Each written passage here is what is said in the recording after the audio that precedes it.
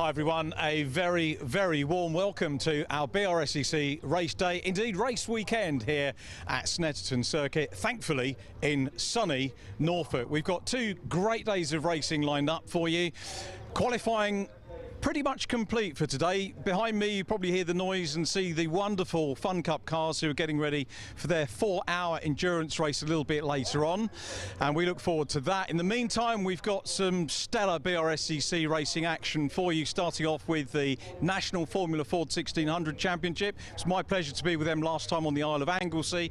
They're back with us this weekend. The front two runners in qualifying are the front two drivers in the championship position, so that battle is going to resume. Just a couple of points between them and it's closed up on qualifying, so that we're really looking forward to as well. We've got the Nankang Tyres CityCar Cup, which incorporates the student racers from the various colleges up and down the country as well. They're going to be taking to the circuit. We've got the modified Ford Series racing this weekend as well. They have a race this afternoon too.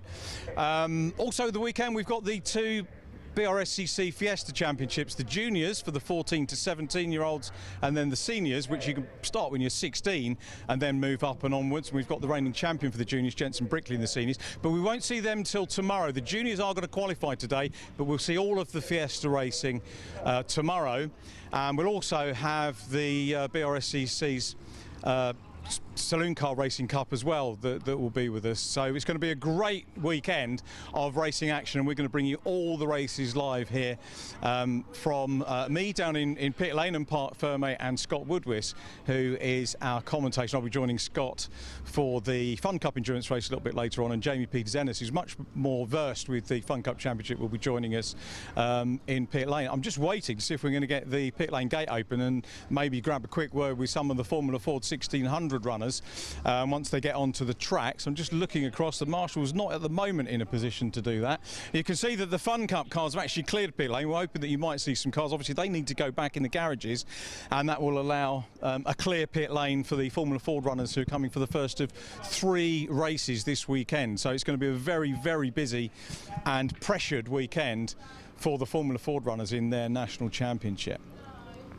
Colin Queen, who leads the Formula Ford Championship, finds himself second on the grid. Jordan Dempsey, the man who was on pole for the first 2 rounds of the season, has got a 3rd pole of the year, so he's looking to re-establish himself at the top of the championship. Could do that if he beats Queen in race 1, but just the setup, the top 2 guys in the championship are going to be racing away off of the front of the grid this afternoon. So let's have a quick look down. We're still waiting for, literally the FunCup cars have just finished, and the way that the timetable will work is that the race organisers here will make sure that the circuit is clear of all the runners that have just done their qualifying. Course car will go around, make sure that all is clear, and then we can get the holding area, which is right at the end of pit lane here where the Formula Ford runners are at the moment. That will, once we know the circuit's clear, they will release the cars from the holding area and get them on the grid ready for the first of their 3 races for this weekend. And we're going to be covering from pit lane, as I say, all of the shenanigans that go on in the FunCup races a little bit later on. And we'll also be heading up towards Park Ferme to bring you the winners' interviews with the top drivers from each of the formulae that we're working with today. Whistle blowing there from the start line, which I think means that we might be getting cars released from the holding area. Just having a quick look down. Marshals will make their way out onto the circuit as soon as we're able to. I'm just going to have a quick whiz across and see if we're going to be able to have a go. Are we going to be able to go out onto the grid, ladies and gents? Thank you very much indeed. That's the good news. So we might be able to grab a word with Jordan Dempsey, our championship race leader, once we get the cars on the grid. If you look down, it's yellow flag conditions. So what we're saying here with the pit lane marshals holding the yellow flags is that we're expecting cars on track. If you don't know whether we can see Jeremy right in the distance, we've got the course car just doing what I said it would do. 2 course cars just checking that everything is clear, that everybody on all the marshals posts right the way around the circuit are clear.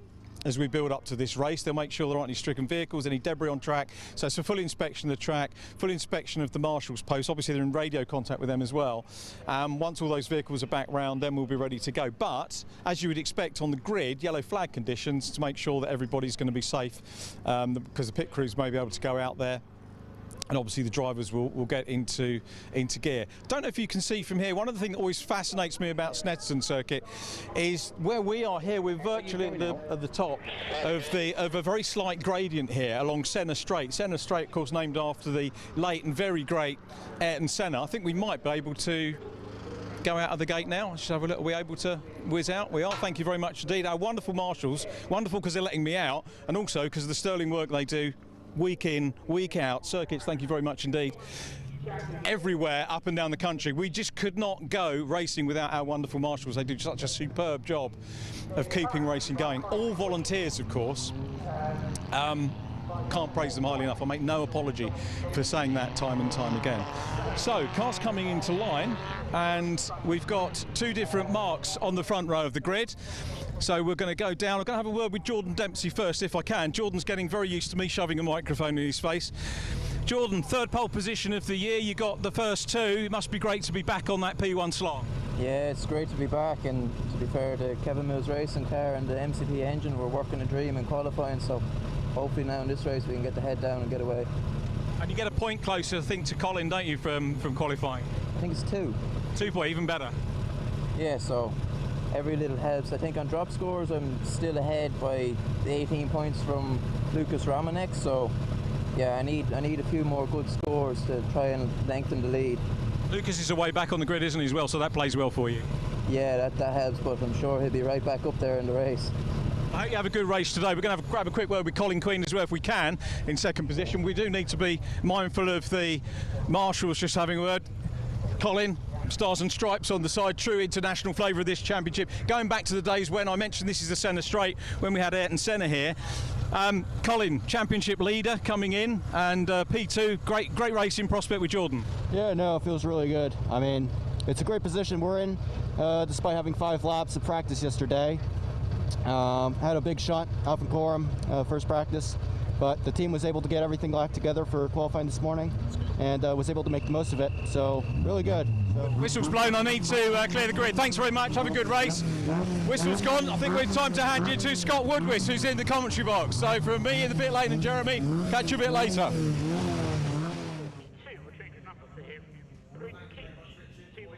Welcome to a very sunny Snetterton for our first of this weekend's incredible 16 race schedule for here at Snetterton in Norfolk. The National Formula 4s are just heading off onto their formation lap for the first of 3 races here this weekend. 15 strong field with all the top drivers in the mix here as well. So, as they head off on their formation lap, we'll give you a quick rundown again of the grid and where they sit. It is going to be Jordan Dempsey, the long-time champion leader up until the last meeting at Anglesey, who will start on pole position in car number 3 in the Kevin Mills Racing Run Spectrum. Alongside him, the champion leader as of right now, which is Colin Queen. He's in the Ammonite Motorsport Ray chassis on the front row. Then it's row 2 for Jamie Sharp, last year's Formula Ford Festival winner and race winner at Anglesey. He'll start on the 2nd row alongside Morgan Quinn for Team Dolan, who are very lucky to be here, and we'll give you the reasons why for that in a second whilst we get the rest of the grid out of the way. But he will start from 4th position on the grid. 5th on the grid is going to be one of our guest drivers for this weekend, Andrew Rackstraw, in the 2nd of the 2 Kevin Mills Spectrums. Andrew Rackstraw from South Africa. He's one of trio South African drivers which Kevin Mills has been running this year as guest drivers to give them some experience outside of their native South Africa. Then we have alongside him Sean Rashid, who's been really good in the last couple of meetings, up there 6th fastest in qualifying, so very impressive for him. Row 4 is where we see Lucas Romanek. He's in a bit of a comeback trail after a bit of a nightmare Croft weekend, but he bounced back at Croft Anglesey very strongly with 2 victories, so he's up there in 7th place on the grid, a little bit lower than he'd like to be for Oldfield Motorsport. And then he's got Andre Lafond alongside him on the 4th row of the grid. Then it's Ben Cochran and Brandon McCorkham, followed by Gabe Tesh in the 3rd of the Team Dolan cars, and David Malone for BM Racing. Then it's Tom Nippers, the independent racer, so I think Michael Nippers, who's a former Formula Renault racer, and then Murray Shepherd, who has got experience in all sorts of things, including, I think, low costs and even Formula 4 2000, but never raced Formula 4 1600 until this year. So he's one of the 4 rookie drivers in the rookie class this year. And then at the back of the grid is Bryn Kinch in car number 42, making up the quartet of Ammonite Motorsport cars that are on the grid this weekend. Now, we mentioned that Team Dolan are very lucky to be here this weekend, and we're very thankful that they are. The reason being is, very sadly, on the way back from Anglesey, they came back to find that their workshop had unfortunately been caught up inadvertently in a fire that had broken out in the workshop, in the unit next door to them. So unfortunately it meant that their unit went completely up in flames, which is a really tragic situation to have. And the entire Formula Ford paddock and the entire Formula Ford community reached out to try and help them. And incredibly, not only they found a brand new premises and moved into them, but they've also managed to still get all 3 of their cars that are racing in the championship here this weekend. So hats off to Bernard Dolan and to everyone at Team Dolan for managing to get through. I know that they're still in a little bit of shock over what happened and still coping with it, but they really are soldiering on this season, and I really hope that they find themselves back to the level of stuff that they need by the end of the season, not beginning of next year, because it is they're a real asset to the championship, as are all the teams. But for Team Dolan, of course, run by Bernard Dolan, who is a Formula Ford legend himself, he's certainly has worked hard to build up that time. Former festival winning team, of course, with the likes of Niall Murray. They've won the national championship a number of times, including last year, of course, with Chris Middlehurst. So good to have them on the grid after their troubles earlier on. We wish them very well indeed, and we're very thankful that they're here after everything that's happened in the last few weeks. So now then, let's just quick concentrate on the championship battle going at the front of the field. It is now Colin Queen for Ammonite Motorsport, who's on screen just there, who leads the way coming into the weekend here at Snetterton. He leads with 257 points over Jordan Dempsey on 253. They're the main top 2 at the moment. Whereas Lucas Romodek's weekend to forget from Croft now means that he's now got a bit of a gap of some 55 points to make up on the lead at 202 points for Romodek to make up. Jamie Sharp comes 4th next with 179, and then Morgan Quinn leads the Team Dolan charge with 170 ahead of Ben Cochran. Then it's Andre Lafond on 144, Sean Rashid on 141, and then Brandon McCorkin and Davide Maloney round out the top 10 in the points. So for those who might not have seen Formula 4 before, these are all Kent-engined Formula 4 chassis. They're different chassis makes, such as Ray and Van Diemen, Medina Sport, Spectrum. All sorts of different chassis can take part in this. It doesn't necessarily mean the chassis doesn't necessarily matter, although some do have slight strengths and weaknesses. But ultimately, all the cars run the same Kent, the same base sort of block of a Kent engine. It all gets modified by the different engine builders and tuners. They're on all the same sort of Hewling gearboxes, Avon tyres. There's no slicks, there's no wings on these cars. These are very strong cars that can really do some great stuff when it comes to teaching driver control. So, last couple of cars getting into position. It's Jordan Dempsey in the white and blue Spectrum on the left-hand side in pole position, and then championship leader Colin Queen alongside him. The top two in the championship are the top 2 on the front of the grid for race 1 here at Snetterton of the Avon Tyres National Formula 4 Championship. The red lights are on. Any second now we're going to be underway and racing. They go out. It's a top start from Jordan Dempsey, and Colin Queen goes with him off the front row of the grid. Some jostling in the mid-pack as they head down towards Ritchie's for the first time. So it looks like Jordan Dempsey with a flyer off pole position will get the whole shot into turn 1. It's side by side between Jamie Sharp and Colin Queen, and Sharp drives it round the outside on the dirty part of the circuit to try and get second place. They file their way through Ritchie's down to the Wilson hairpin. This will be the first big braking duel up to try and get it stopped, and still Colin Quinn gets his nose in front. A good start for Morgan Quinn also. He's come up, of course, from 4th on the grid and stays 4th at this point in time. Bit of battling behind. They see Tom Nippers. They're scrapping with Bryn Kinch, and a couple of positions made up also for Murray Shepherd and Gabe Tesh as they make their way up through Palmer for the first time. So Dempsey leads then. Sharp in second place. Quinn in it's Queen in third. Quinn in 4th. Head into the hairpin for the first time. Andrew Rackstraw's had a good start, the South African. He's stayed in 5th position for the moment. And now it's 6th there also. At the moment, it looks like 4. I'm guessing Sean Rashid, because he's the second highest of the 4 Ammonite cars that qualified this morning. So it's a 15-minute race. If there is a safety car under the jurisdiction of the clerk of the course, they have the ability, if there's time to do so, to add an extra 5 minutes onto the race time on the first safety car. So if we do get a safety car, it means we do get still the proper almost full 50 minutes worth of racing time if we can manage it, but it's only under the discretion of the clerk of the course should there be time to do so. Charging down the Bentley straight for the first time. Jordan Dempsey really has woken up this morning with a pep in his step, because he's now got about roughly a second or so on the rest of the field as they turn their way in through Brundle and Nelson. Wide on the exit there for Dempsey, kicks up the dust, but now it's Jamie Sharp who has got second place in the red BM racing car number 29, the Medina Sport chassis. Then we've got the Ray chassis of Colin Queen in 3rd, and then the Van Diemen behind them of Morgan Quinn in 4th position. So 4 different chassis in the first 4 positions so far. Spectrum from a Medina Sport, from a Ray, from a Van Diemen, and Andrew Rackstraw, who is quite known for racing Formula Ford style cars over in South Africa, doing a grand job for Kevin Mills Racing in only his 2nd weekend, I think, in the championship. Remember, he's running as a guest, so he'll be invisible for points. So it means that even though Sean Rashid does pass him down the outside, if he can make the move stick, as Quinn goes back into second place through Ritchie's, it means that he won't necessarily gain any more points. He'll score exactly the same. So if Rackstraw stays 5th and Rashid stays 6th, for example, Rashid will still score the points if he finished in 5th position. He's still trying around the outside and does go around the outside because Lucas Romanek stuck his nose up the inside and basically caught Rackstraw completely off guard. He was in a bit of a pincer movement, tried to move up the inside around the outside and couldn't make it happen. So down onto the short straight towards Agostini now for the second time. The gap at the front is 1.5 seconds between Jordan Dempsey and then the rest of the pack with, it was Jamie Sharp across the line, but he was only ahead by about just under 0.2 of a second. So he's now going to try and chase after not only Colin Queen to get past him, but then at the same time try and get past Jordan Dempsey. Dempsey's done this before. He did it at the opening rounds at Silverstone. He was a late registration to the championship. He was late to confirm his plans for the season. When he did, he kind of caught everyone slightly off guard and then came straight in and won every race at Silverstone at the start of the season to kick off his campaign in the best possible way.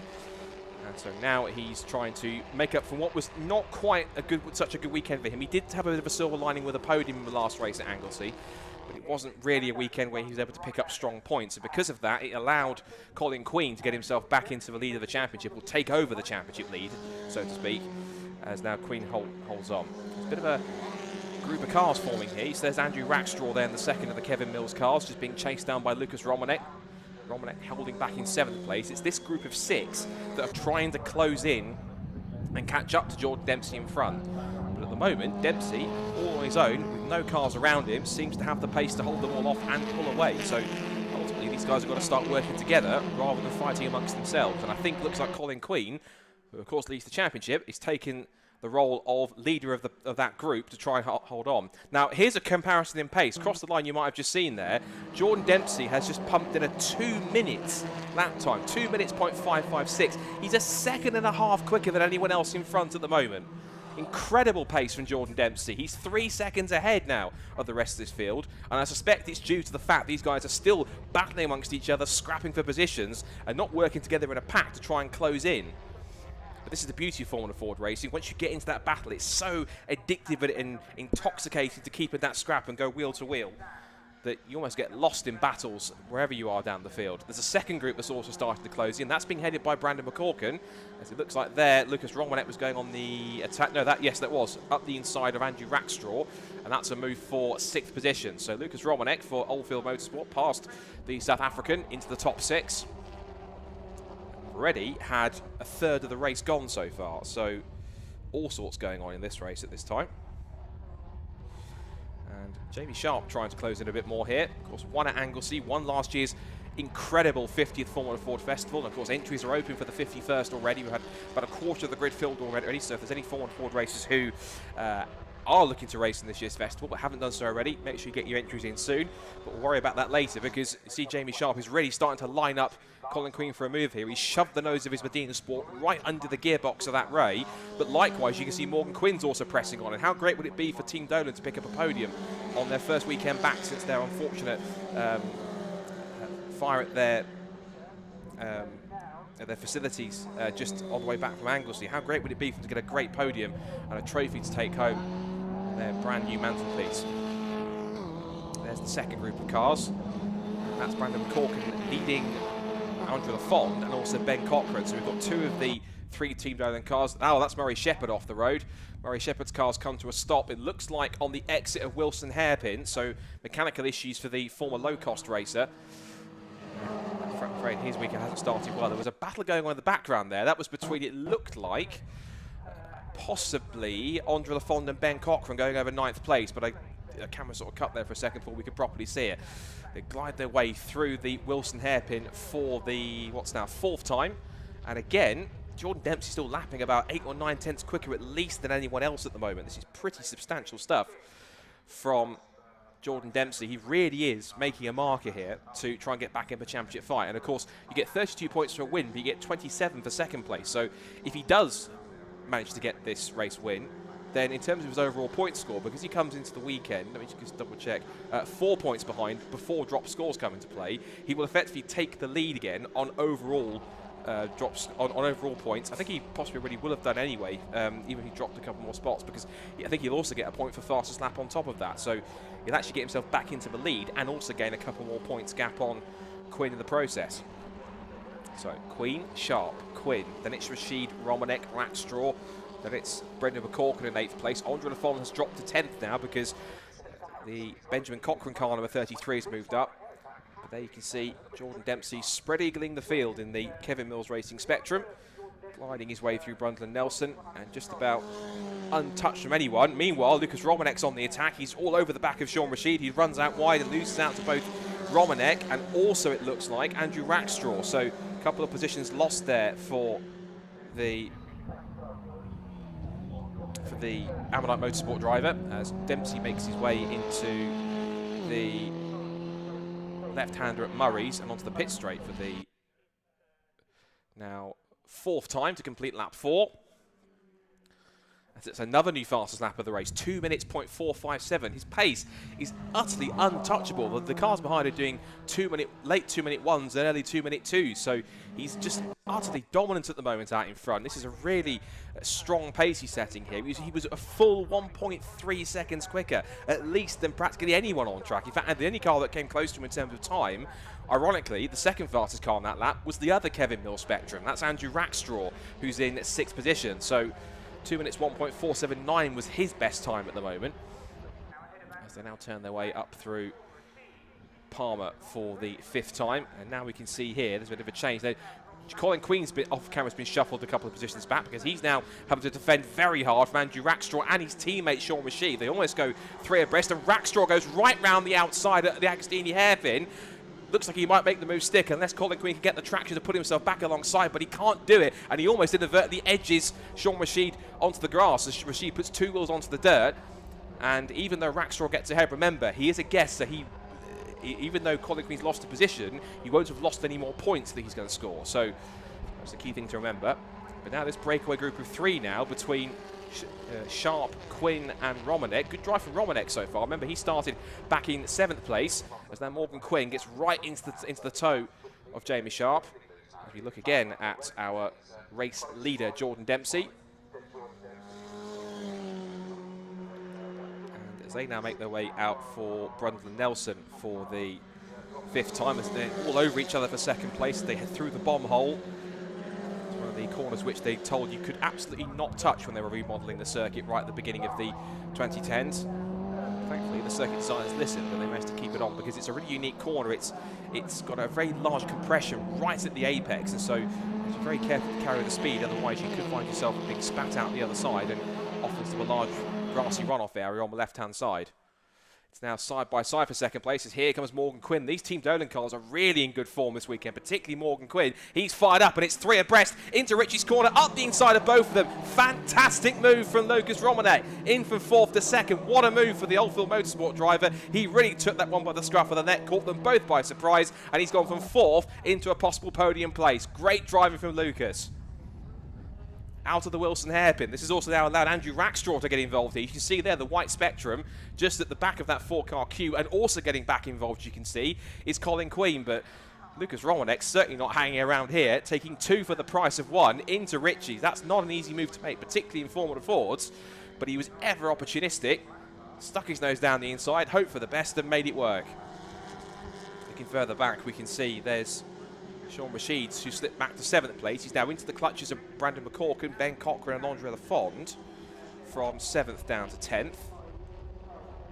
And now as they make their way up towards the rest of the infield, is that one car with a problem slowing up? Because one car that's dropped back a couple of positions. I couldn't quite catch who that was. It might be, is that Sean Rashid's had a problem? I think it is, because Sean Rashid's dropped back. I think he's also lost a spot to Andre Lafont. So I think, unfortunately, unless he's just lost momentum or missed a gear, might be a developing issue for Sean Rashid, although he's on the tail of his teammate again, so I think it might just possibly a bit of trouble with his gearbox, I imagine, and missed a shift or so. So whilst Jordan Dempsey continues to be completely oblivious to the battle that's going on behind him, this 2nd, 3rd, 4th and 5th scrap is ever intensifying.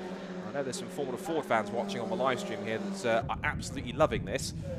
This is typical Formula Ford racing at the front. And if you've got any young drivers that are coming through from karting or through the younger junior ranks and they think they want to get themselves into single-seater racing, I guarantee you this is one of, if not the best, proving ground to start them off with, because Formula Ford has been such a legendary category for over 50 years, and it's been teaching Formula 1 World Champions and Le Mans champions and touring car champions, they're all hundreds of top racing stars to race ever since it was conceived back in 1967, and it's still doing it today as Romanek defends up the inside into Ritchie's from an advancing Jamie Sharp. He looked to try and make an outside pass into turn one. You have to try and set him up now for a move into Wilson Harepley if he could try and get himself back into second place. Not have to settle for third.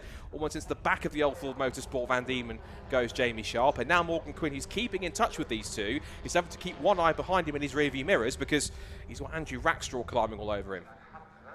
One or two Andrew Rackstraw supporters in the live stream chat, I can see. It's good to see he's performing so well. And it's great to see some international drivers coming across. We've got one or two Americans in the field, but good to see one or two South Africans coming across and showing their worth over here in the British Championship. Really is good to see a few more international faces popping up into Formula Ford now. They're starting to recognise, not just in their own homeland series, but also in the UK, that there's a lot of talent and a lot of great racing that happens here. So it's good to see that there's plenty of support out there for it. Come up through the right-hander at Williams. And now onto the Bentley straight once again, where this man is just exiting that complex and into Brandon Nelson. He will come across the line very shortly to start the last lap in this National Formula Ford race. And ever since he jumped away from pole position, he's been absolutely untouchable in front. Whereas this lot have been scrapping all over each other for second place. Little wiggle of the tail there from Lucas Romanek as he gets out over the curb on the exit of Nelson. And now he's under threat from Jamie Sharp again as they go up through Coram. But into Murray's for the penultimate time goes Jordan Dempsey. There he goes through the bottom shot. Next comes our group of cars battling over the podium places. And I'm certain after this race they will have enjoyed this one no end. They're going to come onto the pit straight to start the final lap of the race. Jordan Dempsey puts in a 2 minutes 1.3. That's still comfortably quicker than anyone else in the pack so far because he's been lapping him a high 2 minutes or low 2 minute ones whilst everyone else has been battling amongst each other. Case in point, you see Sean Rashid there actually put in a 2 minutes 1.3, so he was matching the leader's pace at this point. Now they come into the right-hander at Ritchie's again for the last time. And now the pressure is really on for Romanek to hold on. Remember, he's actually started back in 7th on the grid and has had a mega drive through to get himself into P2. And it's results like this where Colin Queen is back in the current at the moment, down 11th place. He really hasn't had a very good race. Some problems with his car developing maybe, or an issue or a spin that's been off camera. But it's weekends like this that Romanek needs to keep climbing back up towards the top two and getting points back on them. He won't get any points on Dempsey. He'll lose about 5 points or so for finishing second with 27 compared to 32 plus the bonus points for pole and fastest lap.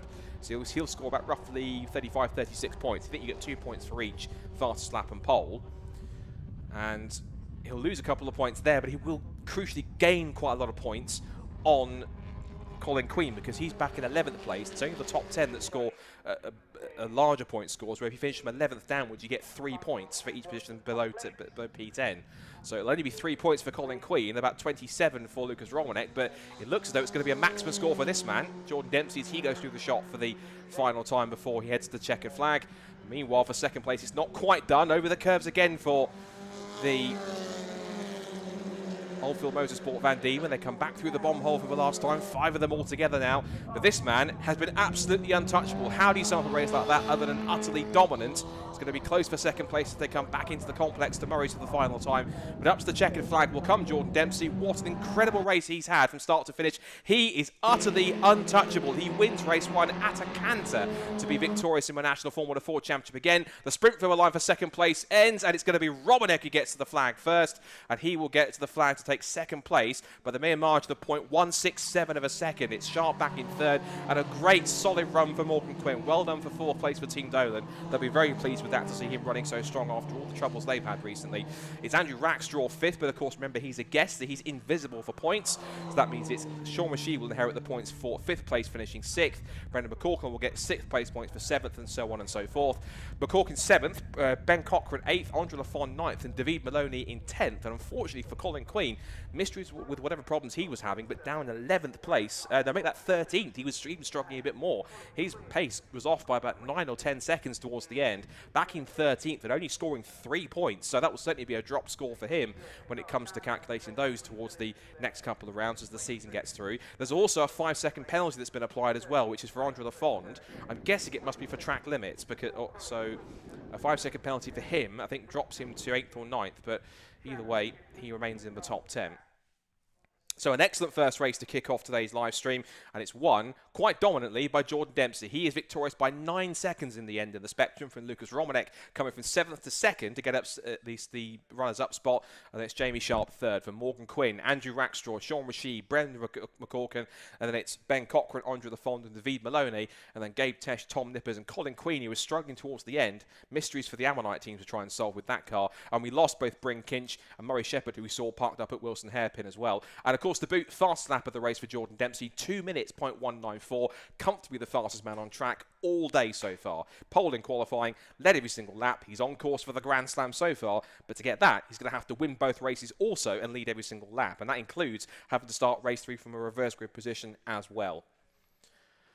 So excellent racing all round from our National Formula Fords, and they'll be back for 2 more races tomorrow, but I think we can now head down to Parc Fermé for our first set of interviews with our ever fantastic interviewer. Of course, it's the legend himself, Richard John Neal. On you go, Richard. Thanks very much, Scott. You flatter me very much. Great to be down here in Parc Fermé.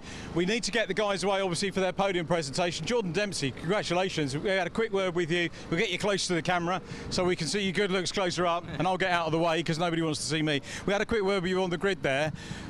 First thing to say is how calm you look. I mean, you were calm chatting to us on the grid, but that was routine, but not a routine gap, huge gap.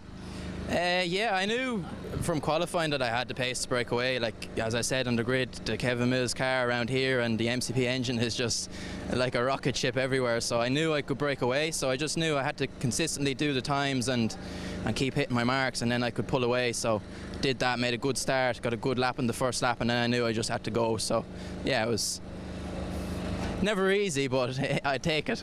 It's a long weekend, and it's a 3-mile circuit, so it's quite a grueling 2 days for you, isn't it? Or 3 days with the testing as well.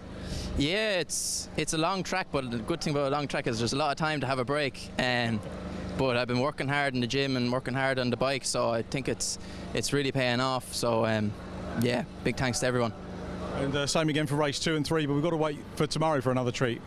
Yeah, bit of a wait. It's like a 23-hour wait until the next race, so I don't know what I'll do between then, but yeah, more of the same in race 2 and then race 3, see what we can do. Jordan, well done. Great to see you back on the podium. Well done. Congratulations. We get Lucas over, Lucas Romanek, who took 2nd position. Well done, Lucas. Thank you. We were last chatting to you on Anglesey, and you had a win there. Yeah. Talk us through some superb progress that you made in that race we've just had. Well done on it, by the way. Thank you. Yeah, started 7th, and I got a really good start, but I was held back a bit.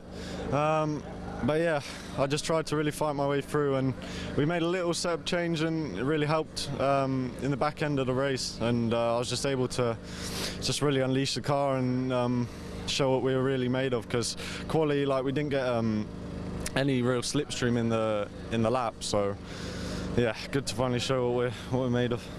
Disappointing qualifying can get in your head, but very clearly it didn't with you, and the only thing it did get in your head was that you wanted to make progress, and you did in spectacular fashion. Yeah, definitely. You can't let people or stuff get you down.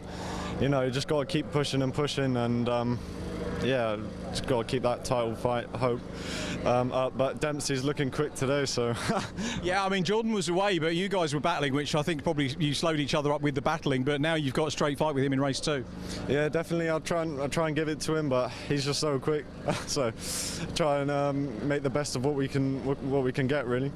Just a quick one on inter-team rivalries. Are you mates with Jordan? Do you guys sort of hook up and have a chat around the paddock, or is it sort of, you know, nodding at each other from a distance? Yeah, probably the latter, but we have a chat with, because Brandon, my teammate, he's good mates with Jordan, so we have a little chat in the driver's briefing or whatever, but or after the race. But yeah, he's a nice guy. But yeah, we don't hook up in any way. Yeah. Just battle out on track. Lucas, well done. Great P2 super drive. Lots of positions made. Very well done. Jamie Sharp was 3rd.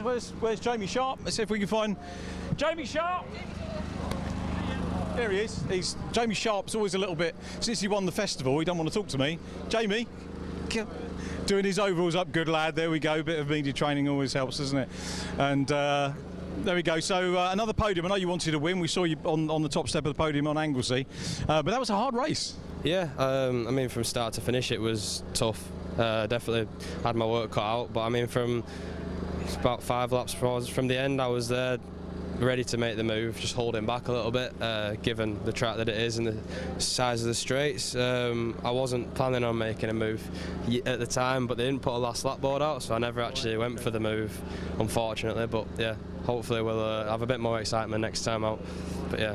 Fascinating to see you trying that outside run in the early laps. Was it on Colin, I think, who was on the front rank, and you're not afraid to try different lines? No, you've got to try a few different things every now and again, aren't you? But yeah, I'll keep trying different things all the way through the weekend, but yeah, hopefully we'll go forward from there. Definitely hoping for a better position next time. Excellent, well done, good to see you on the podium, Jamie Sharp, well done. So that's our top 3 from race 1 of the weekend. Very little time to do any more because you've already got the Nankang Tyre BRSCC CityCar Cup with the Bliss brothers, I think, occupying the front row. So with that little build-up, we'll move from single-seater action to the CityCar Cup and back to Scott Woodward in the commentary box. Thank you very much, Richard. Good to hear from our top 3 in the National Formula Fords. And from single-seater, we move to city cars and the Nankang Tyre CityCar Cup Championship. This has been an incredibly popular little championship ever since it was launched in the middle of the pandemic in 2020 as a series. But then last year it ran as its first year as a full championship. And ever since then it's been entertaining spectators and live stream viewers up and down the UK all the way through. We've got an incredible bumper 31 car grid here for this weekend. These little diminutive little pocket rockets. They are all either Toyota Aigos, Citroen C1s or Peugeot 107s because they all share the same mechanical platform. The only difference is, of course, the body panels and the manufacturer badges, and that's pretty much it. All the mechanical underpinnings are exactly the same. So this bumper grid then makes its way around onto the formation lap for the first of the races here this weekend, and we can quickly run you through the grid to see who is where off the starting line. So, as we mentioned, it is going to be not just a Bliss front row, but an Auto Bliss 1, 2, 3, because it's the 2 Toyota Aigos at the front of the field. It's Richard and Stuart Bliss, the Bliss brothers, with Richard on pole and Stuart alongside him on the front row. Then it's Andrew Dyer in his Auto Bliss Run Citroen C1 in a brand new livery this weekend. He starts alongside a race winner from this season also, and that's Elliot Lettuce, who starts in 3rd. Then an excellent qualifying result for Dan Selleck, who starts in 5th on the grid alongside Christopher McKenzie in the first of the Bitcoin racing cars. And then it's Andy Burgess, who is the top qualifier in the Student Motorsport Challenge, which we'll talk to you about in a second when we've gone through the grid. He starts alongside Ben Craner, who is making his debut in the championship with the Oxford Brooks team. And an incredible effort for him. First time in the City Car Cup, first time with the Oxford Brooks team. And he sticks the car not only 8th on the grid overall, which is superb, but also technically on the front row, so to speak, for the Student Motorsport Challenge. So great effort from Ben so far.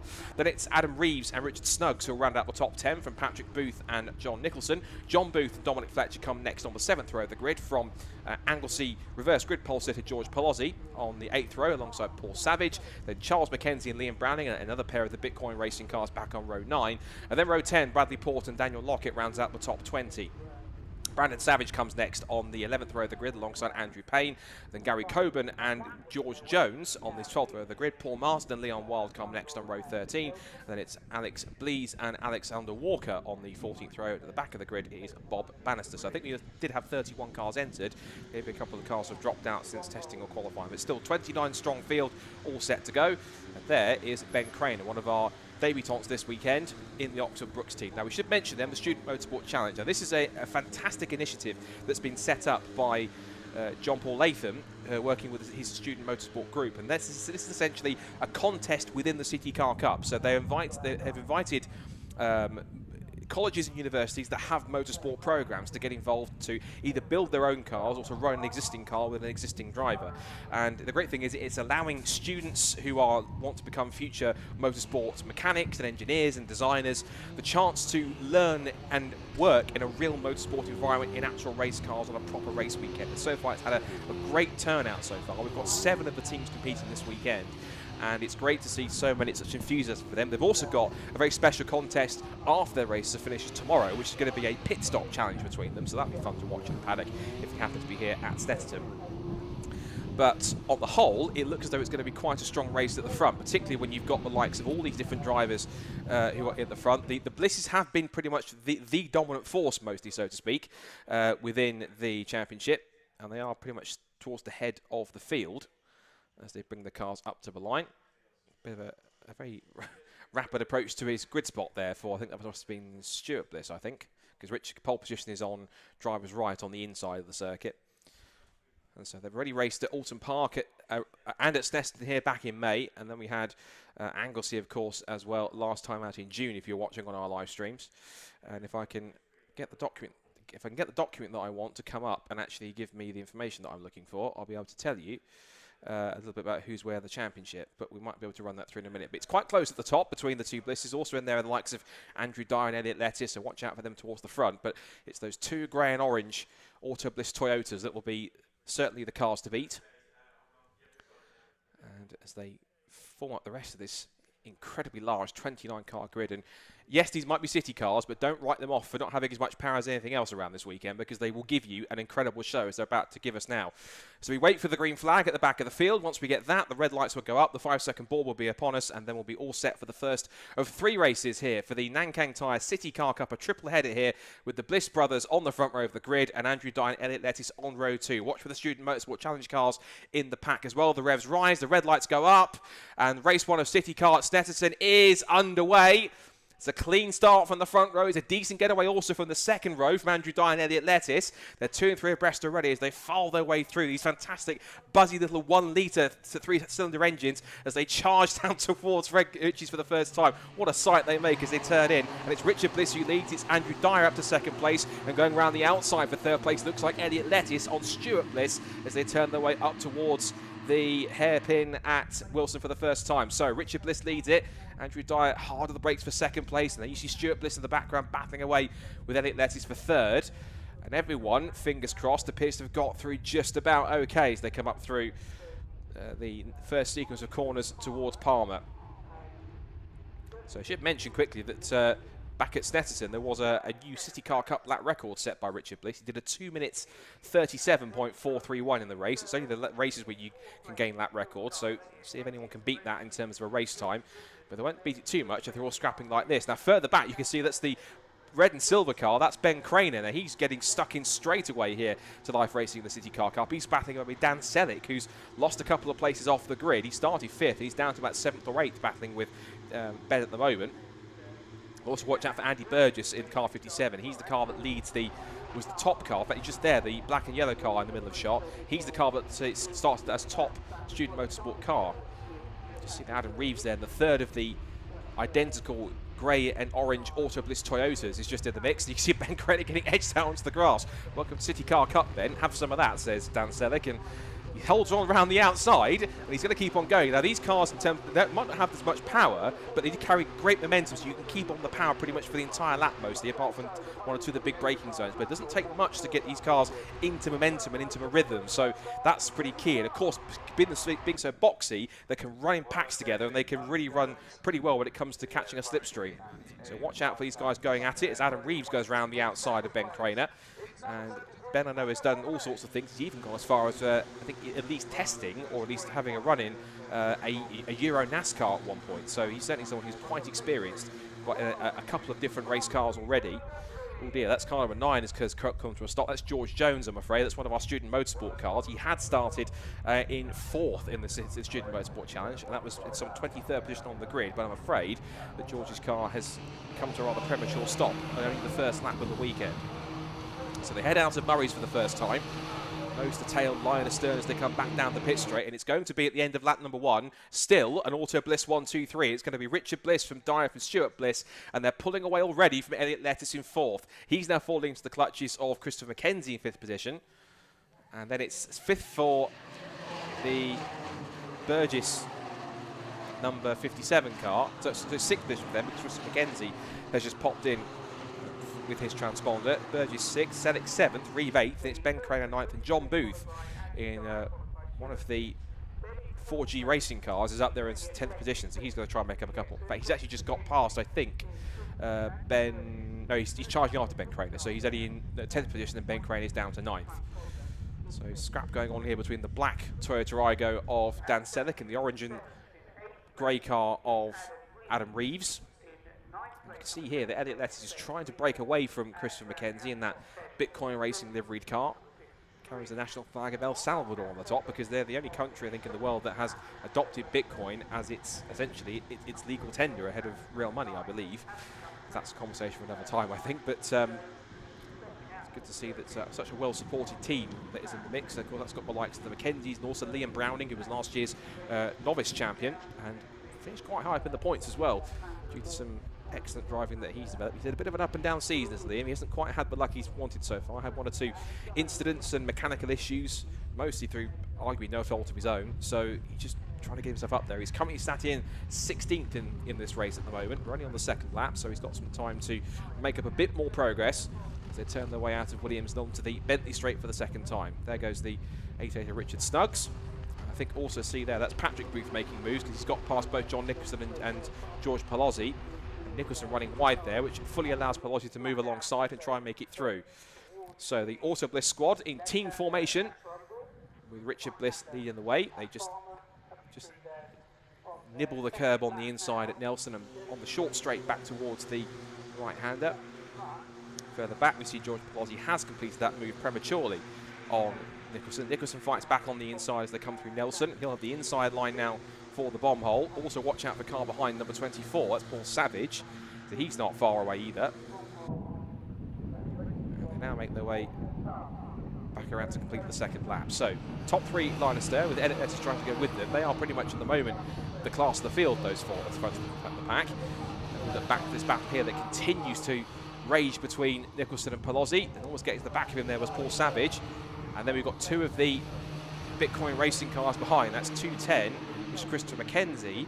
And then behind him, I think he's possibly 91, which is Liam Browning. So they've swapped around. So McKenzie's ahead of Browning at this point. So Browning's down to 17th at this point. Only a third of the race gone. Only 15 minutes of these races. So we've got about 9 1/4 left still to go. Still, these two won't leave each other alone in towards Ritchie's. He does get the move done this time into the right-hander. Nicholson has to settle back now into what has now become 14th position. So just hovering on the precipice of the top 15. And there's Richard Snuggs there in the two-tone blue and gold car. Oh, and disappearing off stage right there was one of the Bitcoin racing cars. I think that was the, I'm guessing it was Charles McKenzie, I think. So he was going way too hot into Wilson Hairpin, and that will allow Liam Browning an opportunity to get back through again. Just see Richard Bliss, he turns in, cocks a wheel as he pitches the car through Agostini. And Andrew Dyer, who was kind of relatively running on his own, I think, if I'm correct, but then decided if you can't beat them, then join them. And so he did join the Auto Bliss squad, and he does run under their awning. And even though Auto Bliss in the first season were predominantly all Toyotas, they have, of course, brought on a couple more different cars of either Peugeots or Citroens, because, as I mentioned, mechanically, they're all the same on the underpinnings. There's contact there. There's the 101, got a bit of a tag in the back. Who was the 101? That was Paul Martin, I think. And they're all over each other there. Leon Wild, number 26, is involved. I'm going to look further down the order here. I think also in there too is possibly Brandon Savage, and also I think Dan Lockett in there as well. So a couple of the student motorsport cars getting stuck into this battle. And also behind them, I can see the 73 car. And that 73 car was... that was Payne, that was in 26th position, so he's got some work to do from the back of the field, starting a couple of places back from the last row of the grid. So back onto the battle for the lead, possible change of a second there as Stuart Bliss was having a look up the inside of Dyer to take P2 into the bomb hole, but couldn't quite make that one stick unless he was able to force his way through. Which is Snuggs, as you see there. 33 John Booth thumps the curb on the inside. It's not Patrick Booth thumps the curb. Easy to get mistaken between the two. They're both of these 4G racing cars. As we now go side by side for the lead, and Dyer will have to try and hold on. He's on the inside line, but it might mean he's under threat on the undercut from Stuart Bliss. And Elliot Letts is just holding back for the moment and just watching it and waiting to see if an opportunity arises here. He's got 7 minutes to try and get himself back in front. Richard Bliss is being allowed to run away a little bit here. The gap between the lead is now, it was 0.269. It's now, he's lost another 6/10 or so. So it's about 0.8 of a second. It is about 0.8, 0.9. So getting closer to having a second's advantage in this first CityCar Cup race. Now they turn their way out through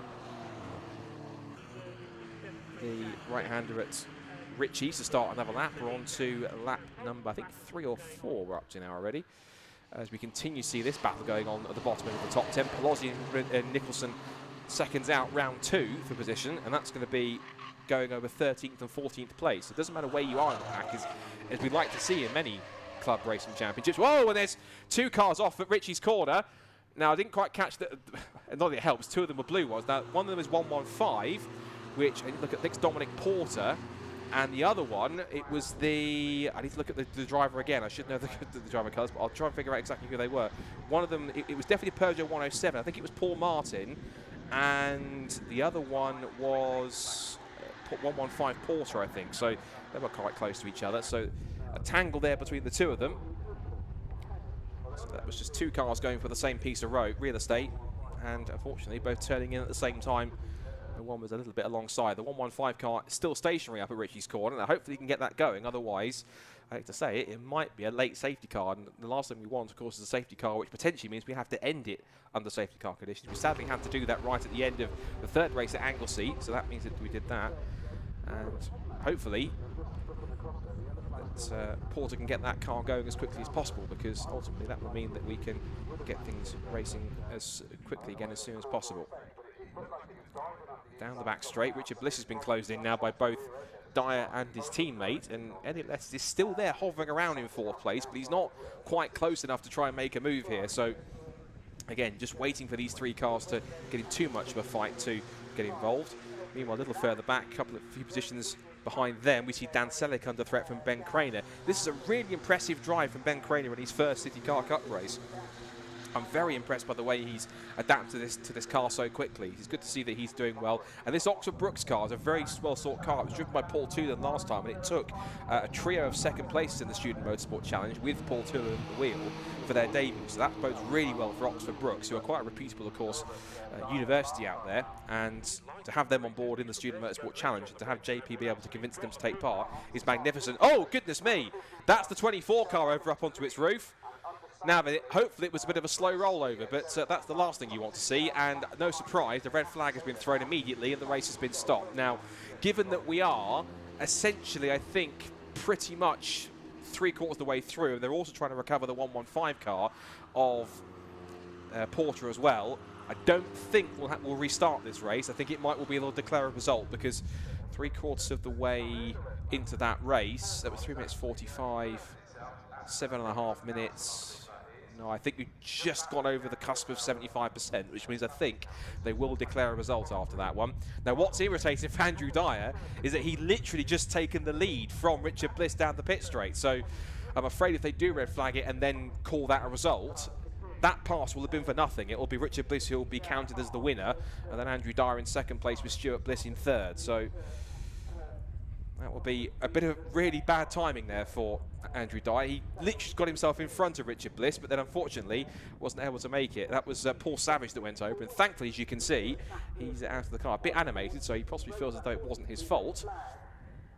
But thankfully, it didn't look as though it was it initially didn't look as though it was a violent rollover. It looked like it was simply just more of a gentle roll. Maybe he got tipped by somebody, or he just clipped the inside sausage curb and it just sent the car over onto its roof. But thankfully, that's the main thing we want to see, is that the driver is out of the car and is walking under his own steam and appears to be on the surface okay. He will go to the medical centre purely for a precautionary checkup, because no matter how big or small an accident that you're involved in, as a mandatory precaution, you always go to the chief medical officer into the medical centre at the circuit, purely just to make sure there's nothing untoward, which isn't immediately obvious when you've stepped out of the car, like possibly a very small broken bone or something that might be an issue. So this appears to be the result after what was looking to be a quite entertaining race at the front. But Richard Bliss then looks like he'll be declared the winner, from Andrew Dyer in 2nd place and Stuart Bliss in 3rd. Then Elliot Lett is 4th, Christopher McKenzie 5th, and Andy Burgess wins the Student Motorsport Challenge segment in his Peugeot. He was 6th overall from Dan Selleck. Adam Reeves, a really impressive 9th for Ben Craner on his debut,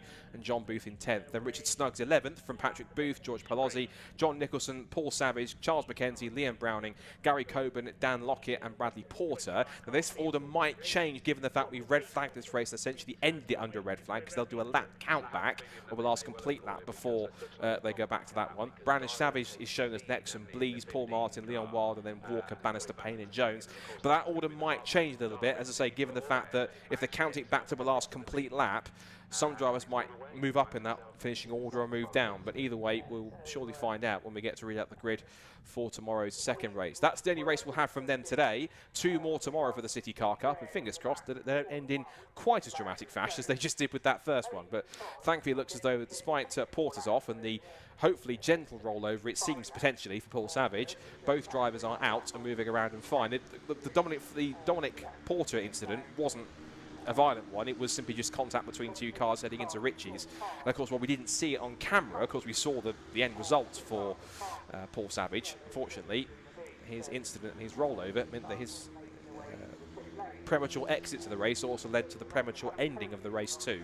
Inadvertently, of course, because no one likes to cause a problem in that aspect. But even so, the cars will make their way around towards the Parc Ferme area, back through pit lane, and of course, as I say, checker flag essentially will have been thrown on that race and a result declared. And of course, they'll go count back a lap and exactly declare who was what, but it shows as though the Richard Bliss is going to be counted as the winner from second place man Andrew Dyer, and then Stuart Bliss rounding out the podium finishers. And of course, Andy Burgess, as we mentioned, takes a victory for the Student Motorsport Challenge. And we'll just double check which team he's part of. He's part of East Surrey College, so congratulations to East Surrey College for taking a victory in the Student Motorsport Challenge. It was then definitely Ben Craner who was Oxford Brooks, and then I need to look down the order again to see who was where for third place. I know that one of the Joneses was up there, and that Dan Lockett was around there at one point, as was also, I think, Andrew Jones. So keep an eye on who gets allocated what.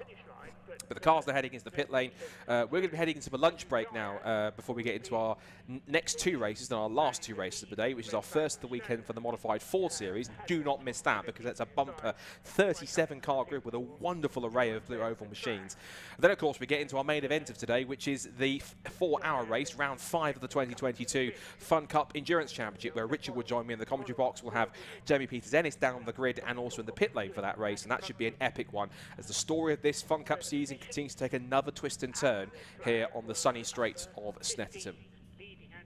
So just waiting for the signal to throw across to Richard in a second, whenever he's ready, and I think we're good to go. So head down to Parc Ferme now to hear with Richard after what was a rather bizarre end to that race, but I'm sure very happy Richard Bliss as he wins race 1 of the CityCar Cup.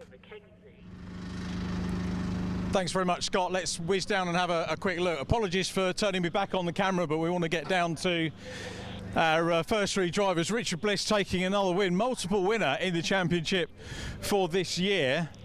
So drivers are still in car. I'm going to go to Richard first, as he was leading it, so took pole position as well, soaking up a lot of pressure. Let's nip in. Immaculate cars, as you can see. How well prepared. What a great introduction to racing this is. Richard, sorry to butt in. We'll see if Jeremy can get a good view on the camera here. Right. Congratulations. I think we got the win. It's red and checker. Obviously, you had pole position, so a good start, but your teammates were keeping you honest right through there, Richard. Yeah, definitely. I mean, they had a massive tow on the back straight, which helped them endlessly, but it was a struggle definitely to keep them behind. It would have been really close to the end, I think, definitely. And did you feel much pressure during the race? Yeah, loads of pressure. Obviously, Andy kept me really honest through the race, with Stu especially quite close to Andy, so at one point it helped me a little bit because I think they were tangling, but yeah, at the end I think Andy would have maybe got me eventually. The inside of the car is as immaculate as the outside. I don't know if you can see the preparation we got. I don't want to move you on, but very quickly, a real credit to these cars. Yeah, very good. I'll let you go, Richard. We'll see you at the other end. Cheers, mate. Sorry about that, folks. Obviously, got to keep the meeting moving as well, and quite rightly, just get the cars back through. So we'll hand back to Scott briefly if we can, and I'll rejoin you at the other end. We'll see if we can grab a word with Andrew Dyer as well, who was second, and Stuart Bliss, who was third. There's a bit of a challenge Annika moment here for Richard John Neal to have to sprint down towards the Parc Ferme whilst the cars are moving. So we'll rejoin Richard in a few moments' time once we've got the drivers out of their cars and been able to have a chat. It looks as though I wasn't sure for a second. I thought I'd second-guess myself for a moment. I was hoping I hadn't because it wasn't showing as being a checker flag on the screen. But now the car's been moved down towards Parc Ferme, that pretty much confirms that the first race of the weekend for the Nankang Tyre CityCar Cup having finished under red flag, looks as though it's going to be declared a result as a result of the instance on that lap before the red flag was thrown. So it looks as though it's going to be, as I say, a victory for Richard Bliss, second for Andrew Dyer, and third for Stuart Bliss, and a win in the Student Motorsport Challenge for Andy Burgess, ahead of Ben Craner in second place. Of course, whilst we've got a small break just before the cars, we hand back to Richard. Very, very quickly, we'll just update you on what's happening tomorrow. Of course, tomorrow we'll get the first of our Fiesta action. We haven't seen them on live stream all season so far, so we'll get both the AirTech Motorsport Fiesta Championship and Fiesta G-Me's on screen, as well as Club Sport Trophy and the rest bar FunCup tomorrow. But more about that later, I suppose later in the afternoon. We can hand back down to Richard, who has now found our 3 drivers out of the cars in Parc Fermé. Thanks very much, Scott. Well, Richard, we had a chat when you had to crash on me, and we want the viewers to see what you look like, so we'll do the chat again. I was actually saying, wasn't I, how immaculate the cars are inside and outside. A real credit to you guys in terms of preparation. Yeah, we spent some time building the first one, which was my brother's. Then we built mine, then we built Adam's. But we literally tried getting it down to a fine T, and everything had to be perfect. We just, well, that's why we built them anyway. So. It's a really exciting championship to come into, isn't it, as well? Yeah, brilliant. Literally, it's so close. We're all the same power, so it's really fine down to every like 10th, which is brilliant. You're back on rallying, is that right? Yeah, I've done a bit of rallying, done a driving, co-driving. Just been quite good. And do you foresee a long stay in this championship? Yeah, I think we'll go give it a go next year. I might have to get the rally car back out though. Bit more power. Stay to the track racing, we like having you here. I know, we'll still do the track racing as well. But yeah, it'd be nice to get out and rallying and seeing all my friends again as well. So. Congratulations on that win. Shame that you finished under reds, which was a pity, and obviously we hope that the driver involved was okay. Can I have a quick word with your brother Andrew? So Andrew will get you over first. Sorry, Stuart. Yeah. Andrew was second, wasn't he? Yeah. Well done. Right, yeah. Good to see you. So tricky race out there. We've done the conversation with your brother. Yeah. Cars look fantastic, not only outside but on the inside. Tell us about taking the chase to Andrew and your brother Richard. It was all about the start, and I messed the start up, and it was just literally, and there's not a lot in the cars. It's so tight. Without making a last-minute move, it's not really going to happen. So it's just sat back and wait for their tyres to go off. I mean, I felt like quite strong, and just as Andy was about to make a move, the yellow flag came out. So I thought I could have followed him through, and it would have been a good race. But still in the top 3 again, so that's all right. I'm happy with that. Keep the pressure on. Last time I spoke to you was obviously Anglesey. It was a weekend much like this, the sun was shining, and a few weeks ago now. So how much prep's gone into the cars between that? Is it a high maintenance championship, or I know you've got to nut check it and everything else and make sure that it's as good as it can be, but how is it generally? Yeah, I mean it's just literally we'll put a spanner on it, just check everything's tight, corner weight the car, string line the car, and that's it pretty much. You know, the oils get changed every 2 meetings, so it's really cost-effective way of racing, and it's great fun and really close, so can't complain. It's so exciting for us to watch with the students coming in as well. It adds another level to it, and just shows that, you know, as an entry level, that people see it as a serious championship to come in and learn the craft and take the belt to you guys. Yeah, no, it's really good, and it's good to see more coming through. So there's a lot more teams turning up, and they come up and they ask a few setup questions, and we help them out, because the more people at the front, the more enjoyable the racing is. So I really enjoy it. That's brilliant. Thank you very much for that, Stuart. I think you might want to have a word, if you haven't had a word with Chris Dawes already, who's the circuit commentator, who's chatting to Andrew. I'm going to go and do a swap, see if we can swap you for Andrew. It's a bit like trump cards, this, isn't it, swapping cards? We'll go down. Andrew Dyer was second at the flag, just chatting to Chris, who's the circuit commentator today. So we'll that separate from the live stream for you today. It's all media. I was going to do a swap, Chris. I was going to do a swap. We've got Stuart over there. I'll grab Andrew. Good to see you, mate. Andrew, good to see you again. And a cracking race between you 3. I said it to the other 2 guys. We'll try and get a different perspective for you, but obviously off the start line you became the meat in the sandwich. Yeah, so I had a good start. I could see that Stuart didn't have the best to start, so thought I'll stay behind Richard, follow him through the first corner, and then just stay behind him for maybe like 2 or 3 laps, try and build a gap from the other people so we're not tripping over each other. And then once Stu put a move on me, I thought, right, fair game now I can go after Richard. So yeah, but unfortunately red flag put a bit of a stop to that, but as long as Paul's okay, who went off, that's all I care about at the moment. But it's still a good race though. I was going to ask you a question about, you know, passing your teammate. How different is it racing against a teammate to a non-teammate? And is there a difference in mindset? We're not actually teammates, so we run different teams. It's just friends really, but just want to beat them more than others. It's one of them really. So I think we got a bit more respect for each other door to door. Yeah. But then obviously we just do want to beat each other. It's really competitive between the 3 of us. So hopefully I can win the next race.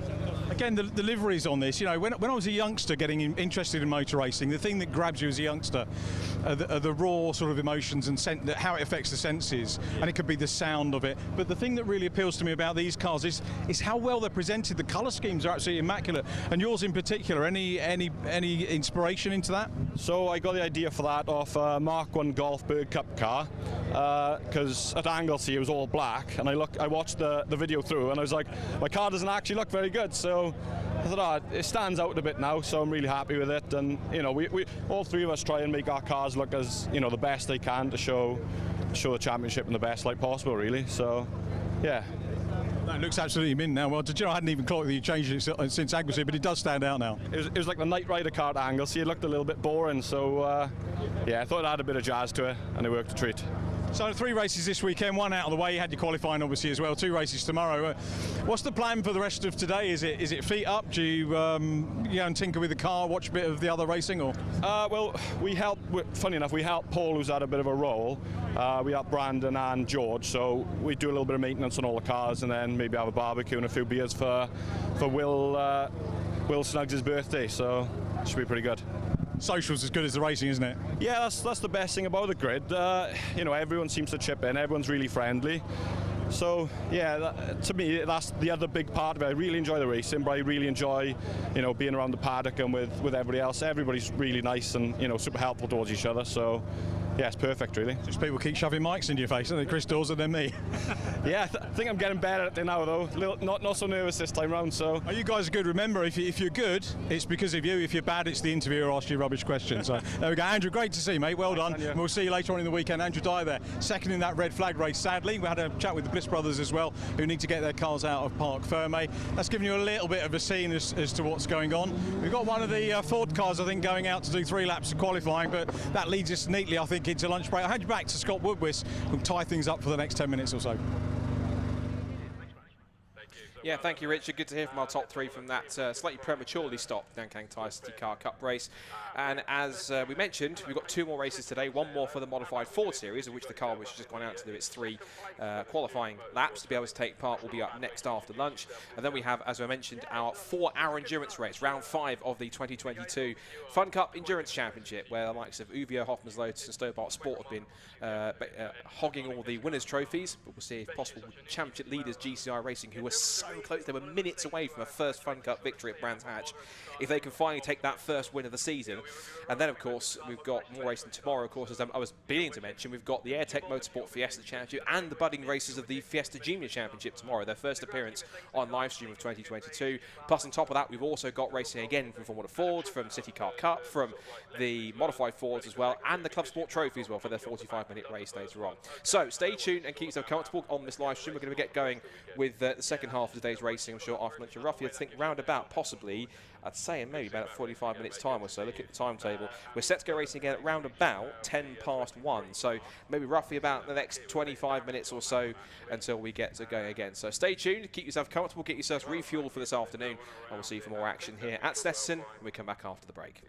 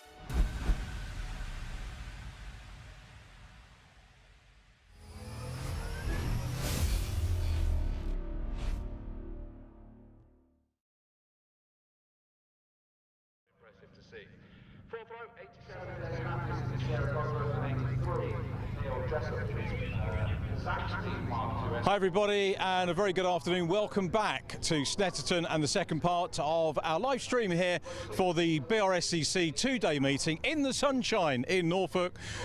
Who could ask for more? And if so, what would you ask for? Well, I tell you, the thing I'd probably ask for is a grid full of immaculate cars. That's what we're about to get. What sort of cars?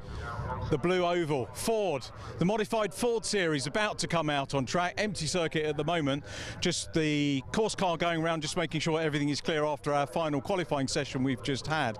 But we've got everything Ford represented in the modified series, not a championship. As a result, this series is extremely well supported. It was started by Paul Neville a few years ago. BRSCC delighted to have these cars with us today with a full grid and multiple classes, which Scott Woodward will be able to tell you a little bit about once we get into the racing. Pole position going to Dave Cocker with the 95 Escort Cosworth. Then we've got the RSR of Jack Gadd. Now the RSR, for those of you who don't know, they're space-framed replica Mark II Escorts. Has been a little bit of talk about maybe a series running for those. I was chatting to one of the drivers about that in the paddock over the lunch break, and I think it would be something that everyone wants to do, but the guy that builds the cars maybe not in a place to do that at the moment. So we get to enjoy the RSR cars, the space frame Mark II replicas in this championship. Then on row 2 we've got the Cobra engine Ford Capri of Simon Light and the Focus RS of James Allen. Let's turn and have a look at this fantastic set of cars that we've got. I said Mark II, it's a Mark I RSR. But there's Dave Cockle on pole position. Jack Gadd in the Mark I Escort, and as I say, that is the Mark I you'll know from the late 60s and early 70s, but this is a fully space frame racer. The Capri is the Cobra engine Capri of Simon Light. Then we've got the gap where the Focus RS should be, so that's a little bit of a worry. Then we go back to Cosworths, Mark II Escorts, you name it, it is out there. An absolutely stunning grid of cars that we have for you. Multi-class racing, so the winners are going to come from different classes and be different types of cars. So you could be racing something like a modified Fiesta. We'll see the Fiesta Championship tomorrow. If you've got a heavily modified version, you could come into this championship and ride it and race it as well. So cars are very nearly on the grid. We're listening out for the whistle, which will tell us to clear the grid. Who are you going to put your money on out of this lot? The RSR is going to be very quick for sure. So too is the Cosworth, but this Capri will have different characteristics along the straight with the huge engine underneath. And if we can grab, you see the power bulge on the front. The Capris, of course, back in the day were noted for the power bulge. The bonnet barely fits on. You've got that gap right in there to squeeze the engine in, and lots of tubing inside the car to get it all cooled down. I'm going to head off the grid now, but what I will do is hand you over to a man who'll tell you all about the classes and give you a full rundown on the grid. It's Scott Woodward. Thank you very much, Richard. Yes, I'd be lying if I said I wasn't looking forward to this one. I am very much, because this has become one of my favourite series on the BRSCC roster, and what a wonderful addition it's been ever since they joined last year. The modified Ford series with an incredible entry. We had 37 cars entered. It looks like we'll get 33 on the grid. So we've lost 1 or 2 from that entry, sadly.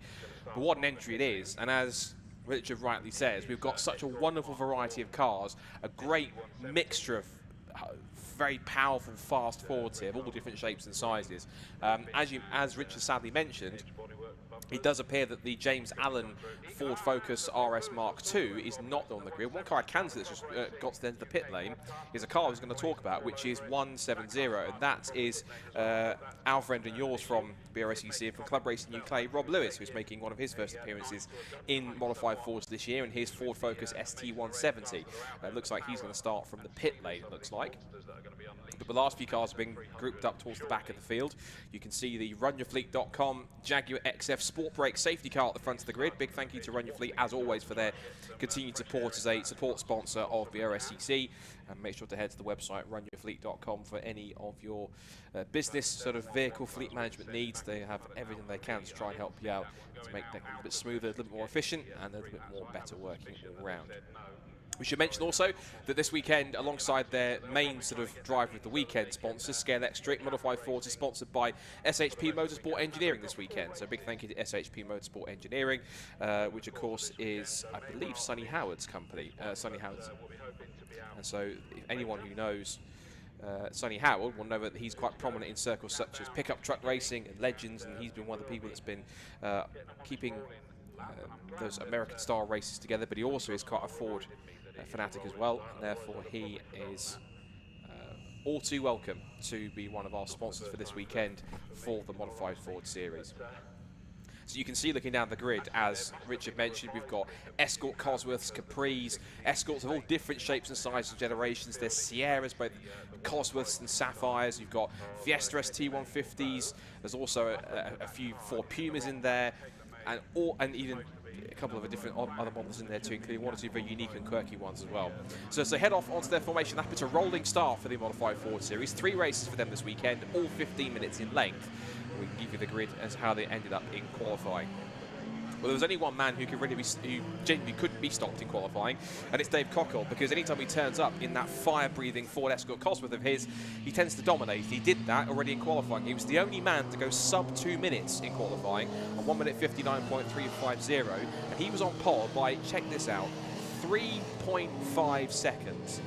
3.5 seconds between first and second in qualifying is utterly phenomenal. But that's just how fast this Escort Cosworth is. It has several hundred horsepower, and it is an absolute rocket in a straight line. So do not underestimate that at all. That thing will literally fly off the line down towards Richie's corner. He starts alongside Jack Gadd in his Space Frame Mark 1 Escort RSR.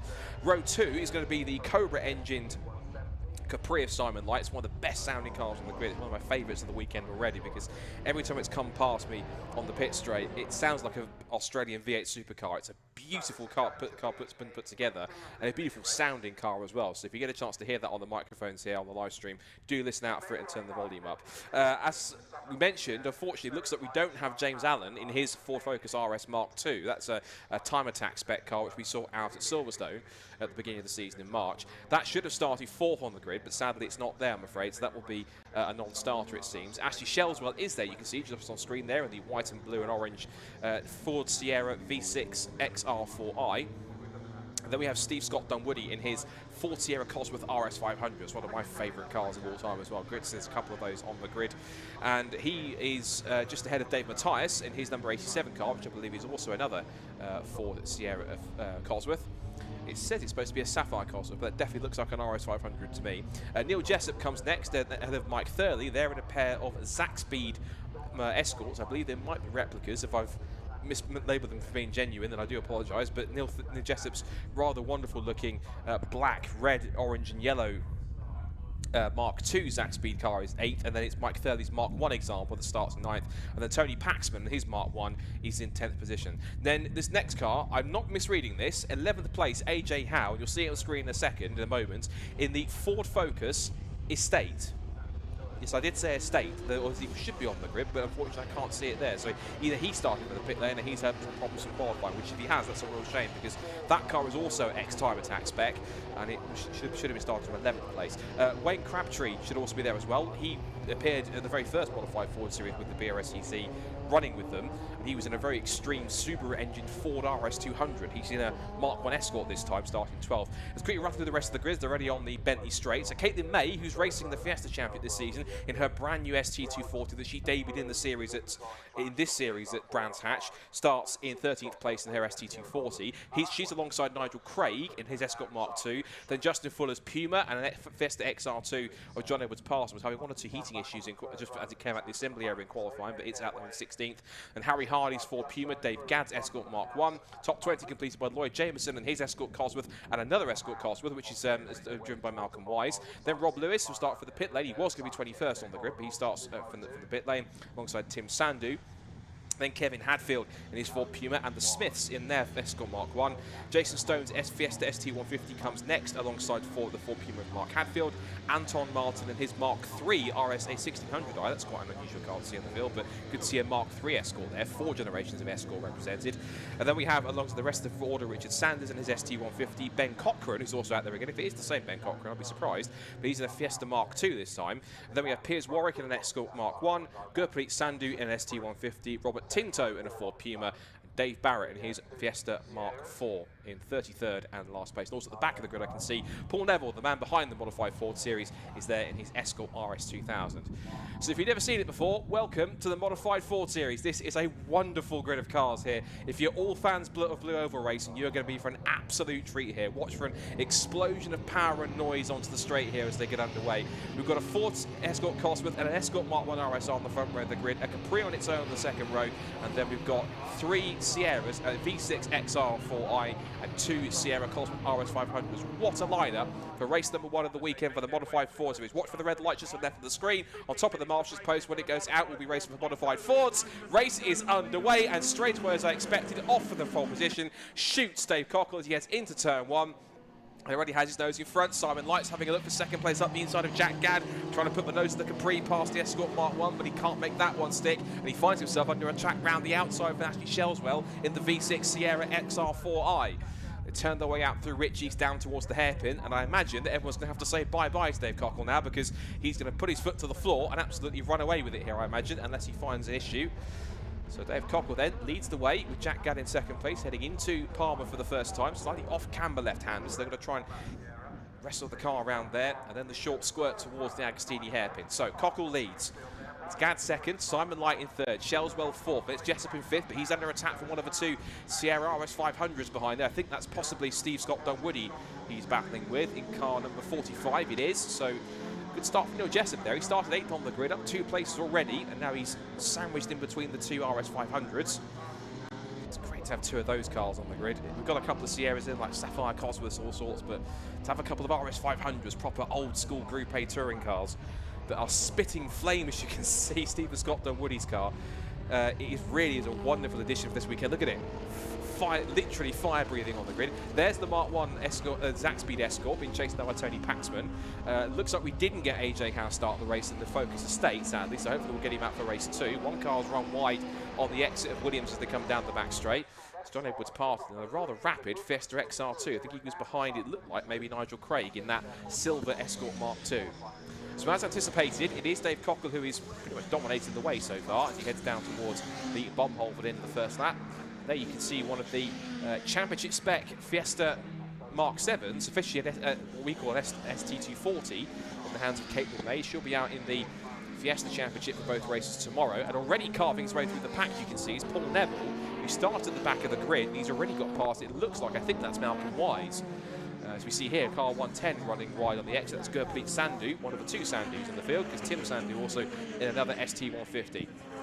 So end of the first lap of this first race for the Modified Ford Series. It's Cockle who leads, as expected, by 2.9 seconds. That's how fast this car really is. Jack Gadd in second place on the road, but I think he's having a bit of a transponder issue because he's definitely there in second place, but he's tumbling down the timing screen. So it's not Simon Light in second place. It is, in fact, Jack Gadd. He pops back in a few moments after they've crossed the line. There goes Neil Jessup in the foreground in the Mark II Escort Capri, and then we've got the Zaxby's Mark 1 going wide there. That was Mike Thurley, now with a threat from Tony Paxman. I also think that was there Nigel Craig under a track, I think, from Wayne Crabtree in that Escort Mark 1. So here's an interesting duel. V6 Sierra versus 4-cylinder Sierra RS 500, and there's a bit of a power difference, but they're both equally wonderful cars of their own. They make their way up through the left-hander of Hamilton, and then into Oggies now for the second time. There's 1 or 2 people in the comments already agreeing this is some wonderful looking cars in this series. Again, Simon Light's Capri, this beautiful thumping Cobra V8 in there. It's genuinely one of the best sounding cars here this weekend. And there goes Neil Jessup in his Mark II Zaxby's Escort. What about that battle that was going on for 8th position between Thurley and Paxman? Still Thurley in control. There he is in the Castrol liveried Zac Speed Escort Mark 1. He's got the Tony Paxman car just behind him. Now, of course, as Richard was mentioning, there are classes within the Modified Forward Series, so we'll try and get ready for some of those as the race goes on. We're still fixed on this battle going on between these two beautifully prepared Mark 1 Escorts. So the classes essentially this one, you have classes A to C. There are 4 classes between cars A to C. There's classes A, B1, Class B and C, and they're all UK and European Ford production cars of 10 years or older, so it has to be at least 10 years old to fit into one of those classes. And then you have all different types of different multi-valve forced induction engines or naturally aspirated. So they've got different classes for different types of engines, like different engine capacities, whether they're 4 cylinders or V6s, whether they're 2-wheel drive or 4-wheel drive, whether they're naturally aspirated or have turbos or superchargers, different classes to work out the different cars that can fit in here. So it's quite a broad range of cars that can take part in this series, which is really good to see. And that's the reason why it's been so popular, why it's grown so much, and why there are so many different kinds of cars on the grid. Because if you've got a Ford, I mean, quite a few of the, as Caitlin May's proving, quite a few of the ST240s that are here this weekend and the ST150s that were at the Fiesta Championship could easily slot into one of these competitions and take part. But obviously it's all down to how people want to go racing. But this series had actually won a couple of awards last year, courtesy of, I think, Downforce Radio and Club Racing UK. So I think it was a 3-time award winner by the end of the season. So no wonder when Paul Neville's put together such a fabulous series and a wonderful array of cars here. Now, this battle has kind of broken away a little bit now. This is Mike Thurley pulling away from Tony Paxman. But in the front, I'm surprised that Jack Gadd is keeping up with Dave Cockle. Not that I doubt Jack Gadd's pace at all, but I was fully expecting Dave Cockle to run away with this and dominate by a couple of seconds per lap. There he is in the silver Escort Cosworth with the Lightning McQueen number 95 decals on the side. And Jack Gaddy's keeping him relatively honest. It might well be that he's got a decent amount of power underneath it. It might be the slightly better handling and aerodynamics of that Mark 1 RSR with that large front splitter and even larger rear wing that's keeping him in contest on some of the twistier technical sections. Whereas Cockle's Escort Cosworth, which has about, I'm sure must have at least 500 to 600 plus brake horsepower, is a genuine rocket on the straights. Achieve pretty extraordinary speeds. But there's Simon Light's Cobra engine Capri.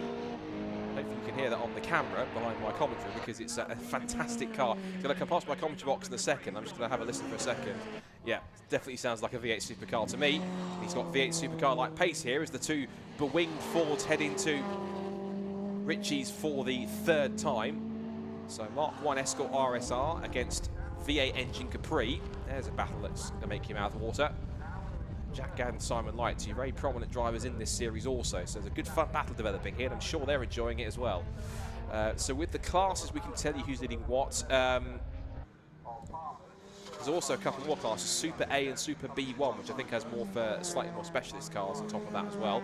A bit further back in the pack here, we're looking at a couple more cars. One car, I'm afraid, is faltering, and that's the 191. That's one of the Super Tune Motorsport 4 Pumas. And there goes Rob Lewis round the outside in the Focus ST170, but I'm afraid car 190 is touring into possible retirement, and that, I'm afraid, is going to be 191. That's Harry Hardy, unfortunately. So the Silver Puma in trouble. Bit of a switch on here between old and new. That's car 28, which is the Escort Mark 1 that's being driven by, if I can find him on the timing screen, which I can't quite at the moment. He's now battling away with 128, which is the Smiths, and that was scrapping with 134, which is the Jason Stone ST150. They're both being caught at the moment by Rob Lewis in that Focus ST170. There he goes, just going through Richie's corner there. And at the moment, let's give a shout out to where Rob is at the moment in the order. He currently sits at the moment in, where is it at the moment now? I think he's about, he's made some good progress actually. He's about, I think, 22nd or 23rd position, so he's carving his way through quite nicely. It's only a 15-minute race, but he's made a good bit of progress. There goes one of the Sapphire Cosworths in the order. You can see who that is. It's not quite making it clear who that is. There is a Sapphire Cosworth there, but who is? I think it's possibly, it's one of the Matthias's, I think. I was going to say Dave Matthias, but no, that Dave Matthias car is it's a Sierra RS500 rather than a Sapphire Cosworth. So Rob Lewis has also got around the Jason Stone ST150, so decent pace. What's his lap time last time by? He did a Let's have a look on the timing screen. 2 minute 45, so he's getting there. He's picking up some decent pace, but there's different pace levels in here. In terms of class leaders, I can quickly run you through. Dave Cockle leads the way, quite a way in Class A, ahead of Ashley Shelswell and then Steve Stockton Woody's Sierra RS 500. In Class B, it's a lead for Neil Jessup in the Zaxby Mark II Escort, and then ahead of Mike Thurley's Escort Mark 1 Zaxby, and then Tony Paxman's Escort Mark 1, the two of which have been battling over briefly 8th and 9th position. For Class B+, oh, is that Jack Gadd off the road? Now that's Jack Gadd, I think, from 2nd place. Now, either he's been off because he's possibly had an issue, like he was rejoining as coming back onto the circuit after he had a spin or a bit of contact, and the left front of that car is leaning down, so I suspect he's either got suspension problems or a puncture. One of the two. If he's got issues, he'll have to come back to the pit lane, but he was quite close battling with Simon Light. Now, we saw the end of that. I don't want to suggest immediately that there was contact between Simon Light and Jack Gadd, but if there was, we'll let the stewards work that one out rather than try and speculate. But unfortunately for Jack Gadd, he was running pretty strong. Crossed the line last time by, they were separated by about 0.8 of a second or so. So potentially, if he got quite close, there's a black and orange flag going out for somebody as well. Let's see if the timing screen will tell me who it is. It doesn't, unfortunately, at the moment, but someone has been giving a black and orange flag either because they've got bodywork trailing or they're possibly making too much noise. Because there are noise limits here in motorsport, believe it or not. So if your car happens to be being too noisy, you can get pulled in for essentially your car being too loud, and therefore you could find yourself end of your race prematurely. Then it's your responsibility, if you do get called up for being too noisy, to try and actually silence the car a bit more to conform with the noise limits. So what this will now do after the excursion for Jack Gadd is it will now mean that Simon Light's up to 2nd place, and the gap will be even further out. It'll be up to about roughly 5 or 6 seconds, because Jack Gadd was doing lap times of about roughly 2 minutes 10, but then Dave Cockle decides he wants to put his foot down and just pumps in a 2 minute 7.9 for fun and brings the gap back out to about 10 seconds. It was 2 seconds at the line, so it looked like Dave was kind of not taking it too harsh at the beginning of the race, and then decided to turn the wick up on the turbo a bit more. And there is Jack Gadd pulling the car off, I'm afraid. So the Mark 1 RSR in trouble.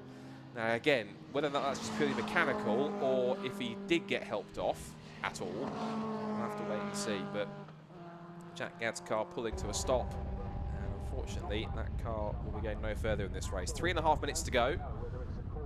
As we see there, Rob Lewis making more progress up the order. He's got past the Escort, the Smiths in their Escort Mark 1. He's also got past another one of the Pumas, and that's car 12, which is Tim Sandu's ST150. So making very steady progress at the moment. In fact, if the timing screen's right, I'll try and reset that actually for a second, because I think that's, yeah, let's have a look if my timing screen is going to reset. Because I've got a different app going, I think, so there's an app going alongside with it.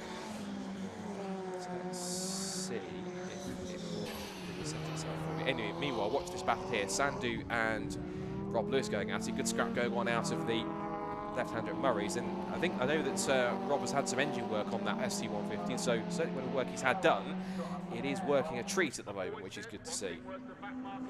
It's got some poke in a straight line, isn't it? Down towards Richie's he goes. 2.5 minutes left on the clock. Let's see if he can make up any more places. He's currently showing now is up into 16th place. From starting from the pit lane, essentially the back of the grid, up to 16th. There's a really good, strong drive so far for him. He's deep in the mid-pack, which is excellent. Now, this is interesting because Dave Cockle's been caught by Simon Light here with 2.5 minutes to go. So either this is Dave possibly just taking it a little bit steadier and wanted a bit of fun, a bit more of a race, or, dare I say it, touch wood, is there a problem developing? I don't think it is, because if there was, then you'd probably see the car would either come to the pit lane and have an issue. But I think possibly Dave just wants to have a bit of a play here and just enjoy himself at the front of the field and have a battle. And I think Simon Light is going to be in the mix here very shortly. These are the back markers, including Rob Lewis coming up, and there are the leaders heading into Agostini hairpin. A little bit deep in on the brakes for Agostini was Dave Matthias. It's Dave Matthias. Dave Cockle, sorry. Wrong Dave and a wrong Ford. And now they're coming up through past the Jason Stone Escort Fiesta Focus and another one of the Super Tune Pumas. Williams. They're going to have one more lap after they complete this one, so they're on the penultimate lap of the race this afternoon. Of course, this is the last sprint race today before we get into 4 hours of FunCup action. And you can see there, even Rob Lewis's car's got plenty of speed. It hasn't got as much horsepower as these two cars battling over the lead. So unless Dave Cockle really does have a problem, or he starts to have more issues, we are going to get a bit of a scrap here for the lead, because Simon Light is pushing like crazy in that Cobra engine Capri. It's a striking looking thing. It's really nicely sat down on its suspension, and also it's got a really nicely sat front splitter and rear wing. It's a really nicely proportioned car. It suits having rear wings and wider wheel arches. It's a far cry from the cars that like Gordon Spice used to race in the British Saloon Car Championship. That Capri's been a bit more modified, as you can see. Nonetheless, with of course that V8 Capri engine.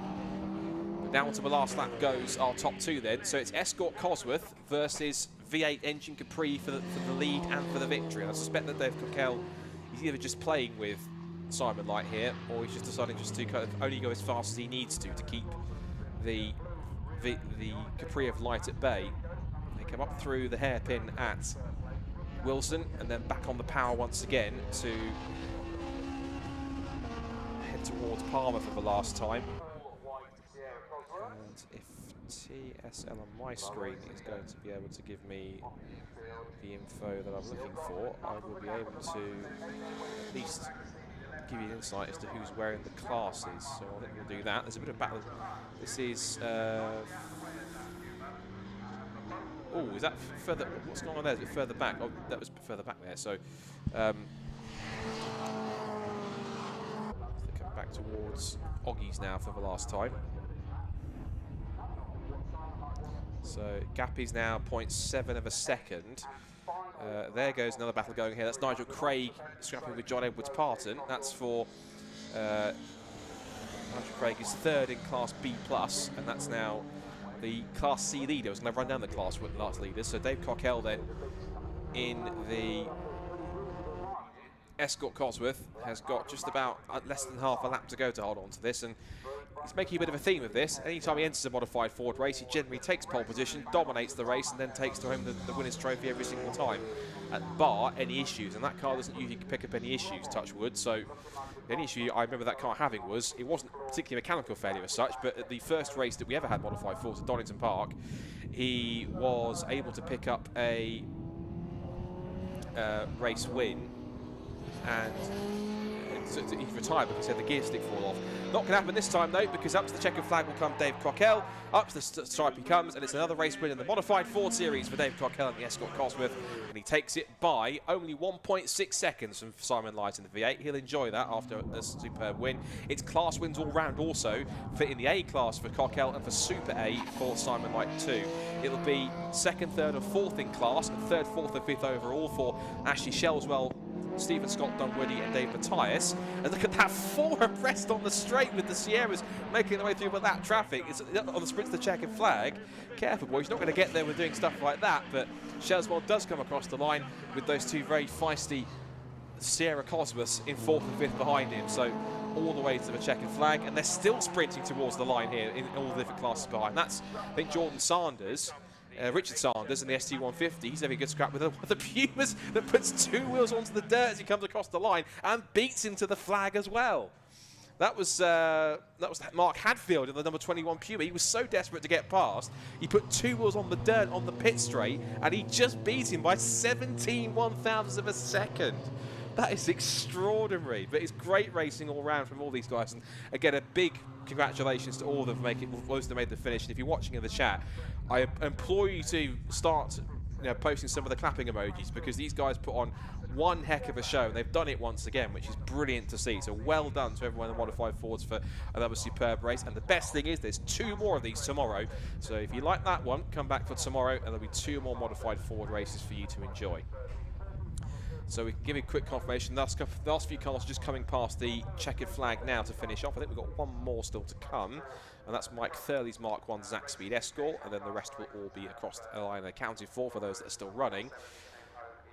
But another race, another victory in the modified Ford Series for Dave Cockell. He's making a bit of a record of this, and that very formidable Escort Cosworth is difficult to beat on its day. When he really turns the boost up and goes full full power on that engine. I'm sure it runs somewhere around 600 to 700, 800 brake horsepower when he really dials it up to maximum. There's very few cars, if any, that can match that thing in a straight line. It is super quick. But decided to have a bit more of a play this afternoon. He might not admit it, but he definitely decided to keep Simon Light at bay as much as possible. A shame that we lost Jack Gadd in that race due to, I'm presuming, mechanical issues. It looked like he had some kind of an issue with the left front going down, but whether it was that or simply another mechanical issue in the engine or the transmission or electrics or something else that might cause a problem, that might be the case. So as the cars make their way into the little cut-in to Parc Fermé, we'll be able to give you a run-through of the finishing order. So Dave, just for the record, Dave Cockell, of course, race winner overall and wins Class A for his troubles, 1.6 seconds ahead of the Super A class winner, which was Simon Light and his Cobra engined Capri in second place. Third place and second in Class A goes to Ashley Shelswell, so he's third overall in the V6 Sierra XR4i. Then it's the two Sierra Cosmos that got very close with the back markers at the end, so we can give you the results in a second. We'll just run you through them. So Dave Matthias finishes ahead of Neil Jessup, and he wins Class B, does Neil Jessup, in the Mark II Zac Speed car. Then it's Paul Neville, who, again, he did really well from the back of the grid to finish in 7th overall and win Class B+. What a drive from Paul Neville that was from the back of the grid. That's where we lost Mike Thurley, I'm afraid. His car's stopping at the end of the race. Bonnet up on that car. And the marshal going, what's the problem, mate? Let me see if I can have a look. So, looking down the rest of the order, there's Paul Neville 7th. It was second place in the Class 4 for Tony Paxman and his Mark 1 Escort. 9th overall and second in B+ was Wayne Crabtree's Mark 1 Escort. And then sadly, I don't think Mike Thurley will be classified as being 10th, so everyone should move up one, I think. So rounding up the top 10, I think possibly should be, will be the 96 car of Nigel Craig and his Escort Mark II. Other class winners I can quickly run you down. Class C was won by John Edwards Parson, his Escort Mark II. And the other class winner I can see in there also was Super Classic. Well, there wasn't actually, because I was going to say Jack Gadd, but he didn't finish the race. He was the only car, I think, in Super Classic in Super B. So he didn't make the flag, I'm afraid. We lost a few cars in that sequence. But I think we can now head down to the Parc Fermé to have a chat with some very, very hot but happy Modified 4 drivers. And they're down in Parc Fermé with Richard John Neal right now.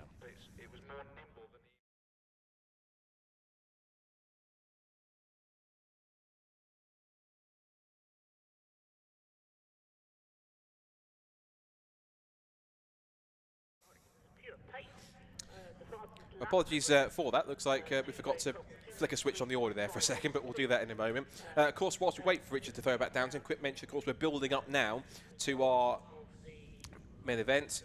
I guess whilst we're doing that, let's quickly confirm the results then on the screen. So Dave Cockell wins and wins his class in Class A. Simon Light wins Super A in second place overall. And Ashley Shelswell, Steve Scotland, Woody and Dave Matthias. Neil Jessup wins Class B, a B+ win for Paul Neville from the back of the grid. And then Tony Paxson, Wayne Crabtree, and I think it will be a result for Mike Thurley. Rob Lewis showing his 11th place. That was a really good drive from the pit lane for him. Smith and Smith in 12th, Sandy 13th, Kevin Hadfield 14th, then Jason Stone, Piers Warwick, Mark Hadfield, Richard Sanders, Anton Martin and more.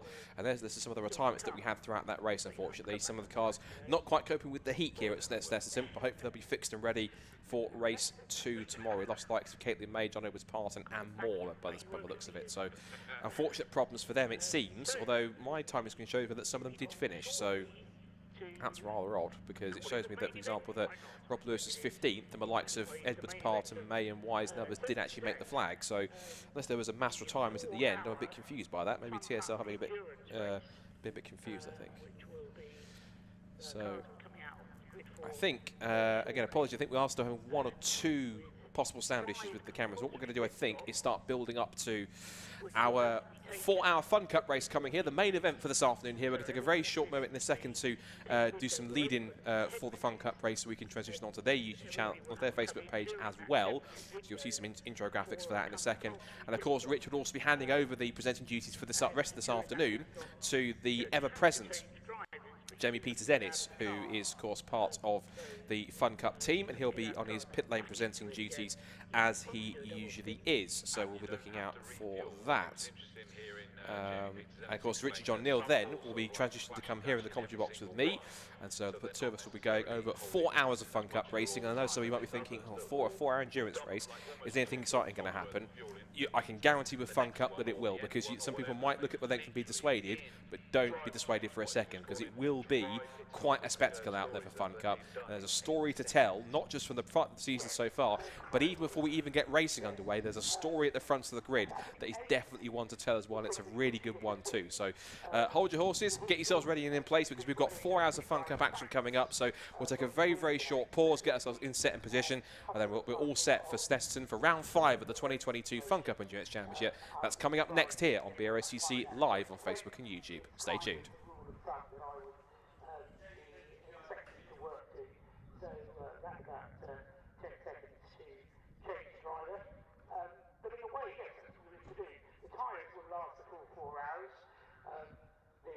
Tyres on the FunCup cars probably would last all day.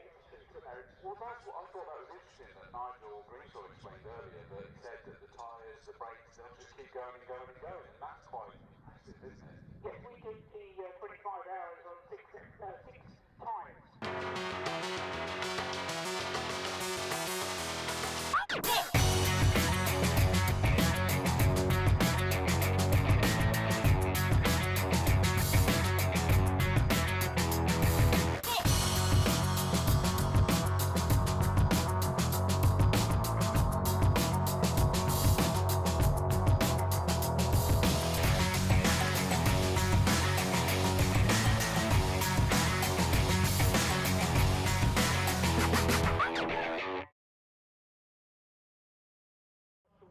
So you just drive every lap like it's a qualifier, why not? Good afternoon everybody, and welcome to Snetterton Circuit for round 5 of the FunCup Endurance Championship, live on the BRSCC YouTube channel and also the FunCup YouTube channels as well. We've got a 19-car grid with our first ever all-ladies team in the 97 GT radial car, starting on pole position with Michelle Hayward at the wheel, with the 98 car alongside, which is the JPR for hire car. After the dramas that we saw at Brands Hatch, I guarantee this one is going to be an epic thriller. Scott will take you through the grid. Are you ready?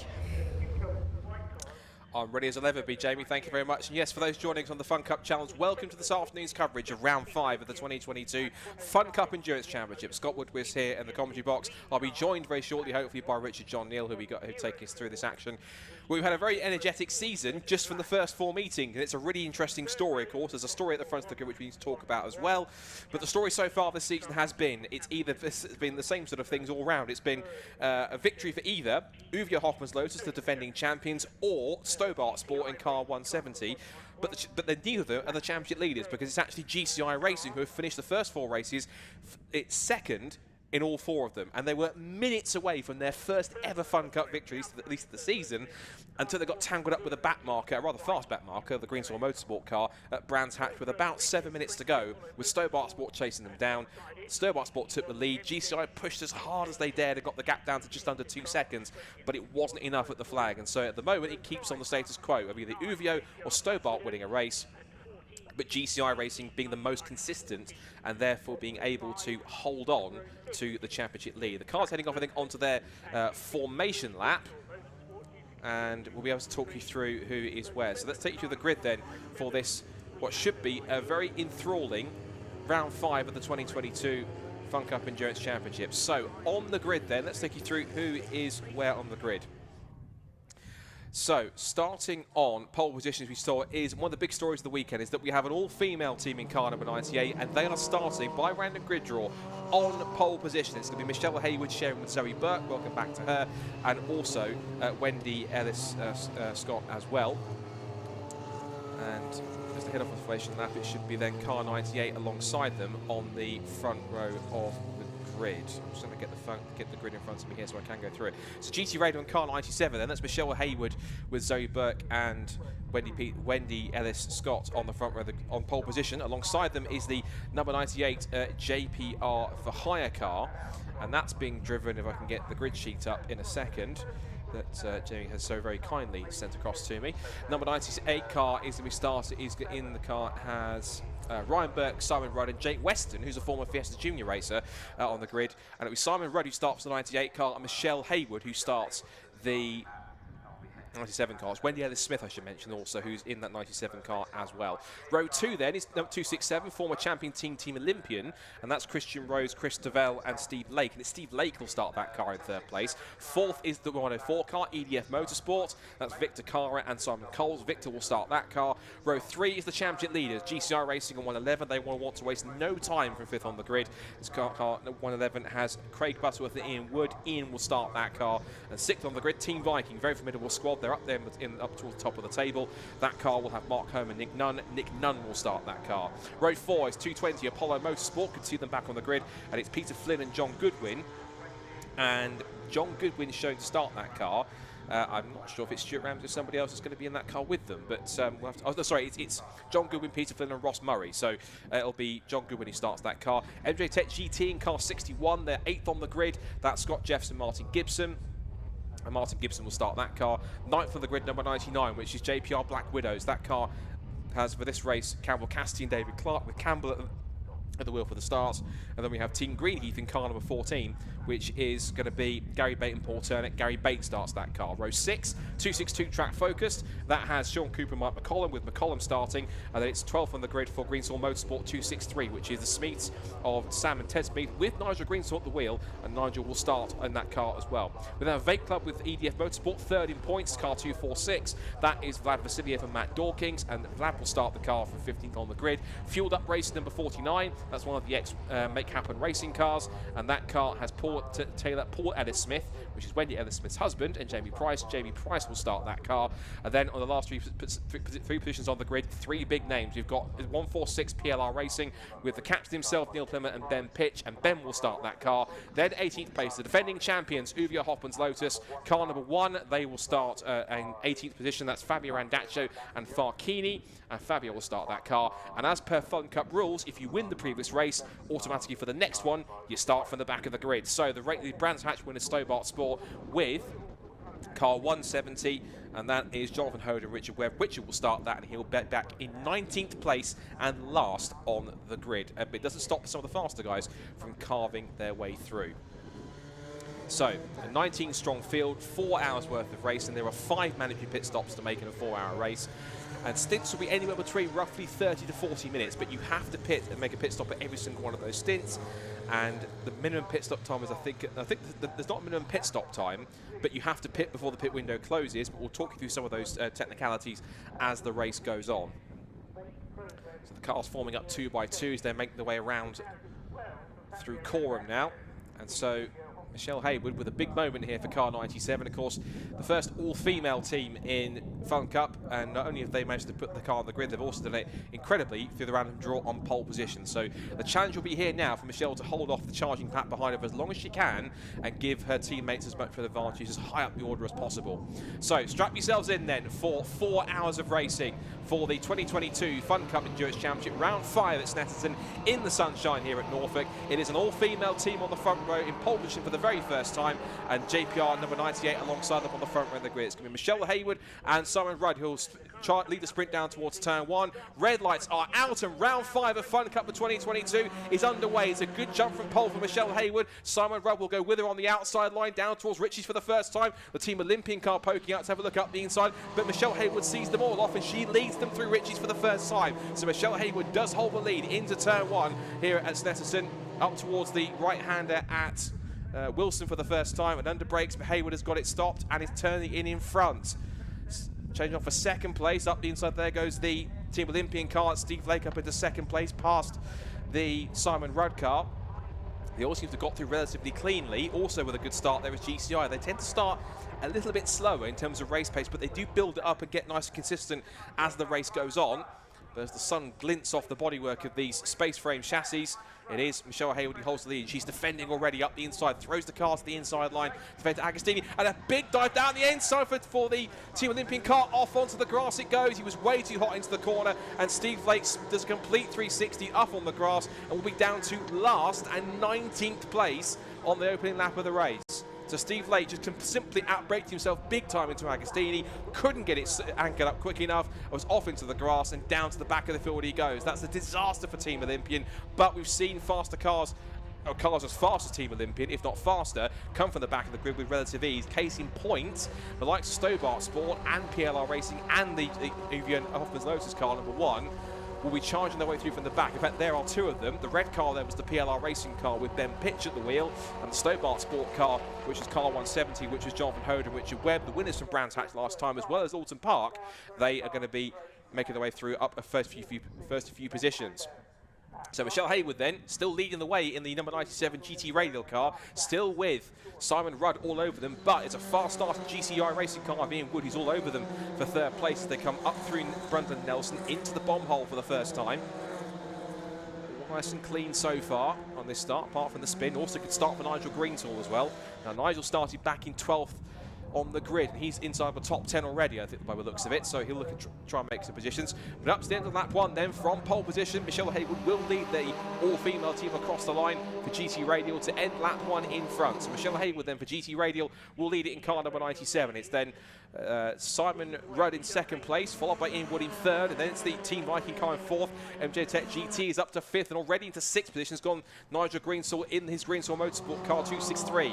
He's now under threat from the EDF Motorsport car 104, trying to fight back. Then it's Apollo Motorsport in 8th, Greenheath in 9th, and Track Focus 262 rounding out the top 10. Already from the back of the grid, all running together, we've got 12th place for Vape Club with EDF Motorsports, as up the inside, almost making contact with the EDF car. That was the Apollo Motorsport car 220.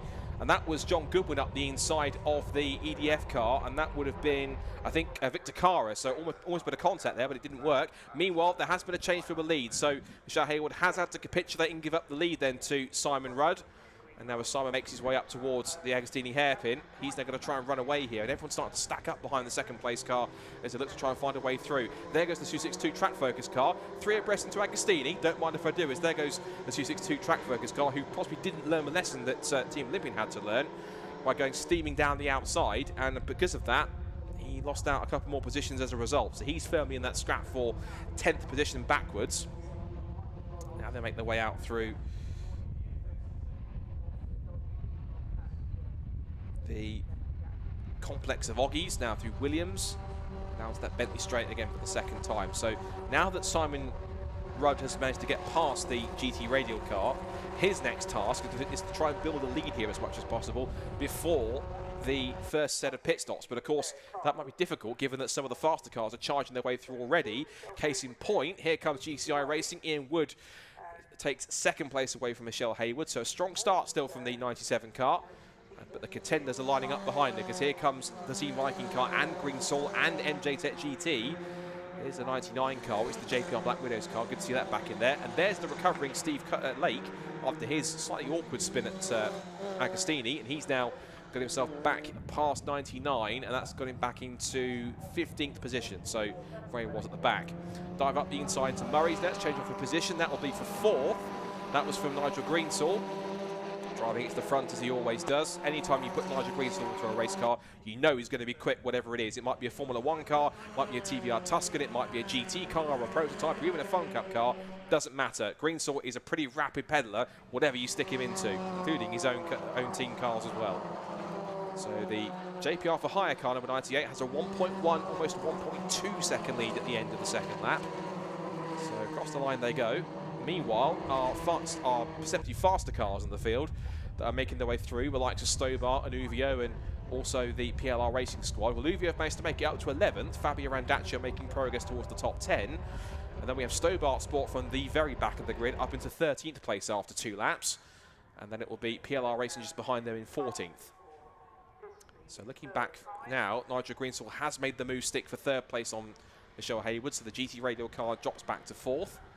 But they've got a small gap here on this tussle going on for 5th, as there goes the MJ Tech GT car, and that was Martin Gibson up the inside of Nick Nunn to make a pass. Meanwhile, getting stuck in here is our defending champions, Uvio Hoffman's Lotus, Fabio Radacci at the wheel, and that's the race winners from last time. The Brands Hatch getting elbowed out wide. I'm not sure if it was ironically by or as a result of the charge back through from Team Olympian. And now as they come up towards the end of the third lap. You can see now that only of the definitively faster cars started towards the front of the field, started to make their presence felt already, but the cars started towards the back. The likes of PLR Racing, Stobart and Uvio, they're making progress, but it's steady progress towards the front. It's not as ultimately as fast. Change on from a lead here, because up the inside into Brundle goes GCI Racing, and Ian Wood puts the car into the lead. And the championship leaders, who have yet to win a race so far this year, are now in where they want to be early doors. But of course, there's a very long way still to go, as Nigel Greenswell says, wait for me, Ian, I'll dive up the inside too and follow you through. And he has done that. He's now up into second place, past the 98 car. So, change of position. And Michelle Haywood's not too far away either. She's still there in fourth position, keeping a watching brief.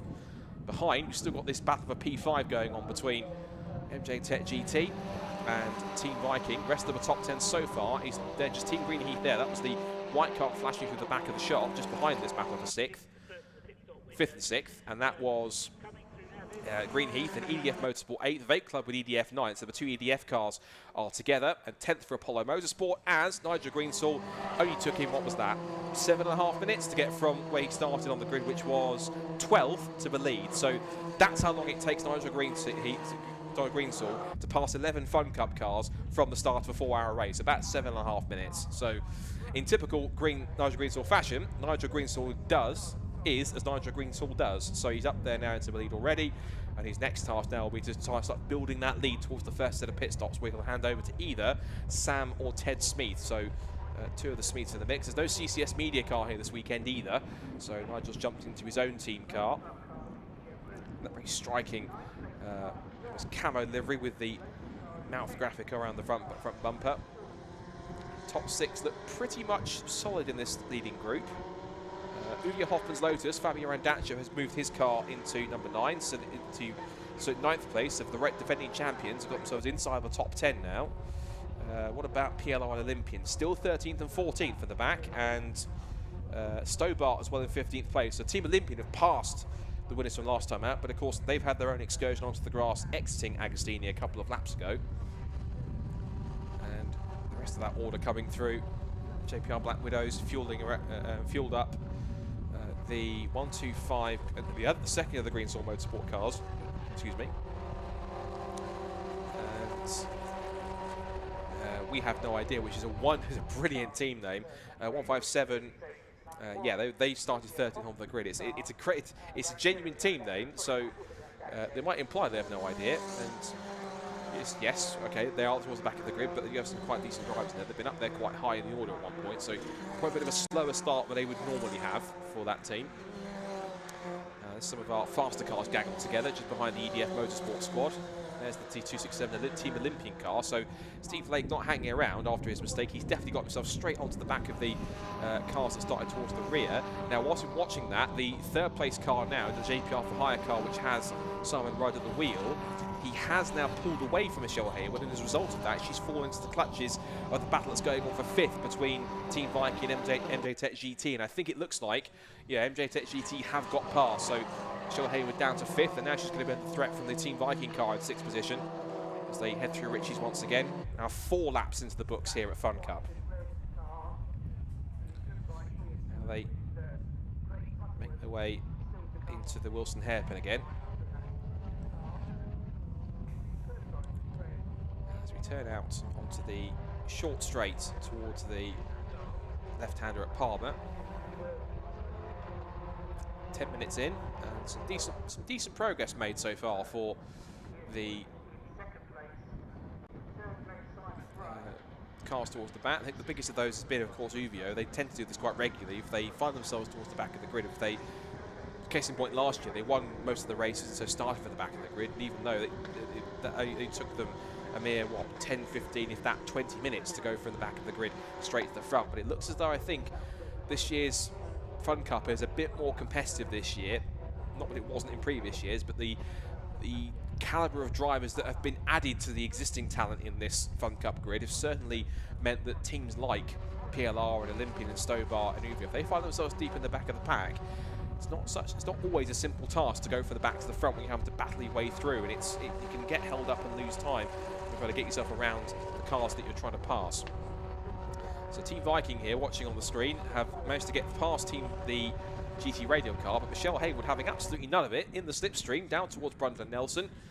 But then again, the Viking car might sweep round the outside under brakes, which it kind of does, but he realises then that discretion is the better part of valour. And says, after you, Michelle, and she goes back into 5th position. Now Team Greenheath is on their tail now. That's the car number 14 there, the white-grey car with the fluorescent yellow flashes, just there in 7th place, back of this 3-car train. And that car, for the record, had Gary Bates at the starting of that car. He'll hand over to Paul Turner in the first one. We should also mention there is a contest within a contest for the Masters category. I think it's for drivers over either 45 or 50, and it's for any team that has at least one driver of that age, of that vintage, shall we say, is eligible to take part. In terms of the squads which qualify for that, no surprise, it's Nigel Greensall who leads the way in that category as well, at 263, as he is the Masters eligible driver. Second place for GCI Racing, who are also involved in Masters. Then JPR for hire and car number 97, 88, which are not. And then MJ Tech GT is 4th. GT Radial is not in 5th position either. And then 6th for Viking, who don't have that either. 7th for the next Master driver that you have to find is down in 7th place there, which is Team Greenheath. Make that 6th, as they've now got past the 97 GTR Radial car as well. So, getting towards 15 minutes gone in this 4-hour Fun Cup race, and still Nigel Greensall pulling away here. 1.3 seconds is the gap between Greensall and GCI. And JPR for hire still in 3rd position. The all-female crew still holding station in 5th, but they're getting in amongst the likes of Viking and Greenheath now, and I think they're about 6th or 7th at this point. Rest of the top 10, the Vape Club with EDF Motorsport car, that's had a good start so far as well. 15th it started on the grid, back on row 8, and it's now up to 8th position already. So a really good driver for Vlad Vasiliev to pull the car up that he will be sharing with Matt Dawkins throughout the weekend. The Ovia Hoffman's Lotus car is there in 9th in car number 1, so that's making progress. In fact, it's there on the back of the queue, so both the Vape Club and Ovia have caught this queue now that's going on between Viking, Greenheath and GT Radial. You see there the Uvio car, the black car with the gold Uvio logos on the back, have just managed to creep up to the back of that train as they come through. So under the bridge goes the Team Viking car with Nick Nunn at the wheel. That's Gary Bate behind them, Michelle Haywood behind them, and then the 104 car with so it's Victor Carr is in there as well. So I got the wrong. No, it is the Vape Club car. It showed me it's the 104 car up there, but it's one of the Vape Club cars up at the front, which is showing it me is car 246 on the timing screen. So 246 is Vlad Vasiliev, so he's up there too. I misread the number, I think. Yes, it is. Yeah, there you go. 246 Vape Club. And then Uvia Hoffman's Lotus there in car number 1 in 9th with Apollo Motorsport rounding up the top 10. Pleased to welcome to the commentary box for another endurance race, as I always enjoy to have alongside him. Richard John Neal alongside me. You've started to swap the heat of the outside for the cool of the inside this time. It's nicer in here, isn't it? Yeah, it is. It's not too bad. Is aspholically challenged, I have to be very careful. And you're very definitely not in that category, and may you never be. Yeah, well, fingers crossed, we'll have to wait and see. But yeah, so far we've had 50 minutes or so. Some good scrappings we tend to get in Fun Cup race. I know you were quite excited to watch this Fun Cup race. Really, and I know that both me and Jamie have been trying to sell it to you in that this is very much, you think of the modern days of things like the World Endurance Championship, where in the old days of endurance racing, particularly Le Mans, you used to get teams that would have 1 or 2 hairs that would go out and set the pace. The other 3 cars would just be the ones that would plod along and set their own decent pace, and then try and break up the other cars that would try and, like the Jaguars and the Porsches used to do with their kind of cars.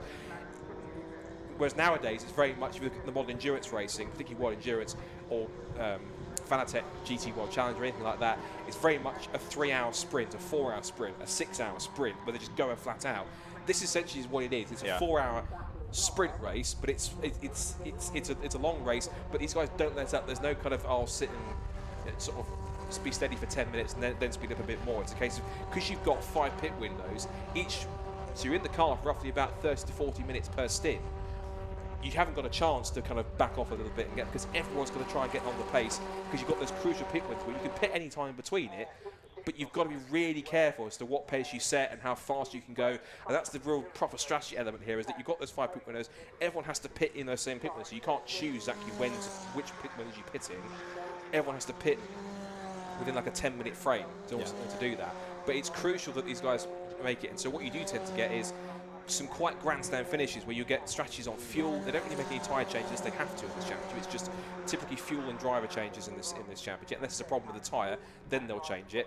But you get fuel strategies where some teams will start with a heavy fuel load and then go for a couple of stints and won't fuel. They won't fuel on one stop, then they'll put one can in or 2 cans in sometimes. So there's a lot of things to think about, and the teams do have a lot of proper data and spreadsheets and everything to work out exactly when to pit, what lap times they need to hit. So not only is it very much a sprint type of endurance race, it's also very, very strategic in how they place themselves in the pit stops. And one also thing as well is some of the faster cars, because it's a random grid draw as well, drivers also have to kind of pit their way through. Case in point here, defending champions Uwe Hopper's Lotus going for 3 abreast into Richie's corner, got past the Vape Club car, but the Viking Motorsport says, Scoopy Fabio, get back behind me. That's not going to work at all. But you'll get some of the faster cars, because the rule in this championship is if you win the previous race, or in the case of the first round, if you're the defending champions, by default, you have to start from the back of the grid. Every other position is a random draw. So essentially, the qualifying session is just there to allow drivers to qualify for the race so they can compete and get their 3 laps in at least. But the grid is always done by random ballot. But the race winners of the previous race always know where they're starting. But even then, if they start from the back of the grid, as Uwe have proven several times, if they're quick enough, they can take 15, 20, 25 minutes to go from the back to the front, regardless of how big the gap is. So that was a quick whistle-stop education on FunCup, I appreciate. But it's very much, this is not a typical sort of old endurance race. If you look at it and think, oh, 4 hours, not much will happen, because the likes of me and JP and Zennis and Andy McEwen, who regularly covers this as well, will all attest to you. This ain't going to be a dull race. There'll be action going on all the way from start to finish, and it's usually quite close finishes towards the end as well. So this should be quite an intense race from when it's begun, as it has been so far, all the way to the end. And the pit stops will add to that with the strategy element and the jeopardy and the tension element on top of that as well. You've only got to look at the cars to know it's not going to be dull, haven't you? No, as well. I mean, you just come in, and if you knew nothing about motor racing and you came in, you saw these cars, you would go, wow. And one thing you can't call them is you can't call them VW Beetles, because Paul Rose's the championship car there doesn't like it. They look like VW Beetles, yes, on the space frame, but they're anything but. These cars, for those who watch for the first time, these are essentially single-seater chassis with a space frame sort of chassis on top, over the top. They run an Audi VAG engine, which is, I got told off this by last time, is not turbocharged. I know Jamie's listening, he's on Discord. They're not turbocharged, but it's a VAG Audi engine. It's about 1.8, 1.9 litres. I know it's about that. And they pretty much are. And they have a central drive position like a McLaren F1. So it's pretty much you sit in the middle. There's a proper all feeling around race car. There used to be both petrol and diesel versions in this championship used to run, and they used to have either manual gearboxes or sequential paddle shift. I think they're all with the sequential paddle shift. I was going to ask about that, because I was doing a little bit of homework before the meeting, and was going through their excellent website, and I've got to commend them on their website for information, car colours and pictures and everything, really up to date. And it was saying, sequential or petrol, diesel, and I was going to ask if there were still any diesel cars running, but they all tend to be petrol. But there was a while when they used to have diesel because they liked the extra torque that came out the corners and how that worked. There used to be that. So, but I don't believe they're all petrol and they're all sequential. It's cheaper now, isn't it? Tends to be, yeah, particularly with these days. Then again, that's road. Even then, with road fuel and race fuel, they're starting to get one and the same, aren't they? In terms of pricing at the moment. So, story of the race so far. Then the Greensall Motorsport car with the legend himself, Nigel Greensall, at the wheel. It's his car, which he sometimes finds himself racing against, because he also runs in a team called CCS Media, who are not here this weekend. So typically, sometimes he finds himself racing against his own car and battling with it. And he had that actually last time out at Brands Hatch. It was one moment when the two of them unintentionally, locked wheels and ran wide, and it looked to me as if his team car was running him wide on purpose at Drury's corner. And both me and Josh Barrett were commentating and thought, no need for that, but they came back in the pit lane and actually thought, and he explained it and thought he said it looked like we were kind of battling and he ran me off the road, but it wasn't. We just locked wheels a bit, and we found ourselves running wide. So he's come from, 12th on the grid in this race, picked his way through, and he's now into the lead by about 5.2 seconds. Second place GCI Racing, started quite high up on the random grid draw, 5th. They're the championship leaders, haven't won a race yet, but they've been second out of 4 races. They've been second 4 times. And they literally came 7 minutes away at Brands Hatch from a race win, but they got tangled up with, ironically, the car that's leading in front of them, but they were lapping them because they had some problems earlier on. And they got tangled up in that scrap. As we see here, Uwe Hopper's Lotus wasting no time to get up past Team Vikings. That'll put them up into about 3rd, 4th position. It's quite tight here, left side by side. I told you it was exciting. Up the inside into the bomb hole he goes. and that's Fabio Randaccio, the defending champions. And because of that, Team Viking's now being hung out to dry on the exit of the corner. So you see not just Gary Bates gone through, but also has the Team Viking car as well. So the Vape Club with EDF Motorsport car loses 3 spots in the space of 2 corners, which is unfortunate, but the catalyst of that was Fabio Randaccio charging his way through to make it past. So GCR Racing currently is in 2nd place. The JPR Hire car that starts on the front row of the grid is currently 3rd. Then MJ Tech GT up to 4th, and then now it should be in the sequence of cars. Uber Hoppers loaded into 5th, Greenheath down to 6th, Viking 7th, and Vape Club 8th, with GT Radio, which is the all-female crew that started on pole position by the random draw, down to 9th at the moment with Michelle Hayward at the wheel, and then the Team Olympian car that had a spin on the opening lap. Agostini trying to go steaming down the outside of everyone and went off onto the grass. That's clawed its way back up to 10th. A couple more cars we need to watch out for as well, which are quite quick, is that the 11th place car, which is PLR Racing number 146, that is Ben Pitts driving, and he will hand over to what's his name now? Neil Plimmer, who they affectionately call the captain, because he has officially done pretty much every single FunCup race since he started back in 2002. So anything he doesn't know about FunCup racing ain't worth knowing about, basically. And Formula 4 before that, a long time. I seem to remember him enjoying him racing at like Mallory Park. Yes, correct. Yeah, in fact, he went back to Formula 4 a couple of years ago, very briefly as well. He had FunCup sponsorship on the side of his Formula 4 as well. So you're absolutely right. He did come back to do a couple of races in the Formula 4, but FunCup is where his home is, where his domain is, and he tends to be always in the mix if the pit stop strategies work out. And the other one is Stobart Sport, who are the car in 2nd place in the championship. Won last night at Brands Hatch, also won at Alton Park. Had a bit of a shaky start in this race, started towards the back. Where did they start? 170, of course, at the back of the field in 19th. Haven't made as much progress in this first stint, but sometimes that's not always the whole story. If they've worked out with the pit stops and things work out in that sequence, it tends to kind of help them kind of push up the order if others have a pit stop, have problems, or have their pit stop strategy go awry. So far at the moment, the cream is mostly rising towards the top in the fastest cars, but there are some strong teams out there where, regardless of where they got drawn on the grid, they're holding their own out there. Yeah, fascinating first, I'll say half an hour or so, or nearly half hour. And I was exchanging notes with Simon Rudd, who started the 98 car earlier on, the reigning Focus Cup champion. Yep. Was telling me that he was in it. Funny enough, I've got a voice a program with him in on Monday, if I've still got a voice on Monday, for the last Focus Cup round. It's a F Cup, isn't it, for Focus Cup or FunCup? Yeah, it seems to be, Rudd, yeah. He's the reigning champion as well in that, and closing in, I think, on the championship lead in the Focus Cup as well. So keeping himself sharp. You could get some very, very good names in this, I've got to say, in this championship. So it is a championship where some names do dip in and have a go and sort of drop in and out. We've had like Paul Rivette, who's been quite a regular racer in the past in recent times with the FunCup Championship. Of course, you and I know most well from being a multiple-time Clio Cup champion. Other drivers that have come in this championship are from way back previously. Before we've had people racing British GT, even the likes of JK's racing this championship, but way back as well. He's had a go himself and raced.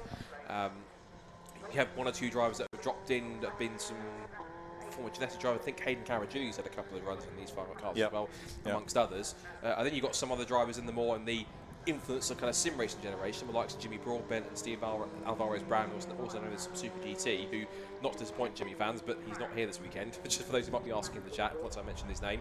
But they actually took a podium in the car which the all-female crew is running back at Alton Park. So that team certainly looking quite strong, and it's quite well. And also other titles on top of that, you've had the likes of John McGuinness has driven that car last year as well. So it is a championship where it invites a lot of different drivers, a lot of different types of people, a lot of different worlds, a lot of different drivers in the world of motorsport, and they all come away with the same thing, with a big smile on their face, saying, not ironically saying that it's as fun as the name suggests, but they all said they enjoyed it, they had a great time, the racing was competitive, they loved the car, they loved the paddock atmosphere and the support that they get.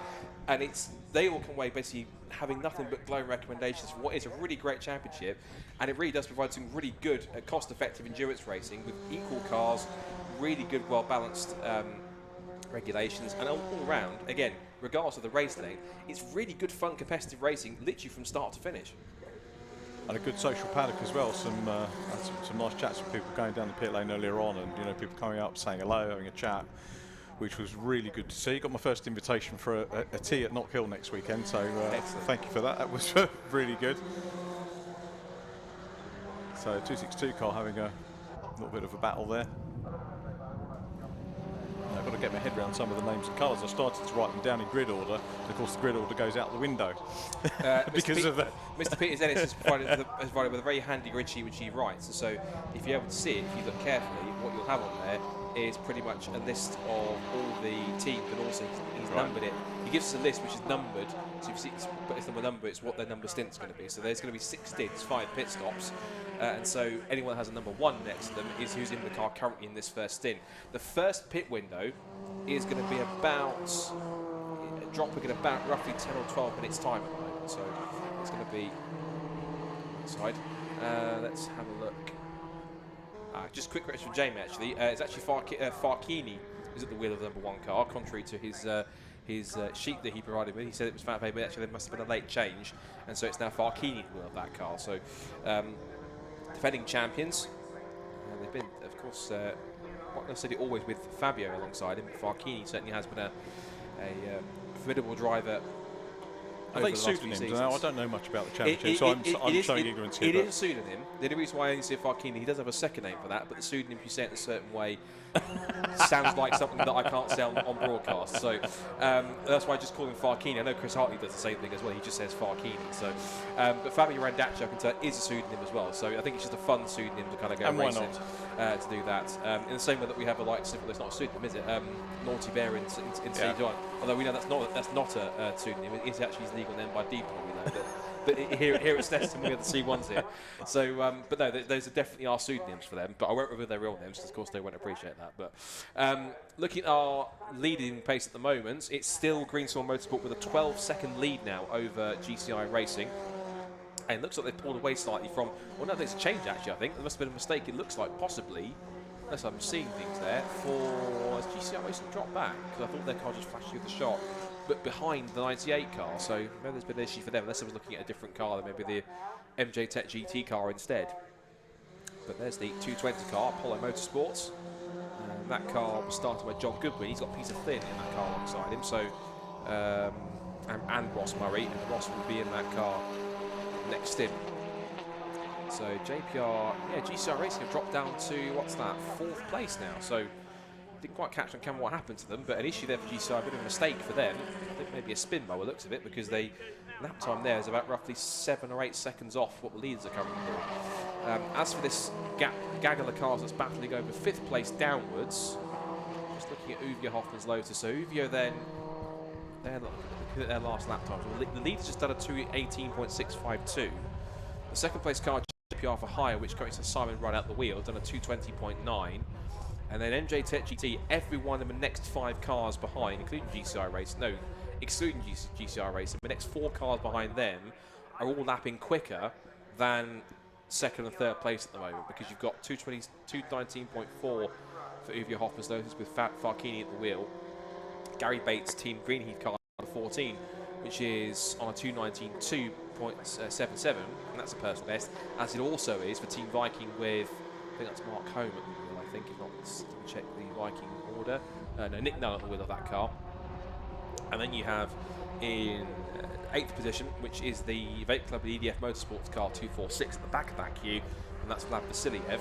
And then the Michelle Hayward, Wendy Ellis Smith and Zoe Burke car is currently in 9th position, followed by PLR Racing up into 10th. So Ben Pitch managed to bring the 146 car up into the top 10. And as for, as I mentioned, Team Olympian and Stobart Sport still in 12th and 13th place, but again they're making progress, but not as fast progress as I think 2 of those teams as I would expect them to be up there, because they are quite formidable teams, both Olympian and Stobart Sport. Stobart was winning last time at Brands, and having won twice already this year. Oops, as the Vape Club car got a little sideways there next to Nelson. But again, maybe just taking the time a bit more in this stint. As we see, there's PLR going past Apollo. And then there's our 2 cars we've just been talking about. The Olympian car, which is the bright green car with the white and black panels on the side. And then the green and white car with the green bonnet and the many white bodywork behind it. That's the Stobart Sport car as well. A new fast lap of the race for Nigel Greensall, 2:17.765, and the gap continues to extend out to what is now 16.5 seconds in the first roughly half an hour or so of this race. So he's wasted no time to go from 12th to the lead and build up an additional 16.5 seconds on top of that. So the moment, touch wood, barring any dramas within the next 3.5 hours, of which there can always be dramas in FunCup as an endurance, there tends to be any time. And bar the pit stop strategy works out for them, it's looking good in this initial stage for Nigel Greensall and co, who is building up that protective gap that he needs in order to have that buffer, comfortable buffer, when he comes in for that first stop in roughly roundabouts, I'd say 8 minutes or so time when the first pit window opens. Yeah, you just need to keep building, don't you, and crack on. I saw that we've got Paul Trustwell here, who does a bit of tactics on it. Does he help the teams with the tactics with these? I think he does. If not for the teams, though, he does some stuff for 1 or 2 endurance teams. I think in his spare time alongside that, I think he does some tactics for endurance teams and working out calculations and such. Well, I'm not sure if it's for FunCup teams, but he does do some stuff for endurance racing teams. I think more on a slightly higher level. I think. Yeah. I believe anyway. I've read some of his blogs, and it's absolutely intriguing what he does. I really doff my cap to him. He is a legend of the game, he's Trusters, and it's good to have him here this weekend, and still looking as good as ever, despite some of the health issues that he's having. He still loves the sport and still gets out and about and does his job, which is fantastic to see. And it's great to have him here this weekend as part of the circuit commentary team, who are providing that for the spectators who are watching here this weekend in the still rather bright and warm sunshine here. A little bit of cloud cover, warmer tomorrow as well, but still quite warm out there. Warmer tomorrow, apparently. Apparently so, yeah. So it'll be quite challenging for this. I think the guys racing tomorrow will be thankful that they're mostly sprint races, not 4-hour endurance races, because they'll be thankful if it gets hotter out there. It will be difficult. Now, one battle we've got to watch out for here is the scrap that's going to develop now for 4th, because the G-Star racing car, after it dropped from 2nd to 4th by, I presume, a spin or an issue a couple of laps ago, it's now fallen back and been caught by this next group of cars, which is now 5th down to 8th or 9th, because Uwe Hoffman's Lotus leads that group, as we see the Apollo Motorsport car chasing Ben Pitch and the PLR racing car. And now the next thing's going to be that the Uwe Hoffman's Lotus car with Farkini at the wheel, his next target is surely going to be the championship leaders. So it's the defending champions against the championship leaders over 4th position. And the last lap times, it was a 2-minute 19.5 for GCI. The 3 cars immediately behind it all pumped in 2-minute 18s. 2:18.3 for Hoffman's Lotus, 2:18.4 for Greenheath, and 2:18.0 fastest of the 3 for Vlad Vasiliev. So he was in the total. He got himself an extra couple of tenths as a bonus. And wants to pull him. He's being literally pulled along by the 2 cars in front, who are both chasing after GCI Racing. Gap is now nearly 18 seconds between Greensall and JPR for hire.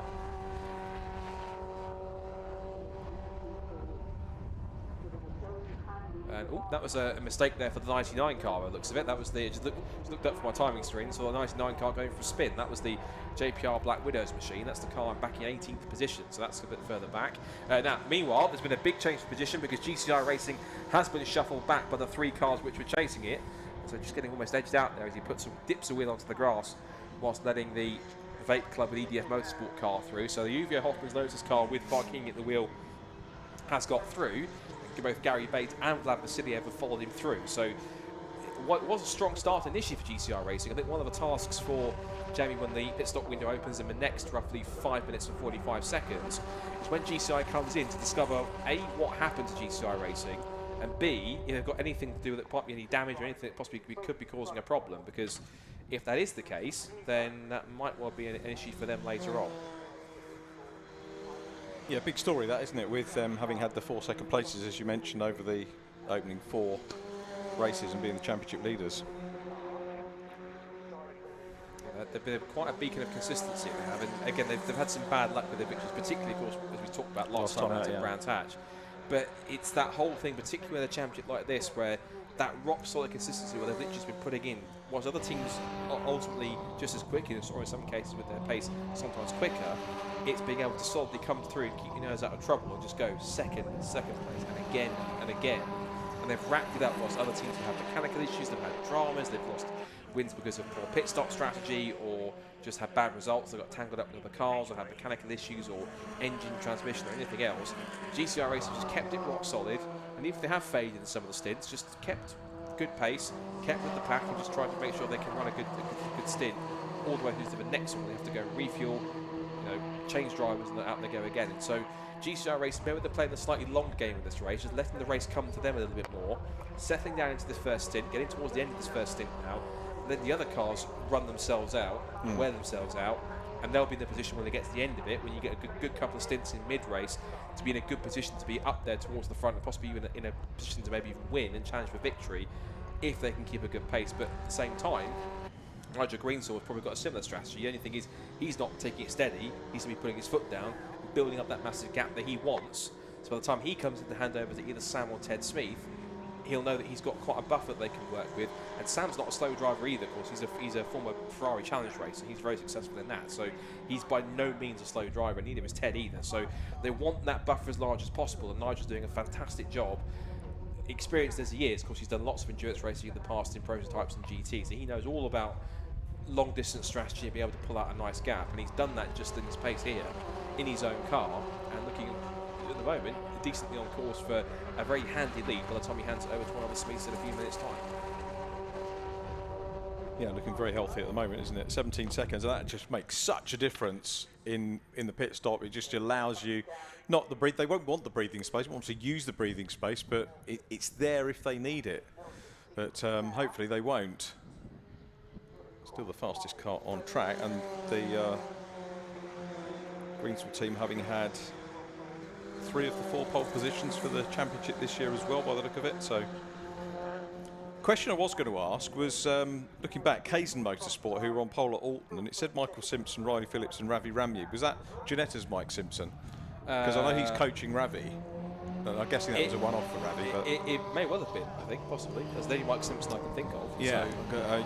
Runs him in GT Academy, and I'm guessing Ravi was getting in practice for the Alton Park Giannetta Academy race, which I think was a couple of weeks later, because you're not allowed to test Giannettas, but there's nothing to stop you going in and having hiring another car. So he may well have been using that if that's what Mike Simpson was. It might no longer a works driver, of course, with Giannetta taking over as head of motorsport, which is well deserved. Yeah, definitely. And he's been a massive ambassador for Giannetta all the way through, isn't he, in terms of being a driver and going up there. So I think it's a great appointment by Giannetta to bring him on board, and I'm sure we'll see him out in the race car at some point. He might just pop in as a super sub every now and again. I think he's racing this weekend, actually.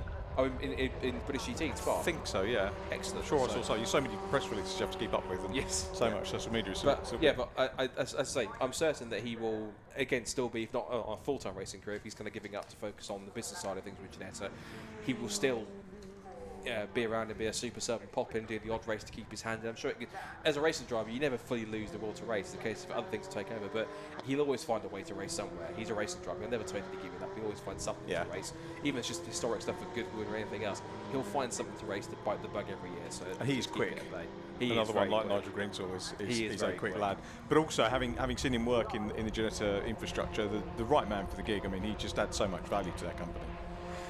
Really good guy. Back with who's here though, because I do have a habit of drifting off, which I apologise for, Scott. Sorry about that. Nigel Greensall extending that lead at 17.9 seconds, and we've got, well, we are 3:21, so very nearly right on the bubble of the first pit stops now. And the question is, do you come in first of all, try and avoid a bit of traffic, or do you wait for the traffic to dissipate a bit and leave it towards the end of the window? All this sort of technical side you have to think about very carefully. So this lead group that is still continuing on circulating together. It's actually GCI hasn't lost touch with the cars that have passed it, but it's not to say you had the pace to kind of get past them and gain more time on them either, so that's intriguing. Change for second though, meanwhile, I've just noticed. So that's now MJ Tech GT in the last couple of laps whilst we've been watching and discussing. MJ Tech GT up into second place now, so that's a definite change of position. Now we're looking at the scraps going on for 4th, 5th, 6th and 3rd, 4th, 5th, 6th, 3rd, 4th, 5th, 6th and 7th. Or 4th, 6th, 4th, 5th, 6th, 7th and 8th. I was never going to count it. If Uvia goes across the line, there's a 2 minutes 19. Then it's Green Heath from Vape Club, GCI Racing, and then Team Viking all over their rear wing as they come towards Richie's again. The pit window officially opens now, because we're now inside that first pit window. So the rule of it essentially is now that you have a 10-minute window essentially to make your first pit stop.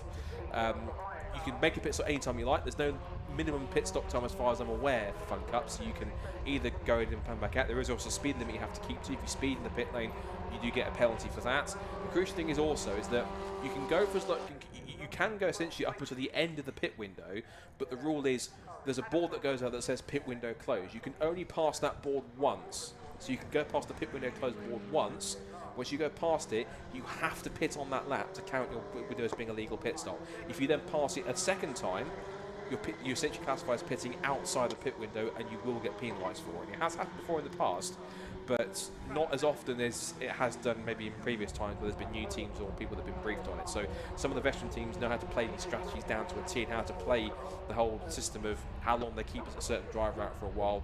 They've done this for a long time, and therefore they know exactly what they need to do with pit stops. So they will have calculated this to the last second or the last moment they need to come in and figure out, right, in this scenario, how long do we need to go in this first stint before we can hand over to the second driver, and how long does he need to go for the third driver? But they'll also try and factor in what happens if we have a safety car thrown in. What do we do with this sequence? How much fuel do we put in at the beginning? How much fuel do we put in at certain pit stops? Do we fill it up at the beginning and be able to go, you know, the first pit stop without having to fuel, make it quicker, just do the driver change, and then fuel up with more at the second stop?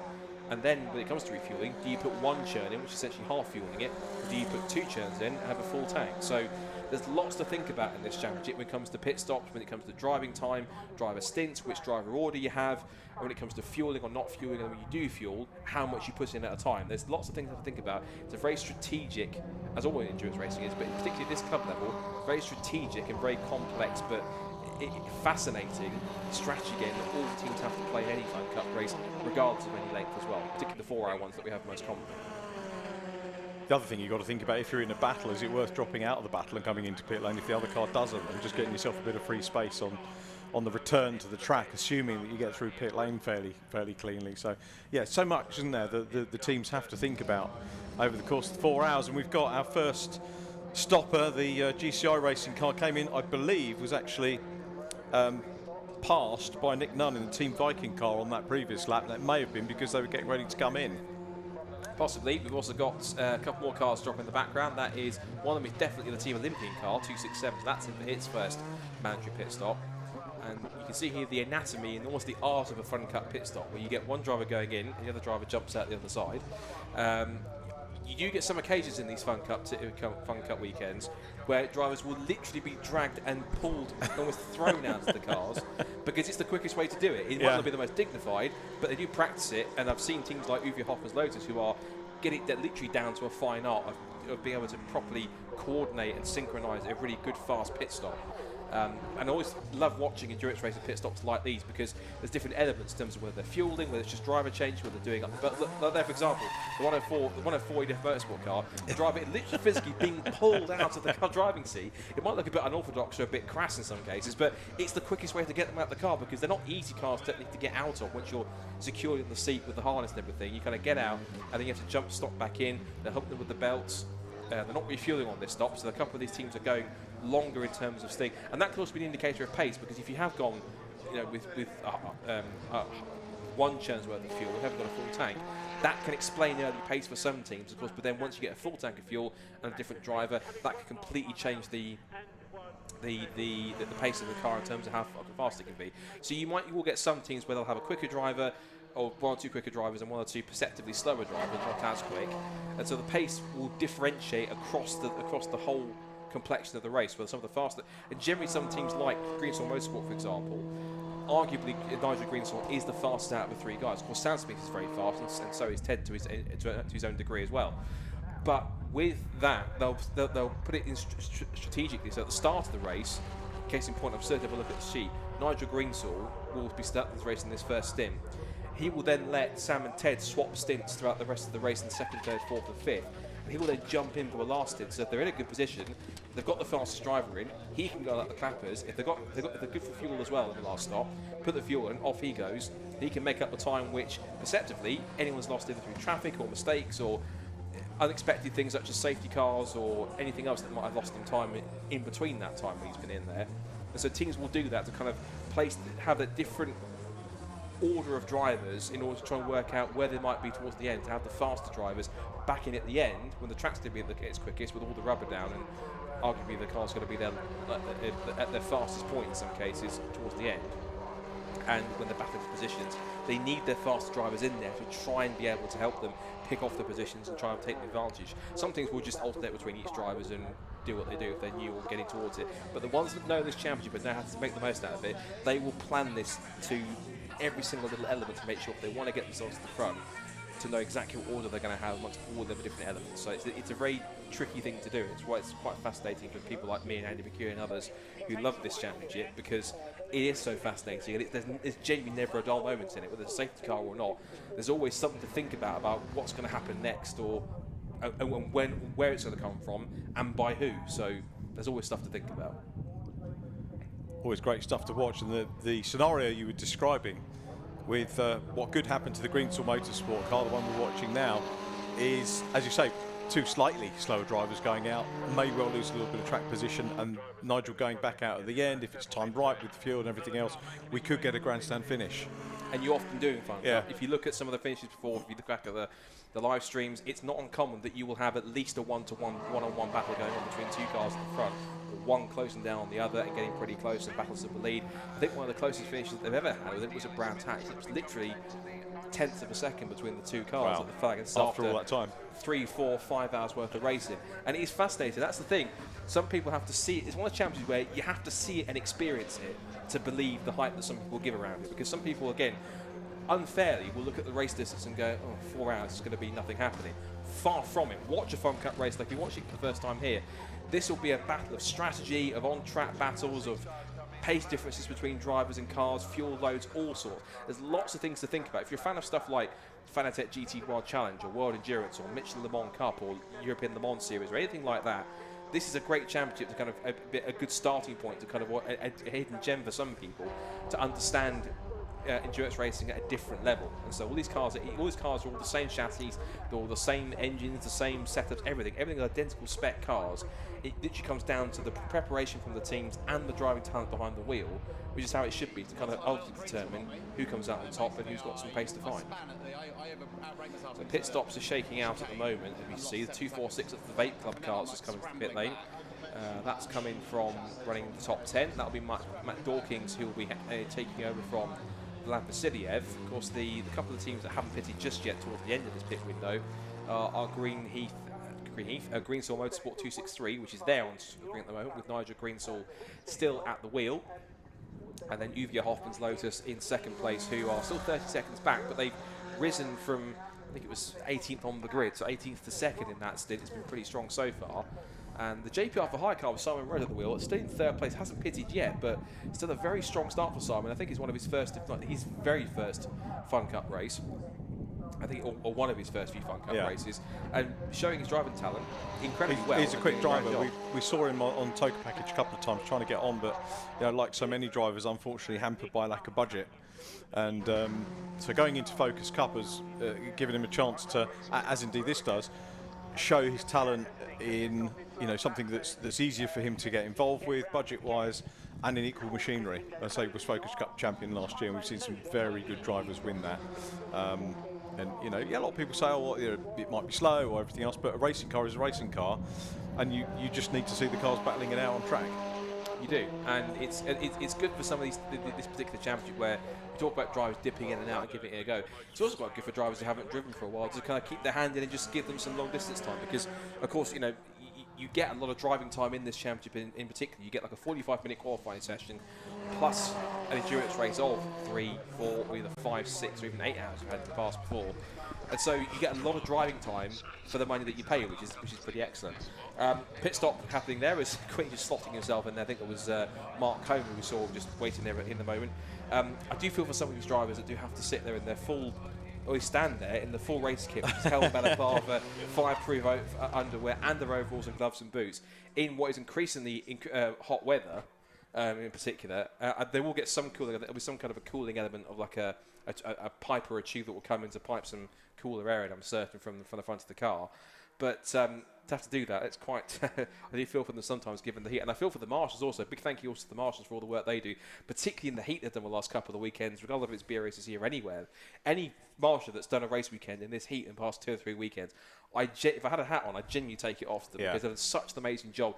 But the fact they have to wear those bright orange overalls, of course, but they are quite they're not thin garments, they're quite sort of thick overalls for fire protection, and rightfully so. But because of that, they might keep them warm in the winter when it's colder. not so much when it's hotter. They don't want that's the opposite effect of making them too hot. So again, massive kudos to all of them who are actually out there. Thankfully, most of them keeping in the shade of some of the marshals posts, which is keeping them cool on that point. For anyone that happens to be out on post or in pit lane or doing anything else, hopefully you're keeping as cool as possible if you watch this back. And again, a massive thank you, as always, for all the hard work that you do, for giving up your free time on the weekend to come and enjoy the sport that you love, and to also make sure that race events like this can happen, because we both won British Marshals Best in the world, and genuinely, it's a people look at it think it's a cliche, overused phrase, but it's absolutely true every single time we say it. If we didn't have marshals, this meeting wouldn't run. I know, and you know, I never apologise for saying that, because it's you can't thank them enough, and you cannot. I saw another club actually were you know, saying, can we get some marshals for a meeting? It wasn't BRSCC, but you know, some clubs are struggling to get marshals, and you know, the struggle is real recruiting them. So they are, you know, you guys are valued tremendously, and we'll always try and put out a plug whenever we can to recruit new people. I think people generally don't realise how easily you can get involved, and you know, it could be marshalling, it could be on the club side, as well as just helping out. And we've got the students running in the CityCar Cup this weekend. My son's just signing up to do year's mechanics in his local college, or our local college. Excellent. As far as I know, they've got a great lecturer. I mean, they said to him at the interview, you know, what sort of ambition have you got? And he said, well, I just need to do a course for a year. And they said, well, you know, would you like to work in Formula One? And he said, well, yeah, that would be fantastic, wouldn't it? He said, well, put that as your dream. And so they've got that connection. So now I've chatted to JP this morning. You know, I'm going to be in there and saying, right, get yourself sorted out, get a car, find a driver, get yourselves on the grid next year. Could always do another team in the Student Motorsport Challenge. We could always do with that. It's great. Well, to see, I mean, JP was saying it could be a standalone championship next year. I think that'd be amazing. That would be that'd be amazing to have a standalone championship, and because I know what, obviously word spreads in, you know, those who will see what's happening this season. Forgive us when we talk about CityCar Cup for a second, with the FunCup races going on, but those who will see that will look at that, and it's that phrase of like FOMO, fear of missing out. There'll be some universities and colleges who look at that and be looking at it and thinking, I quite fancy a bit of that, or we should get involved in that. And that's the thing. It takes those first few teams, in this case, those first few colleges and universities, to dip their toe in the water and actually have that faith in it, to get the ball rolling into it, because then that starts to not quite open the floodgates, but it starts to get the snowball bigger and bigger, because then you got the university like Oxford Brookes are getting involved, and straight away they've had their team running the cars they're running at Anglesey and at Snetterton. So far they've done 4 races. They've been on the podium in the Student Motorsport Challenge 4 times, 4 second places in those 4 races. Hell of a start for them, and so it's going to be amazing to see, hopefully more, and I'd like to see more sort of perceptively higher sort of status or higher renowned motorsport college, motorsport programs from different college universities get involved in it, because that's it. Because obviously within those kind of communities, particularly universities and colleges, word will spread anyway. So that's going to be a key. That's going to be a pretty key thing to look at that one. Into the pit lane. Evio Hoffman. Now it's either that's okay, right? So this is just the end of the pit window, I think. So Greenswell Motorsport and Evie Hoffman's Lotus are making, I think, the last 2 making their pit stops. Right on the last knockings of it. It looks like it, yeah. Because I looked at that for a second and I thought, have they left it too late? But then again, possibly they probably come back through and actually realise, because the lap time for these guys is what, 2 minutes 19, 2 minutes 20. So they probably did pass, and so you can pass the pit window board once, the pit close board once. Once you passed it, you're mandated, you must come in on that lap that you passed, otherwise you get yourself a time penalty. So Greenswell Motorsport, as a result of that, have made their stop. Now we've got at the wheel of that car, if I look at the,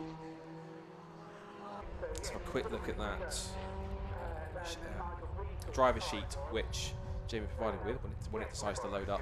I think we can actually go down to Jamie while we're having a look at that. So. Fantastic. Well, for the first time in this race, let's head down to Jamie in the pit lane and see who he has. And it sort of like felt like 1 step forward, 1 step back most of that session as well.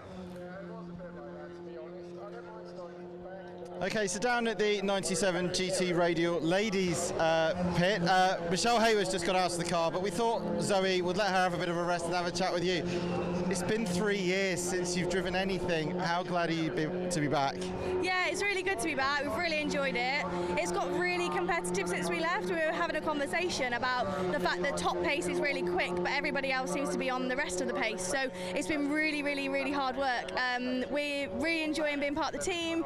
Amazing opportunity from GT Radial for us. Michelle just managed to start from pole position, so we had a really lucky grid draw. Came in, she had a stonking first 2 laps. Yeah, so then we're running about 5th, 9th, somewhere in that middle pack. So if we can just finish the race out from there, that would be really helpful. And tell us how the drive came about, because for you it was a bit last minute because you hadn't even renewed your licence, had you? Yeah, that's right. So I haven't raced since 2019 and haven't had a licence then either because just didn't bother getting one. And then about a week and a half ago I got a phone call that said, did I want to have a go? And I snapped it up really quickly. So the MSA were really, or Motorsport UK were really helpful in getting a licence through to us. Landed on the doorstep Thursday morning. We left for the track for testing Friday and here we are today. And you're saying we, because it's not just Zoe racing. In Zoe's stint, she'll be going up against her husband Ryan in the 98 car. Have you two been winding each other up all morning? Yeah, he was a little bit quicker than me yesterday, purely because they made some setup change in the last session and I didn't go out in that session, so he's been winding me up all evening about that time difference. We've never raced against each other in a car. We did a little bit of karting against each other, and so it'll be really interesting to head to head. They're a little bit further ahead of us, so maybe I can catch him up. We had to both get licenses, so it was double the amount of work for me, obviously, as the wife. So I'm looking forward to getting on track with him. And also, obviously, Wendy's out there now. She's going against her husband Paul, so it's a first for FunCup UK. But it's so glad to have you and Michelle back, and hopefully it won't be just a one-off. Yeah, it's really, really funny that we've got 2 husband and wives duelling against each other, and also me coming back from 3 years. Ryan's been away for 3 years, and the 3 of us girls have never raced together before, and that's a first in itself. So it's all a really interesting weekend, and we've really loved it. We'll see what the future holds, I guess. I think hopefully Wendy will be back in the same car with her husband going forwards. She'll have some good mileage under her belt from this weekend, so she'll probably be beating him for sure. Thanks a lot, Zoe. Back to you guys. Thank you very much, Jamie. Yeah, it's brilliant to hear from the all-female crew, 1/3 of the all-female crew in Michelle Hayward there. And good to see that they're enjoying themselves. And hopefully it's not the last time we see an all-female crew, because it's really good to see that. And of course, it's great to see sort of them stepping up. Of course, Michelle herself is, of course, a very capable car. And it's nice to hear that she said that since she's been away and come back, the FunCup has become more competitive. We were talking about earlier on the fact that some of the teams like Olympian and PLR and sometimes Uvio and cars that have to start towards the back sometimes, depending on their grid spot or if they win the previous race. The fascinating thing is that since they is that because this is genuinely does appear to be to me one of the most competitive FunCup seasons that I've known so far, in terms of just how many teams are that strong, have got strong driver lineups, and can potentially go ahead and score some very strong results. Because even though we've only had 2 different teams winning races, that being Uvio Hoffman's Lotus and then Stobart Sport, we've had other teams that have come desperately close to taking a race victory. That it means that it just shows how strong this series, this championship, and this grid is becoming, particularly with the drivers learning more about these cars, finding more pace, and getting themselves up towards the front, and just ultimately enjoying themselves as much more as they can. So now the first sequence of pit stops is shaking itself out, and we'll be able to give you some drivers in terms of who's where now in a minute. But now they have shaken out. The key battle now on track now appears to be for the lead, because through that pit stop sequence, MJ Tech GT have not only got up themselves into second place, but they're also absolutely flying along at the moment. They're lapping with 2:19s, whilst the whoever's at the wheel of the Greensword Motorsport car, which I can predict is possibly Ted Smith. Yes, Ted Smith. So he's perceptive, the slowest of the 3 drivers at the moment. He's now being quickly reeled in and caught right there by the MJ Tech GT car. So the 2 cars on screen here, this is the battle for the overall lead here at the moment, with an hour just about gone in this FunCup endurance race. So as they make their way up towards the left-hander at Palmer's now for the second time. Oh, God, background. That was the fueled up number 49 car that went wide. They're exiting Palmer's. But Greenswell Motorsport, now they've changed drivers, under attack now from MJ Tech GT. Through that sequence also, Uwe Hopper's Lotus's strong pace has now put them into third place. In fact, there they are. I've actually seen shots, so all three of the top three were in shot for a brief moment. But Team Viking now in fourth position, now dropping down. GCI Racing have clambered back up to fifth now, so we'll see what they can do in this second stint to kind of find a bit more pace and get themselves back into the podium positions. The JPR for hire car, which had Simon Road at the wheel, that car has now been taken over by Jake Weston, who is a former junior racer, both in junior saloon cars and more recently in Fiesta Juniors. So he's now moving to FunCup, which is good to see him move across. And then it's Greenheath in 7th place, Olympian Ave GT Radial, the all-ladies car in 9th, and Track Focus 262 in 10th. Meanwhile, is this a change for the lead? It's side by side, almost rubbing panels down towards Brundle, but squeezing through into the lead. That will be Scott Jeffs up the inside into the complex with Brundle Nelson. And once again, we have a brand new race leader. Fantastic stuff. I was speculating Martin Gibson, I'm fairly sure, was it GT tyre truck driver? I believe he still is. Still is. He's European. You're racing the European Championship. I know that he's some form of truck racer. I do remember that. One of the two drivers in that line bar truck racer. I definitely know that. So I think Scott Jeffson, right, does something either with trials riding or some kind of bikes in some case, if I'm correct. I think. But I recognise, I think one was some kind of a biker in terms of, I think, motocross or trials riding, etc. The other one definitely was a truck racer. So see, that's what I mean. Different experience of different types of motorsport. It brings all sorts of different drivers and riders with the whole spectrum of motorsport across the board into FunCup, all into the same cars. I think some drivers surprise themselves more than surprise other people because they come in and think, wow, I can actually. There's transferable skills between, for example, I don't know, racing a truck or riding a trials bike, driving a race car on a racetrack like this. Yes, a truck, you race it on the track, but of course it's a lot heavier, a lot more cumbersome, and a different driving style you need to apply to it. I think Martin had done bikes before that, so if Cripps is from that, if Scott Jeffs is from that environment, that's maybe where they know each other from. Yeah. I'm fairly sure Martin Gibson, when he came into British Trucks, said to me, "Oh, he'd done bikes before," and I said, "Well, how on earth are you moving from?" But what a versatile driver, and he did get to grips with truck racing. If it's the same guy, very quick. I'm sure it is because it's the GT brand. He'd be unlikely to have someone with that branding and the same surname. Yeah, absolutely. Now, one thing we need to watch out for here then is that now we're not just the top three. For a moment that we have the top 5 in the same shot, because if you look at the timing screen on the left-hand side, about top 6, in fact, if you look at the timing, the top 6 are now covered by, they're just under 6 seconds. That's incredible. And this is after one pit window. We've still got 4 more to go, and then after that, a sprint to the finish. So, case in point here, that up the inside goes Uwe, and that was the Greenswell car running wide in second place. So Ted Smith runs wide on the exit of Williams Corner, kicks up more dust than you find in the Sahara onto the circuit, and now that means that now Uwe has got past. You can see that's changed for second place now. There goes Uwe through. So that's now Fabio Randaccio moving up into second place. The Greenswell car from its sizable lead earlier on is into third, and now we've got just behind them in the same shot. You'll see the Viking car 110, but what it was in fact. Now GCI Racing have now got themselves motoring now because they're up to fourth past Viking. They're going up the inside of the 49 car, the fuel racing, and then just see there that both that's for 5th and 6th. That's the Team Viking car, and right behind them on their bumper is P6. That's the Jake Weston car. So that's the Jake Weston, who I haven't seen since racing in the Fiesta Junior Championship a couple of times. Impressive stuff for a young guy who's first run in a FunCup car. He's doing a grand job in 6th position, and actually, this is the team that's been involved for several years and won races. They won a race here a couple of years ago in a 1-hour sprint they ran here at. No, they won one of the races at Snetterton back in 2020 when they were starting the season. They did a 1-hour race and a 4-hour race, I think it was, and they won one of those races. And this is a team that's been around for ages and been in battle for the championship. And someone like Jake Weston, who's jumped in, and I think he hasn't raced for about a year or so. It's one of his first races back.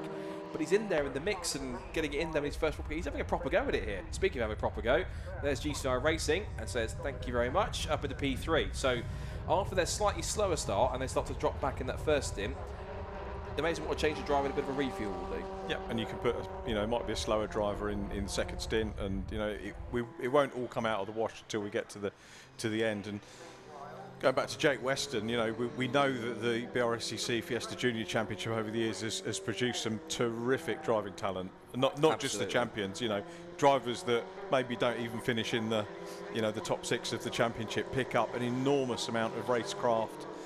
how to deal with themselves on race weekends. And great to see Jake Weston staying with BRSCC.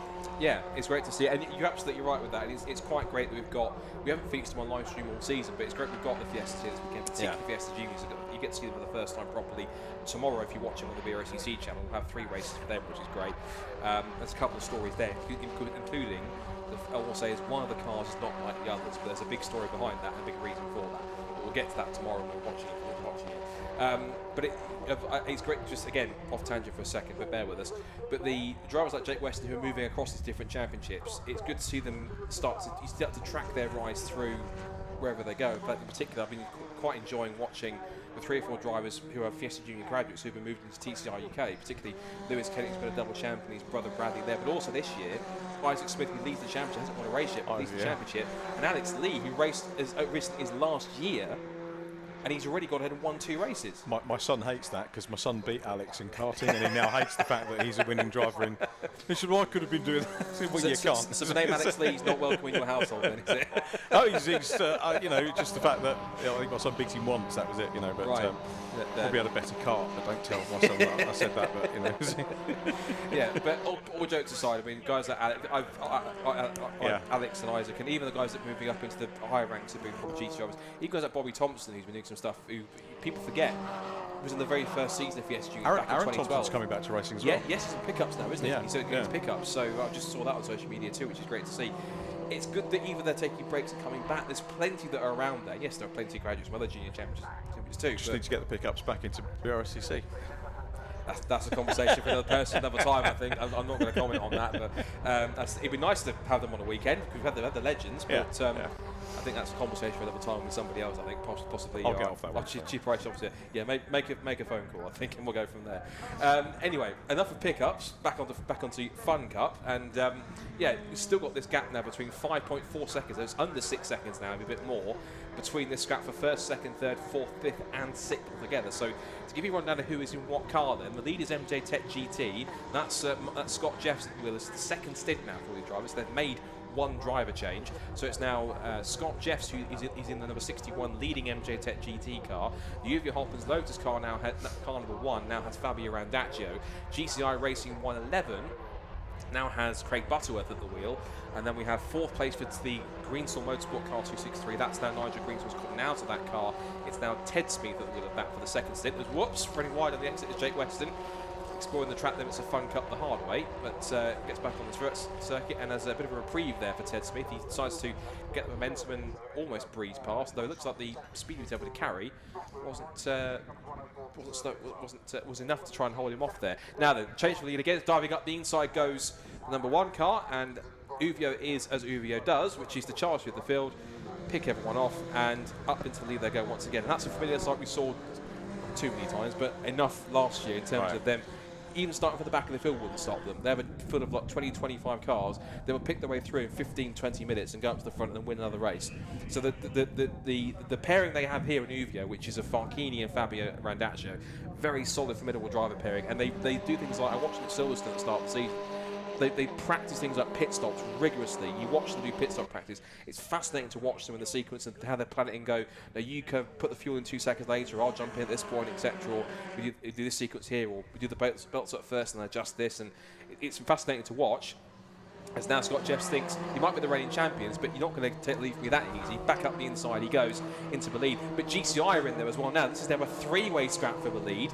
There's still 2 hours 51 minutes to go with this, and this could potentially happen if these stints carry on and get that close. It genuinely could happen all race, which is magnificent to see. And this is why we keep saying the fact that it might be a 4-hour race, but don't write it off for the race length, because we're an hour and 10 minutes in. We haven't got a defensive leader here. We've got a great 3-car scrap for the lead. They're all identical cars, all relatively similar driving talents.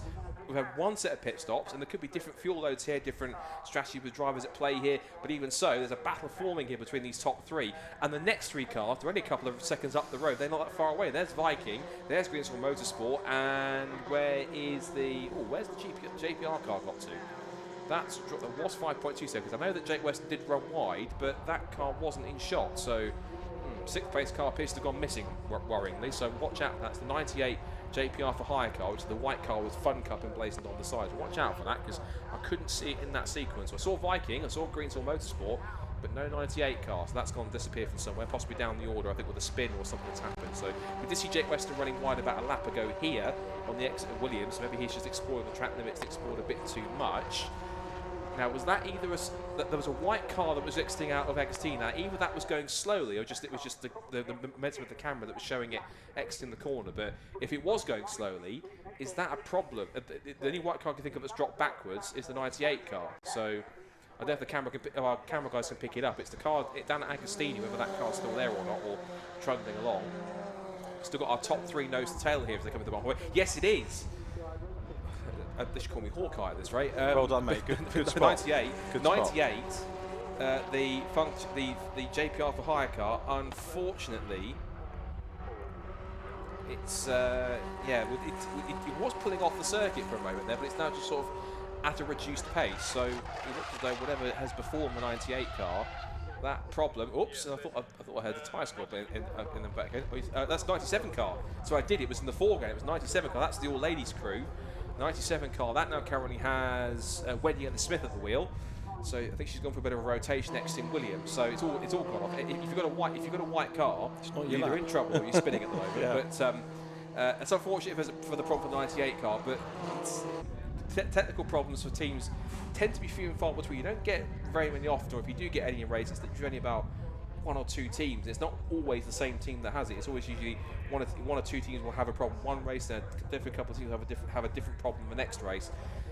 It can vary, but for the most part, because they're obviously VAG engines and they can be quite solid and reliable, you don't tend to get very many technical problems. Or if you do, they're quite simple to fix and to get the cars back out.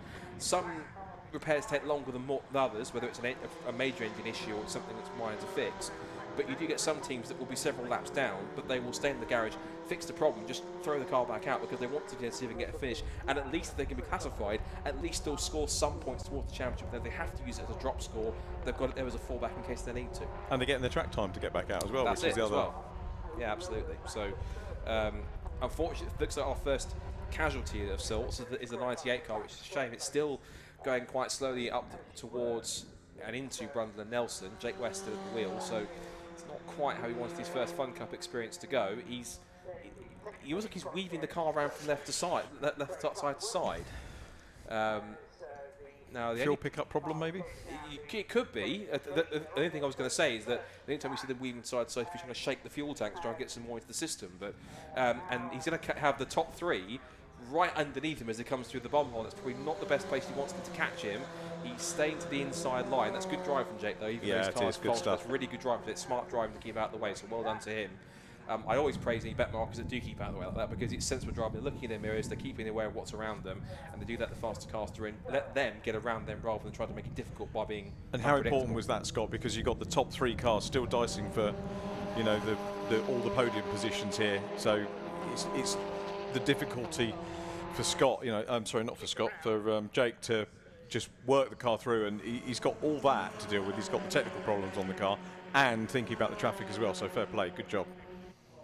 So back with our leaders, another change lead again, back up the inside goes MJ Tech GT, so that's another move now for Scott Jeffs to dispose of Rendacho. It's another spin for Wendy Smith. That's the second time she's done that in as many laps, so she doesn't like that corner, does she? She doesn't like Williams' corner, but finding the limits, and Wendy, of course, having her first proper run of FunCup this year, and this is a weekend which she's racing against her husband, Paul Smith, who's in the 49 car. At the moment, it's Wendy beating Paul. So, so either that's going to make an awkward drive home, or she's going to be ribbing him all the way to back when they get back home. There's Jake Weston car, which is still trundling round. It may well be a fuel pickup problem. He might well be trickling around on the starter motor, maybe, or something that's kind of allowing him to kind of get some kind of momentum into the system to be able to get him back round to the pits. And I have to commend him, even though it's been a struggle for him. He's had to probably have that problem since almost probably a full lap, because it must have come on just as he was coming past the pits or just after he come past the first couple of corners. So he has to do an entire lap at that reduced pace crawling around. But thankfully, he's kept sensible and safe at the edge of the circuit to try and get around without getting in anyone's way. And for a first run in the FunCup car and his first proper senior race, outside of any junior racing he's done, it shows he's got quite a smart head on his young shoulders to be able to be sensible and understand that he needs to keep out of the way in order to do that. So all round, it's a misfortune, but as we agree, that's really good smart driving to keep that car moving, to keep it out of the way of the leaders, and to get it back to the pits in one piece as well. So that's really good, solid, really good smart driving from Jake to be able to get it through there. Change it back to the lead again. This is going to be a habit, isn't it, in these 3-3? But This is a thing that I point out on the other championships that I've commentated on. Is you don't often see passing and repassing, you know, which we call motor race. That he's racing, it's the essence of it. But here we're seeing it: pass, repass, proper racing. And of course, it's, again, to reiterate, it's not a sprint race; it's an endurance race, which is pretty key. Possibly with some more info either on the 98 car or possibly another interview. We're going to head back down to Jamie in the pit lane. Jamie, what have you got for us? So we heard from Zoe Burke earlier on as the 1/3 of the GC Radial ladies. We've now got Michelle Hayward with me. Michelle, welcome back. It's been 5 years since you've last raced a FunCup car. Your last race was actually when we went to Portugal, when you won the night race there. Of course, you're currently leading the Clubman's Championship. It's a bit different getting back in these again, isn't it? Yeah, it was a little bit of a change again, getting back into a FunCup car. Totally different to the Clubman's. There's a lot less grip and they move around a lot more. So I've had to rein myself in a little bit on some of the faster corners because it's not quite as planted. And that stint was really good. First time I feel like I've had a really good start and led the race. Bit of a shame I had a bit of a scrappy moment onto the back straight and just lost the toe, and then had a bit of a lonely stint that time. So, but we're doing all right. The pace was pretty good considering I'd lost that toe, so quite happy at the minute. And one thing you've had to get used to, paddles, because the 213 car when you last raced, it was a stick sequential. Your Clubman car's a H pattern, paddle shift. You've all had to reprogram your brain a little bit, haven't you? Yeah, it took a little while in testing. Just a couple of times I did kind of go for a lever that wasn't there, and then realised that it was on the wheel. But now they've got to grips with it. It's really nice, the fact that the controls are right there. It's just getting used to how much they move around and dance around these cars, and of course the toe is just worth everything and staying in the slipstream. So yeah, must do better next stint. Excellent stuff. Thanks, Michelle. We've also got the 98 car in as well. No drive, apparently Jake Weston was saying. They had a great start with Simon Rudd. I'm just going to see if I can go in and grab Simon from that. We'll just have a quick chat with him now. He's just coming now. Sorry, welcome. Great first in. Nice battle with Michelle. Obviously now Jake was saying no drive. Yeah, I think it's a drive shaft that's gone. So disappointing, but these things happen. And have you found these things? Because you've done Focus Cup, you've done VWs, F4. I mean, you've driven everything pretty much on 4 wheels. They're a bit different, these, aren't they? Yeah, I think the big difference is the power steering. When I went out in it yesterday, sort of like, oh right, so you've actually got to turn it. Yeah, these are sort of mini go-karts, aren't they? They're good fun. It makes a difference here, a massive difference. So you can just follow someone and get the toe and you're back on their tail. But they're good fun. What's the plan in a minute? I'm going to say it's just but you'd like to jump and probably launch in the air. Yeah, we'll see. I'm open to season now. I've definitely enjoyed my first. Well, welcome to the party. We'll catch up later. Back to you guys. Thanks for that, Jamie, and Simon breaking up on us just a little bit there. I was just saying thinking to myself how well Jamie had done there getting into the garage and we could still hear him, and we were struggling to pick up Rob Lewis when I was doing the interview after the modified Ford race that we had earlier on. It can be tricky getting the signal out, but so do we think that's repairable, or is that game over for them? So drive shaft's a fairly big job, isn't it? It can be, but if they've got spares available to them, I'm sure they will be able to get that changed pretty quickly, I would imagine, and get themselves back out there. And they might lose 2 or 3 laps or so, and it means that they'll be out of contention for any strong results, sadly. But they can still get out there and still score some points for the car, which is going to be quite crucial. So the team will certainly go to work and do as much as they can. There are some faults, sadly, which are proved to be terminal for a FunCup car, and therefore it's too much for them to fix. But if it is a drive shaft and they have a spare available and they can quickly get it sort of fixed and repaired as best they can, so it's got drive and got power to the wheels again, then I think by all means they'll do the best to fix it where they can and get it back out there and get it back to hopefully full health and get Jake and Co back out. Let's do some more laps. So that would be quite crucial. What's becoming quite crucial now is this scrap is still going on for the leaders, because I think we're coming up towards the second pit window now, because we've had incredibly this first opening stint. We had the 40 minutes, so the second pit window should be opening any second now, I believe. So look at my time. So is it literally every 40 minutes, or is it 40 minutes, 10-minute window, then another 40 minutes? It is 40 minutes, because it's a 240-minute race. So they open up the pit window. Essentially, the pit window is the beginnings of the second, third, fourth, fifth, and sixth stints. Yeah. So essentially, a stint is kind of 40 minutes or so, and that includes the opening of the pit window. So if I now go to race control messages and click on this thing, it should tell me. So I'm hoping it was going to tell me that it was going to be a pit window open, which I'm not sure it has. Now, what has happened? Changed from a lead, because GCI Racing, we saw sort of off a little bit towards the first part of that. They are now into a lead of this race once again. So GCI Racing, who were so cruelly denied the victory last time out at Brands Hatch, but being 7 minutes away from a race win, thankfully they are now in a position at this point in time and showing really good pace. So good stuff from Craig Butterworth here in the 111 car to hold on.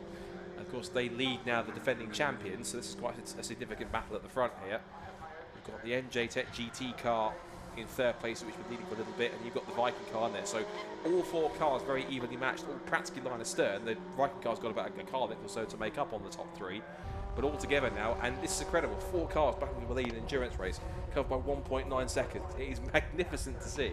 And it's one of those things where I have to admit, initially, and I'll put my hands up and admit here, that's at one point, like many people, I guess, who hadn't seen it before and looked at the race length and looked at how the racing was, I wasn't a FunCup skeptic, but I didn't sort of look into it too much and think I think to watch it. And obviously, your friend and one in commentator, Andy McKeown, of course, he's mad about FunCup and he's very much established by it. I'm sure if he's got a moment today, I'm sure he'll be sitting watching us. If he is watching, Andy, be sure to pop in the YouTube chat if you are watching. But as Uwe goes back to the lead here in this forecast scrap, he very much likes the fact that it's good, close, competitive racing. And again, yes, we keep saying this, yes, it's 4 hours, but a lot happens in 4 hours, and it's a very close, competitive race over those 4 hours, rather than it being typical endurance races where it's multi-class, where one car will just sail off into the distance, the other cars have got to play catch-up. It's all identical spec cars, they're all very tightly regulated, so they're all pretty much the same. Every time you jump into a FunCup car, apart from maybe personal setup preference, the car should basically feel all exactly the same. It's down to the driving talent that can do it. And you've got 4 at the moment, very equally matched cars here, all battling amongst each other, and it brings the uncertainty of you've got absolutely no idea when someone's going to be who's going to make a passable lead next and what's going to happen. So that's a key thing to watch out for. We've got the GT radial car in the pit lane, number 97, and that I think the second pit window has opened, even if it hasn't come up on race control on the timing screen. I think the second pit window has opened because we've had the 97 car in for its second scheduled stop. So out they go. Up the inside there was MJ Tech GT. That was Scott Jeffs on the move past Craig Butterworth. Couldn't quite get that one stuck. And Mark Home fancies to go with the Team Viking car for third place. He's having a little look. He's creeping up the inside into Wilson, but there's no move there at the moment. It feels like I'm commentating on a sprint race here between these 4. That's exactly what it feels like. You wouldn't think it would, all this time in. You know, it's incredible. You've got these 4, and the bizarre thing is we might get sort of reversed with the pit stops, because when they came out of the first lot of pit stops, it was close, and we might see the next lot just string it out again. But then of course it will come back, or we might see them come out of the pits in a completely different order, but still close together. That's very true, and I think what we will the 246 cars in the pit lane, as is also I think the 157, the one that he named We Have No Idea team. That is a genuine pit team though. I looked at that and thought it's obviously for comedic purposes, but jokes aside, there have been 1 or 2 occasions where they've been up there in the top 4 or top 5 at points when it's been their day and the strategy's worked out.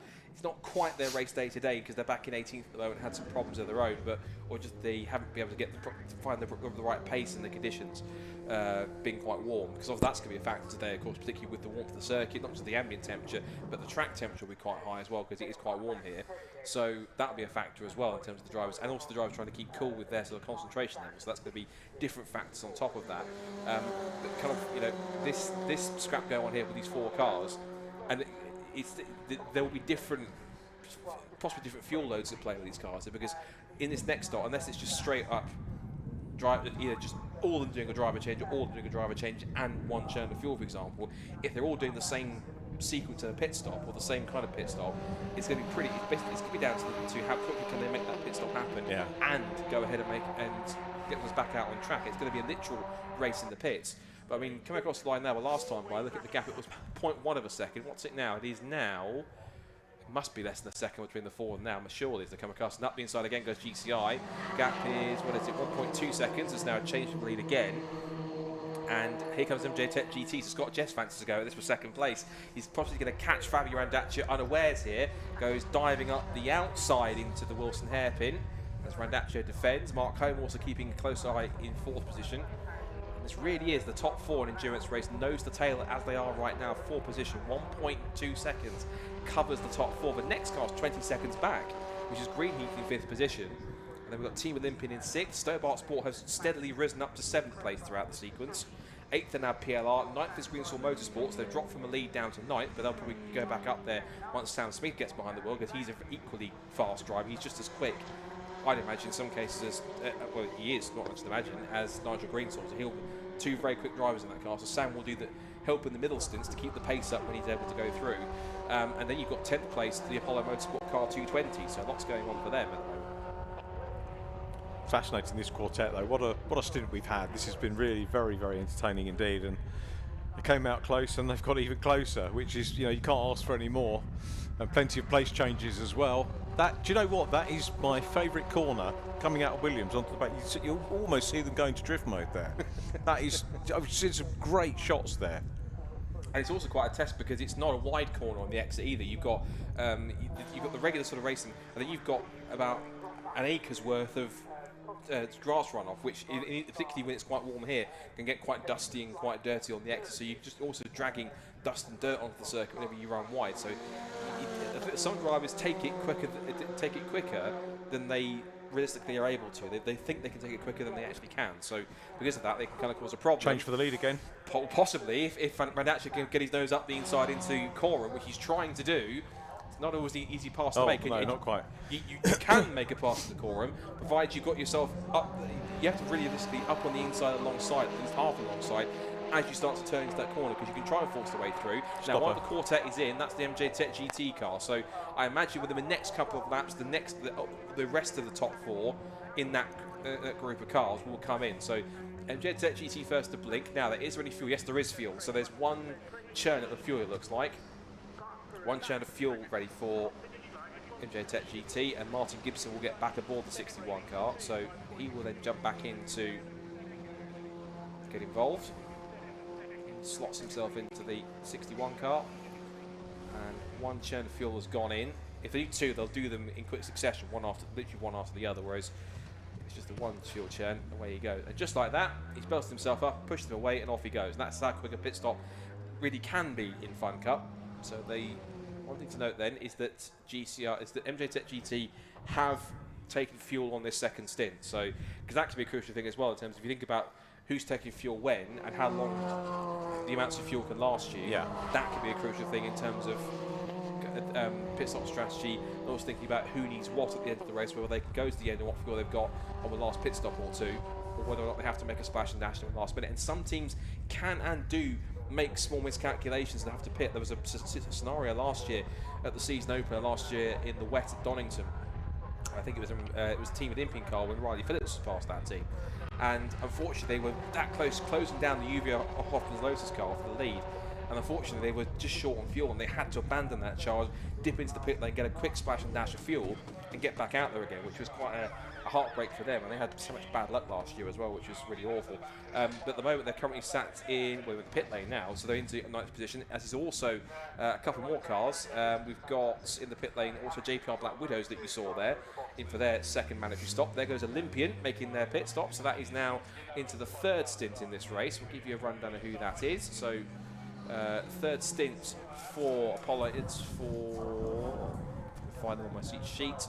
It's Christian Rose. So this is Paul Rose's son Christian, who quite a handy peddler himself and has won races on the regular in the past. Of course, the team was the champions back in 2019, so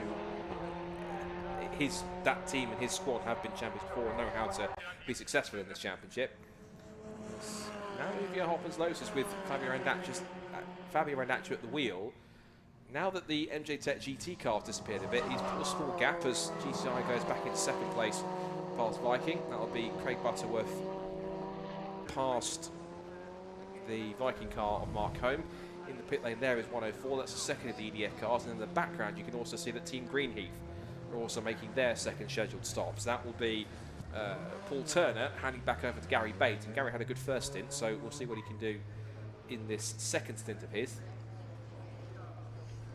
And I think the pit window has now passed. We've gone past that 10-minute period. Can you go in and hand over to yourself? Can you do a mandatory? I think that has to. You know what? I haven't looked at the rules. I think there has to be a mandatory driver change. You have to have at least 2 drivers. I think you do have to mandatory change drivers. Stobart Sport are in. That's a crucial pit stop. They're in 6th, so they've made some steady progress. They're also taking a single churn of fuel by the looks of it, so they are refueling on this stop. And this will be the 3rd stint for the 170 car, so that's going to be Jonathan Webb getting back in. Richard Hode has jumped out after his first stint, so Richard Webb also doing a bit of tyre pressure checking on the back of the car as well.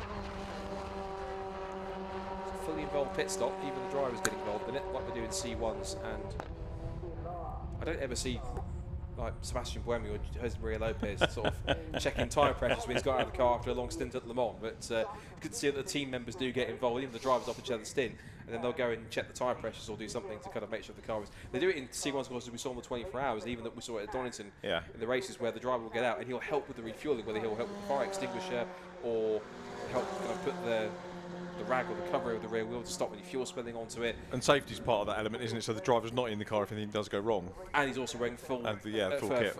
Full race kit, which is fireproof as well, so or flame retardant, whichever term you want to use. So it's quite a nice way to get everyone involved and kind of play their bits to make sure that your car finishes as high as possible. So you can see them working that one well. Let's see if any of these 3 make a pit stop. They're all coming at the same time. So if Jamie's listening, you might be a bit busy down there for a second, because you've got all the current top 3 in for their pit stops. They haven't chosen to go past the pit window close board. They've all come in right at the end of the stop. So Viking and also Uvio Hoffman's Lotus and also GCR Racing all in.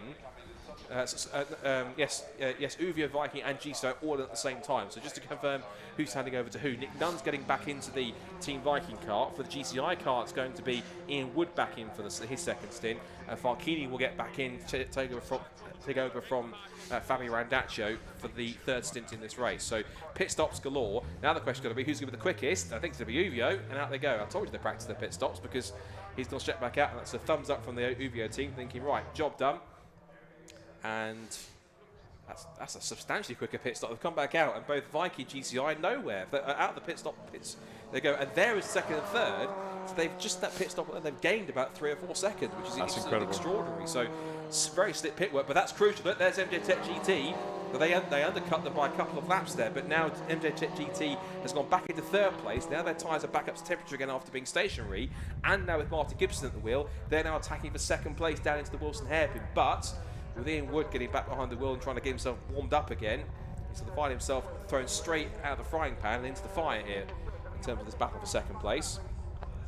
I missed Martin Gibson actually in the truck championship last year because I didn't manage to keep tabs on it last year. There's only so many championships you can follow. He was actually 3rd in the championship in British Trucks Division 1, and I'm wondering why he's not this year. I know they've limited entries this year, but maybe he didn't want to do that. But great to see him here, just wonderful.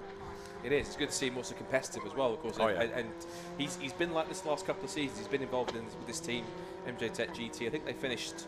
I think they were 3rd. They were in the top 3 in the points, or at least in the top 5 in the points last year. So this driver combo has been very consistent and very strong all round in the last sort of 12, 18 months racing in the championship. So there's a couple of very good drivers in the mix, and on their day they can be just as quick as anyone else. Case in point, GCI here having to try and hold them off here, but of course Uvio now into the lead, and again. Uvio is as Uvio does in this team in terms of gets to the front, pull away and do all that jazz. So, but yeah, that's the fascinating thing. As I said, there's a reason why Uvio practice those pit stops, because they know how slick and polished they can get them to be able to gain the time of the pit stop. Case in point, they gained the gap was about what 1.5–2 seconds. They've gained 5 seconds or so on the cars behind them, which is absolutely extraordinary. So They really are taking full advantage of that, and they're looking for their third win. And at the moment, it keeps on the sequence. If it stays as it is, it'll keep on the sequence of the wins of the season, because we've had Uvia winning at Silverstone, then we had Stobart Sport winning at Alton Park, then it was Uvia winning at Croft, Stobart Sport at Brands Hatch. So if we get Uvia again, it keeps up the sequence. But if GSI finish second again, that's another trend they'll keep up, and they'll still lead the championship. So there's no pattern in third, though, is there? No. But anyway, let's find out some more stories from the pit lane. Jamie is waiting for us down there. Who have you got, Jamie? So Mark Holmes just got out of the 110 car. I thought I'd actually interview him in the garage because, Mark, it's a bit warm, isn't it? Oh, hell's bells, that was warm. I put a drinks bottle in, pressed the wrong button and shot the whole lot over me. Never got a sip of the bloody stuff. Went everywhere. I've got a wet seat, wet arse. Nick's gone out like I peed him. Oh, shocking. I think you've gone to the Chris Hart School of Interviewing, haven't you? I don't know. Great stint, though. I mean, we started in 6th. Nick did a great job just holding fire, what we normally do, holding fire. And then, obviously, we had all the troubles with the car yesterday. Sorted the brakes, sorted the suspension. And I've got to say, that feels a good car today. And I slowed it all down in the hairpins, got great drive, no wheel spin. And, yeah, we were keeping with them for a change. It was great, great fun. And what's the track like? Because it has suddenly got very, very warm, hasn't it? We knew it was going to be warm, but it was going to be gradual through the day, but it's almost as if someone's whacked the heating on full blast. Well, it's interesting. That's how I made up a few places and quite a lot of time, that they were starting to get oversteer onto the back straight, and I could see that was happening, and I just feathered the throttle through and managed to get hardly any oversteer and get the run. And I think balancing that tyre deg with the heat is now, well, the fun of the racing, isn't it? It's great. Excellent stuff. Thanks a lot, Mark. Apologies for any language there. Mark's obviously very hot, and it's a bit emotional down here. But yeah, it has suddenly got very, very hot down here in the pit lane, and temperatures in the cars are going to peak over 40 degrees. So yeah, as we can appreciate, it's a little warm down here, guys. How's your aircon? It's absolutely glorious, thank you, Jamie. That was just to rub it in a bit further, but is that the hole in the wall he's talking about? Possibly.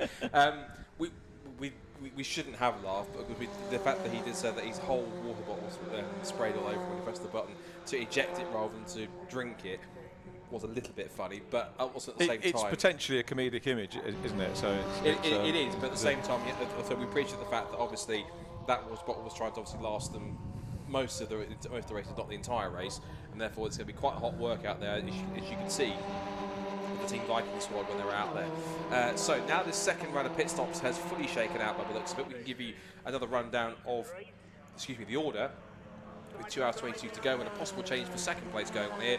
Between again MJ Tech GT and GCI. GCI thinking nope, not quite. So Martin Gibson holding off Ian Wood as they turn into the right-hander at Ritchie. So into the lead for the first time we've seen them since. Croft is going to be Uwe Hoffmann. No, that was the Brands Hatch. They did lead the Brands Hatch before the mechanical issue that they had. So Uwe Hoffmann's Lotus then back into the lead. Car number 1, the defending champions. Farkini back at the wheel for this third stint in this ever-increasing temperature here at Snetterton. Then it's Martin Gibson, second place you can see on screen, the car 61 MJ Tech GT, and they're just holding off Ian Wood in third in the GCR racing car. There are your race leaders on screen, putting a lap on one of the back markers. I think that's possibly 99, I think, the JPR Black Widows. Fourth place for Team Viking, that now has Nick Nunn back at the wheel, taking back over to Mark Home. Fifth place now for Greensall Motorsports. They've now handed over, I think, to Sam Smith for this third stint. He'll be very formidable in that car 263, so watch for that car to start rising up the order now through this next 40 odd minutes or so. And then you have in 6th position the Greenheath car. That's now got Gary Bate back at the wheel of the P6. The Stobart Sport car is in 7th place, and that now has is car 170 with Richard Webb at the wheel. Team Olympian in 8th position, that's car 267. That now has Christian Rose taking over.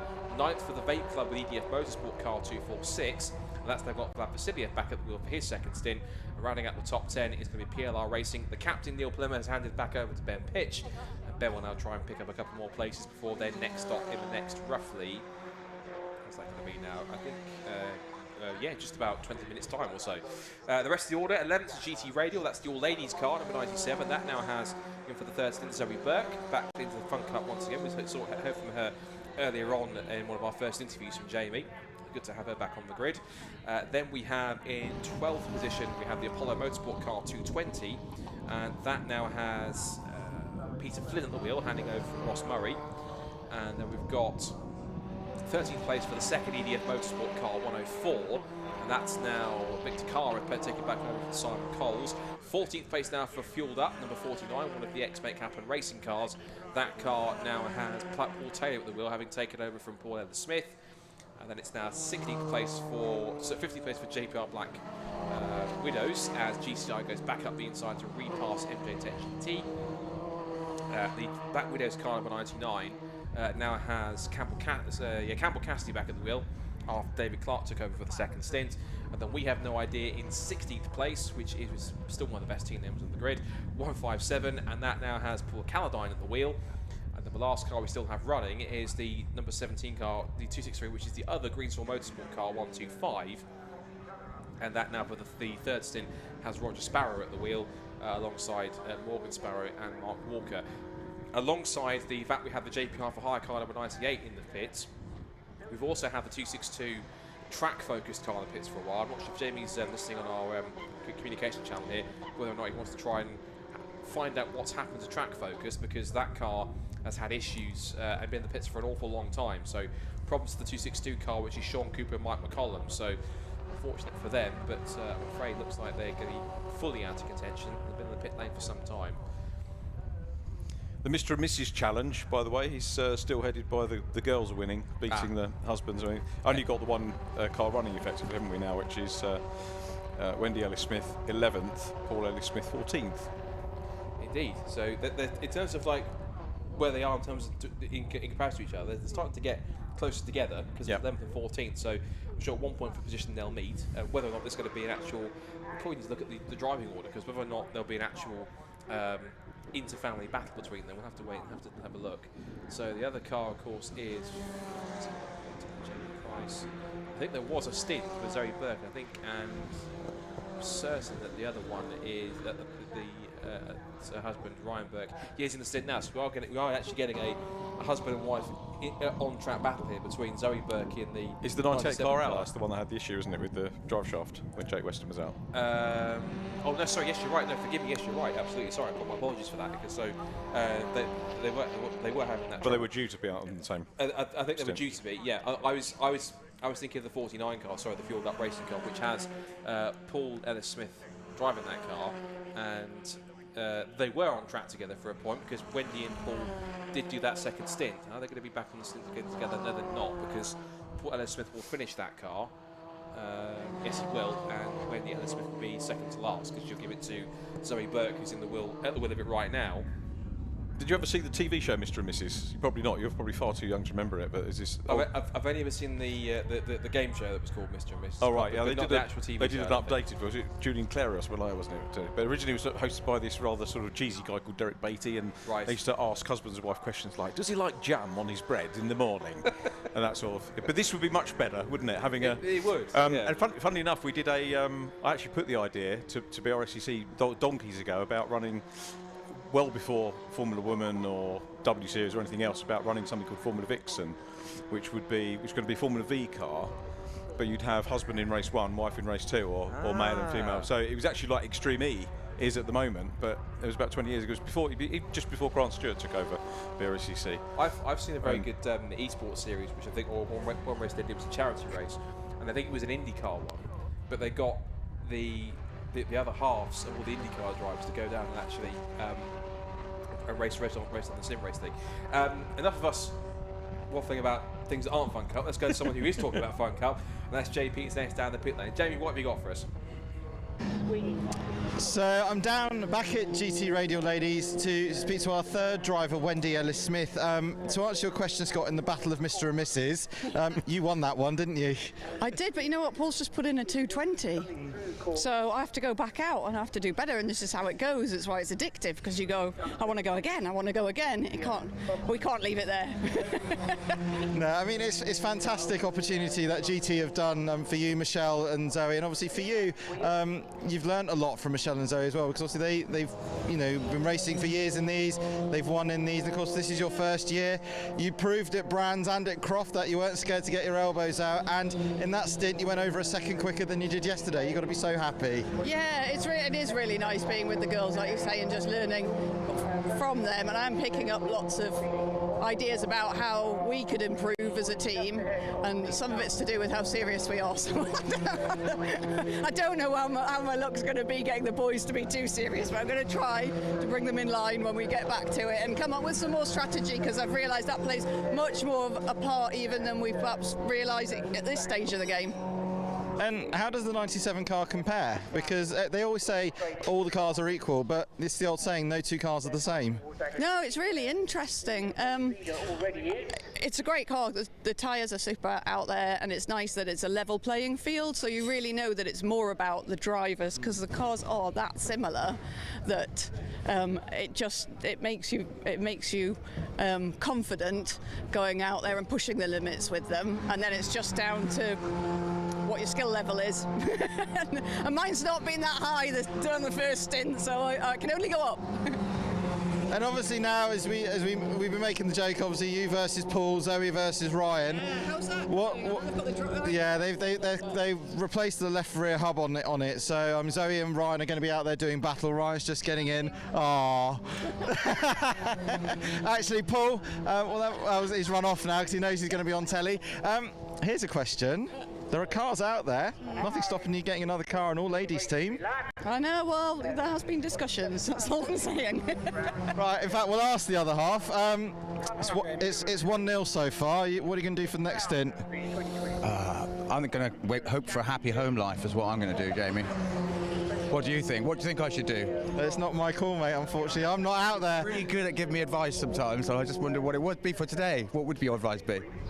Just make sure the journey home is nice and quiet. And but no, I mean, it's great that obviously Wendy's been given the opportunity with GT, and for you guys obviously to be out there against each other, you can now see your strengths and weaknesses. Yeah, we can. It's we're both very, very similar in times generally, so it's a bit of fun. But yeah. And I just said to Wendy, there's nothing stopping you getting a second car. I think she might have to sell a horse for that, so I don't think she's going to do that. Excellent stuff. Well, thanks a lot, guys. That was Paul and Wendy Ellis-Smith. Yeah, unfortunately, that is their only stint together, but who knows what the future will hold. Back to Rich and Scott. Thanks for that, Jamie. Really good stuff, and I was just worried that was her husband coming up and giving a smacker on the lips there, but it was. We don't promote anything else in this live stream. Otherwise, that would have been a very awkward moment called live on BRSCC TV. But yeah, it's great. It's great to see that. This is another thing, is that it's great to see you've got like families where it's like father and son, or brothers, or even like husband and wife in racing. It's a great way to get them sort of all involved in get them on track and enjoy themselves in many cases. So it's really good to see that they've sort of taken to it, and you often get that sometimes where kind of, you know, if it's whoever's racing, it inspires their partner or the half to think, because they've been watching for so long. At one point, it might inspire them to think, I want to get involved and give that a go, and so therefore they do, and they're obviously then one tries to teach the other, and of course then they kind of develop together, which is quite nice to see. So this is really good to see on that one. One of our YouTube comments just said he's just come back from F1 qualifying. I haven't seen the results, so I can't tell you anything to spoil it at all, of course. But asking what's happened in the last hour, what you have missed in the last hour is quite a healthy battle for the lead. We had a 4-car scrap for the lead between the current top 4 in the field. They're a bit more spread out this time because some slick pit work from Uwe Hoffman's Lotus has now given them currently, along with the fact that Farkini's out of the wheel, a rather large 12-second lead. In fact, there is you're back for second and third, and a couple of seconds back we've got Viking putting a lap on. I think that's the A97 car, I think it is. Yeah. So no, it's the 220 car, the Apollo Motorsport car. My apologies, the 220 car in 12th place. But these top 4 cars at one point were just under a second between each other towards the end of that second stint, and it was position swapping galore between all of them. So it's now shaken out that the defending champions, Uwe Hoffman's Lotus, have once again found a way to get themselves to the front of the field, and now lead the way by 12 seconds from GTI Racing in second place. MJ Tech GT are currently in third, from Viking in fourth, and that's the top 4 there.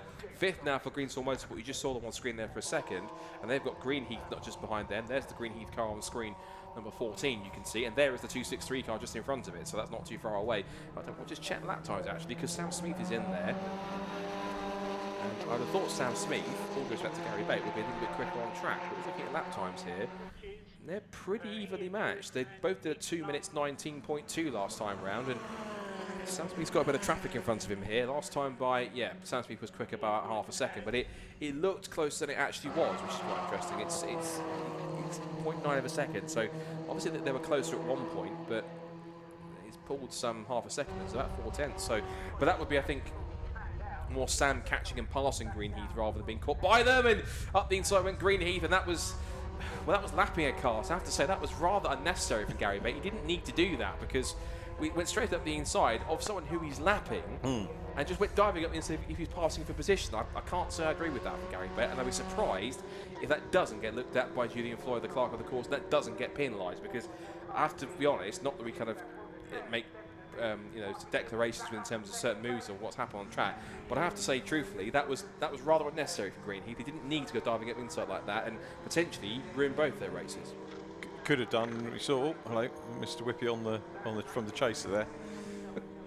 It's it's a long race, isn't it? You don't need to pull off that kind of move.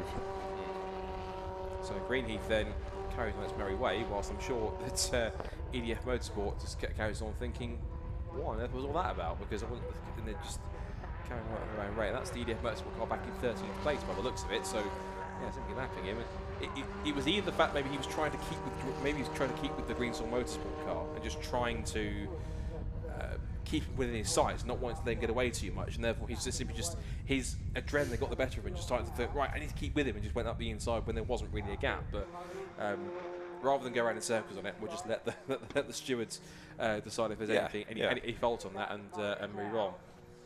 So Greenheath then is going to keep on chasing after 263 for 5th and 6th position. There is the 104 car as it goes through. The next car coming into shot now is going to be, that is the, I'll see in a minute when he comes into the bridge and look at the number, it's the 99 I think it is, yes it is. So 99 car, which is JPR Black Widows, 15th position. That currently has, I think, Campbell Clark at that car now. So 99 car, and the Campbell Cassidy, forgive me. So Team Olympian is up there in 7th position. That now has into their 3rd stint Christian Rose. We head towards the half distance mark in this 5th round of the 2022 FunCup Endurance Championship. And there's the Stobart Sport car as it continues to try and close up. This will be for position also. This is 6th and 7th place between two of the greener cars, colour-wise, in the field. The Team Olympian car, former champion team back in 2019. And then the Stobart Sport Car double race winners and second in the points coming into the weekend as well. There they are. They've had, and this is another one of those teams where, same with Brands Hatch, they weren't the ultimately fastest ones out there, but they had a steady enough pace to be able to keep going well and keep just silently moving up through the order whilst others had problems and others had longer pit stops at some points. They've taken advantage of that pretty well. Up to the 7th place they've gone, which is a very strong run so far. Here's another on-track battle for position going on here. This is Vape Club with EDF with Vlad Vasiliev back in the middle, followed by Ben Pitch in the PLR car number 146. So 9th and 10th for them. 11th place for GT Radial, the all-ladies crew, which has Zoe Burt back at the wheel. So good to see Zoe having a solid run so far in the 97 car. But it's intriguing that we've got quite a few of the on-track sort of position battles are not, they're all in sort of little groups together. You've got 2nd, 3rd and 4th together. There's kind of 5th and 6th are sort of close together after the mishap at the hairpin. Now you've got 8th, 7th and 8th that are quite close in close proximity, and so is 9th and 10th. So it's quite well mixed up in the top 10 in terms of how close they are for positions. So that's what we like to see, rather than sort of cars with big gaps between each other. They're little pairs or kind of trios between each other, but they're not sort of all strung out. They might be strung out in relative to each other in terms of the groups, but in terms of the cars within those groups, all quite closely packed together. So it's quite fascinating racing so far between everyone in the top 10 so far in terms of how the strategy is going to play out. Because particularly when it comes to the next set of pit stops, how close you are to the car in front in that little group can make all the difference between whether you get out in front or end up behind because you have a slow pit stop, or have to put in extra fuel because you need to kind of get towards the end of the next stint while trying to save time on that one later. Just looking in terms of championship points and GCI racing, actually ahead of Stobart Sport, so they'll outscore them. They'll build a little bit more of a points lead. Yeah. So still in a pretty healthy position at the moment. Although they'd like another second, I'm sure. We'd like a victory, I think, more than anything else. Well, yeah. So, but yeah, you're right. I think, but another second place definitely wouldn't do their lead any harm. Of course, Uwe Hopper's Lotus, who got quite a bit of ground to make up, given that their results have gone from winning at Silverstone to finishing 12th at Alton Park, then winning at Croft, then finishing quite far down the order. Again, a bit further down, I think, if I remember correctly, at Brands Hatch. So it's kind of like an up and down sort of yo-yo. But that would be quite, as talked about earlier on, it'd be quite a fascinating, almost amusing scenario where literally we've had the same sequence of cars back and forth between the two winners, and yet the car in second place is doing a Keke Rosberg from 82 and just taking second places or taking strong finishes all the time. I would expect them just to win the last round, but the only round that they win and just fully steal the championship because they've been so consistent all the way through. But fascinating to watch. There's the Uwe car just put a lap on Zoe Burks. There's the GT Radial car that continues to press on in 11th place. Here's our battle for second, third and fourth between MJ Tech GT, GCI Racing and Viking. Viking being a little bit left behind in this third stint with Nick Nunn at the wheel at the moment. Looks like Martin Gibson and Ian Wood have this just about under control. There's our Stobart Sport team, 8th, on the track. Last time by, what was their last lap? They were, let's look at lap times here for a second. Last time what Stobart Sport was a 220.6 compared to a 218.9. So they're actually losing time to Team Olympian at the moment. So Stobart Sport, not on the ultimate pace it seems, but they are pulling away from EDF Motorsports because they did go quicker than the Vape Club car by about 6/10. So they're starting to find themselves in a little bit of no man's land where they're not catching the car in front, but they're not being caught by the car behind. So it might be a bit of a lonely stint here for the rest of the duration. The next roughly 3 or 4 minutes until the next pit window opens. So that will be intriguing. And that's what I like about the pit windows in this championship, is that it turns them into, rather than one long 4-hour race, it turns them into kind of little mini 30-40 minute sprints. Yeah. So you get kind of, and it breaks them up nicely. So you've got because on the next pit stop, everything kind of resets again, away you go again for another race. So there's never really a dull part because you've got the little pit stop in the middle to take a bit of a break and just to reset, and then out it goes again. It's a completely different race because you can be cars are close together, and then one team gets a better pit stop and pulls away and has 4 or 5 seconds, like, well, in the case of Hoffman's Lotus now, about 15 seconds. And then the next pit stop, they could be a little bit longer because they've got to put some fuel in, and it closes everyone back up together again. So you have basically 6 different races, in many cases, 6 different stints, but you get 6 different chapters to the whole story, which is quite fascinating to watch. And that's why I think it's becoming increasingly popular with those that are watching it and enjoying it. As you said, different strategies in every single one from different teams, so you just don't know how the deck, until you get to that last session, you just don't know how the deck's going to fall. So just heading down the back straight now, second, third and fourth. We've got the Ugo car just here continuing on, so that's still Farkini pushing on. It's now second and third all together. GCI, I think, for the purpose of this, probably just circulating with probably at the moment just circulating with MJ Tech GT to, one, possibly save some fuel in the slipstream, but 2, also to be dragged along in order to help them stay close when it comes to the pit strategy. We've got just under 2 minutes until the next pit window opens, so we're going to our 4th stint when we do make that pit stop. I've just done a really silly thing and done a count back to work out when the next one was. I thought, oh yeah, it's due now. Well, we're very close to hitting half distance. We've got 1 minute and 40 seconds to go until we get to half distance exactly in this race, and it's been quite a fascinating story. This is probably one of the more quieter periods in the race when things have settled down, but of course once you get towards the end of that end of this one, it almost seems to be kind of like, it's a bit like an accordion where kind of like it will start to open out as the race goes on. Good analogy. And then it starts to close back up again for most people, back towards the end. So there's different phases in this race where it starts to be close and then back and forth all together. So I think this has been one of the, I say in quotation marks, quieter periods in this race. There hasn't been that much action. And as I say that, up there goes MJ Tech GT putting that lap remove on the 49 car of Fueled Up Racing. GCI are in there too. The Viking car managing to allow the Fuel That Racing to capitulate and let it through so it can put a lap on it and to carry on its pursuit of the scrap for second place. JTech GT just keeping a nice steady brief at the moment. Let's see if GCI have got anything to be able to pit them through.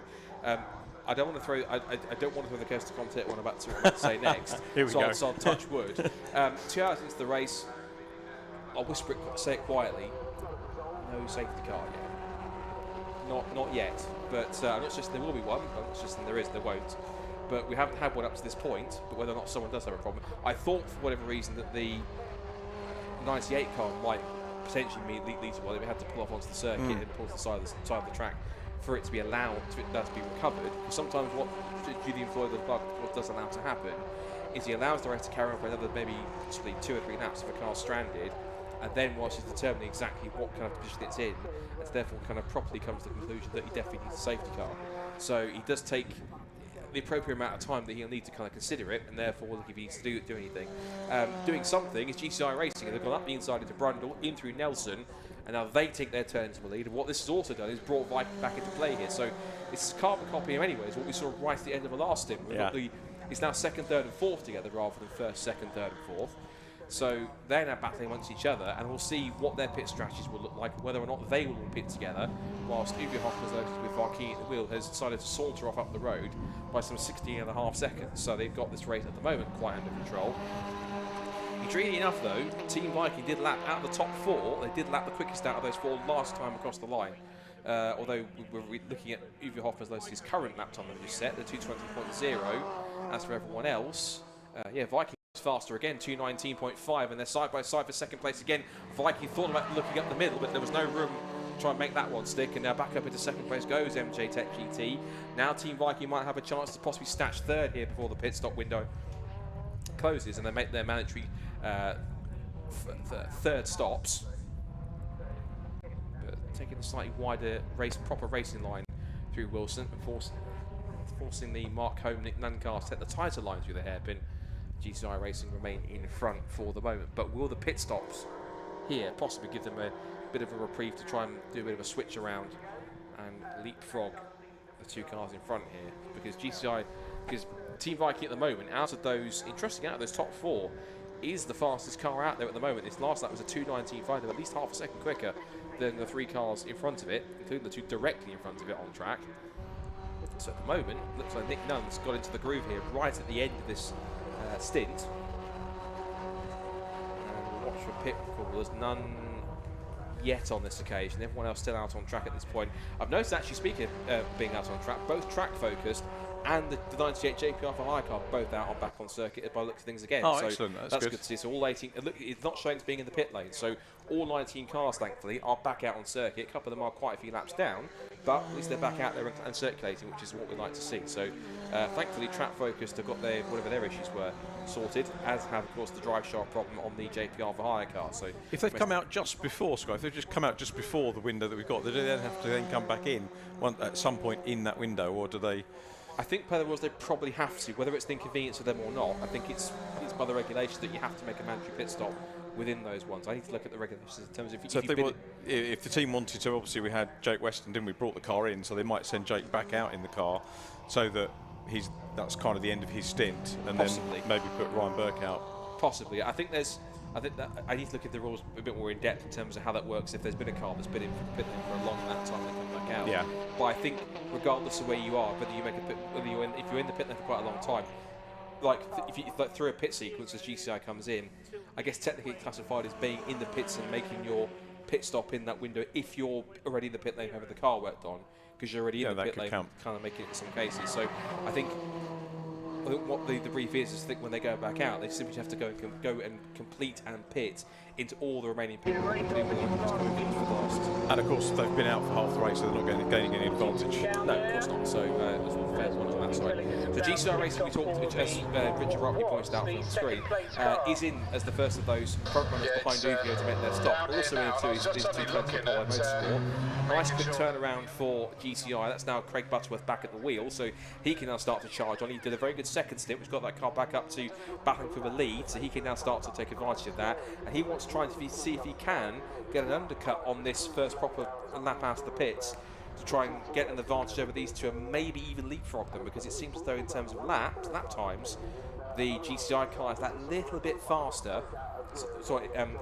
Craig Butterworth is that little bit faster, it seems, than Ian Wood in terms of pace at the moment. So they've chucked him back in to try and see if they can get a little more time on these two who are still circulating together, but they're almost in a bit of a stalemate in terms of one's not really being caught by the other in some cases. So there's the Stobart Sport car. Apollo Motorsport leaves its pit stall. Stobart Sport in from 10th, also in. It's one of the EDF Motorsport cars. That will be. It's not Vlad Vasilyev's. It's the 104 car that's coming. With a squeal of tyres, away goes Stobart Sport. And that happens at the regular race as well. They kind of put their foot to the floor and start to lay a bit of rubber in the pit box, purposely or not. 104 exits, and of course so does Stobart Sports, and everything will start to shuffle out there. So again, we won't see a proper true order out of this pit stop sequence until everyone's actually made their mandatory pit stops and that's all shaken out. So we will keep an eye on who else is ready to pit at the moment. Ironically, it looks like that's what time is playing up. No one else is in the pit lane right now. Oh no, it's Light, where we have no idea, and neither do I.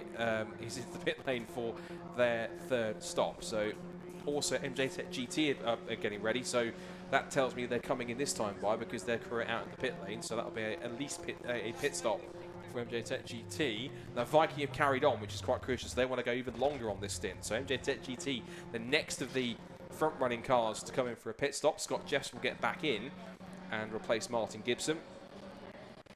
But the other crucial thing is going to be is whereabouts on circuit right now is the GCI racing car, and how close is it going to be when this car releases itself into the pit lane. Two more cars in the background of the pits. I think it's possibly one of the Greensaw cars.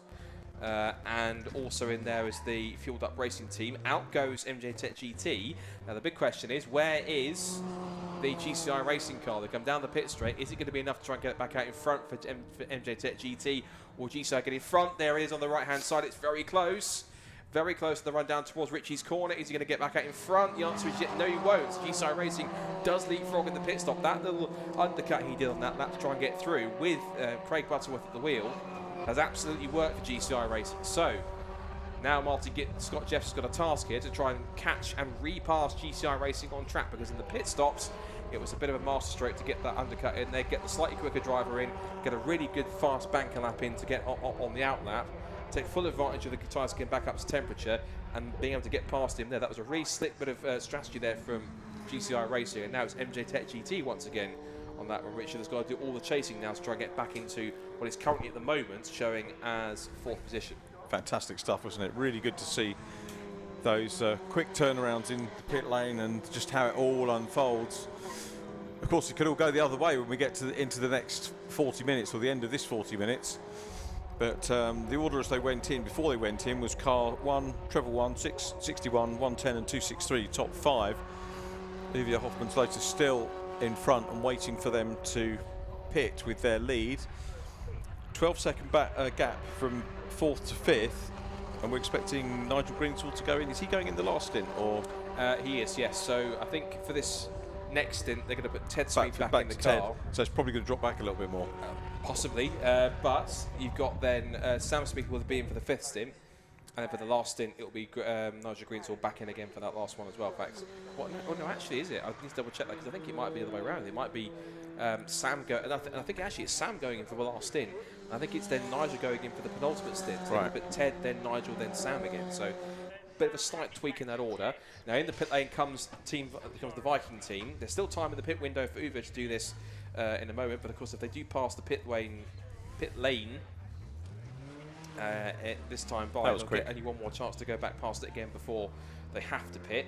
So Viking comes back out. Now where are they going to be in relation to the battle for second place? Because this is going to be between Viking, MJ Tech GT, GCR Racing, Unless they've gone through already, I can't see them. So is that a quick pit stop for Viking possibly? It did look quick, Scott, I've got to say. So let's see. There goes Viking. Now the question is, where are both? Well, there goes Olympian. So and they were ahead of both GCI and MJ Tech GT.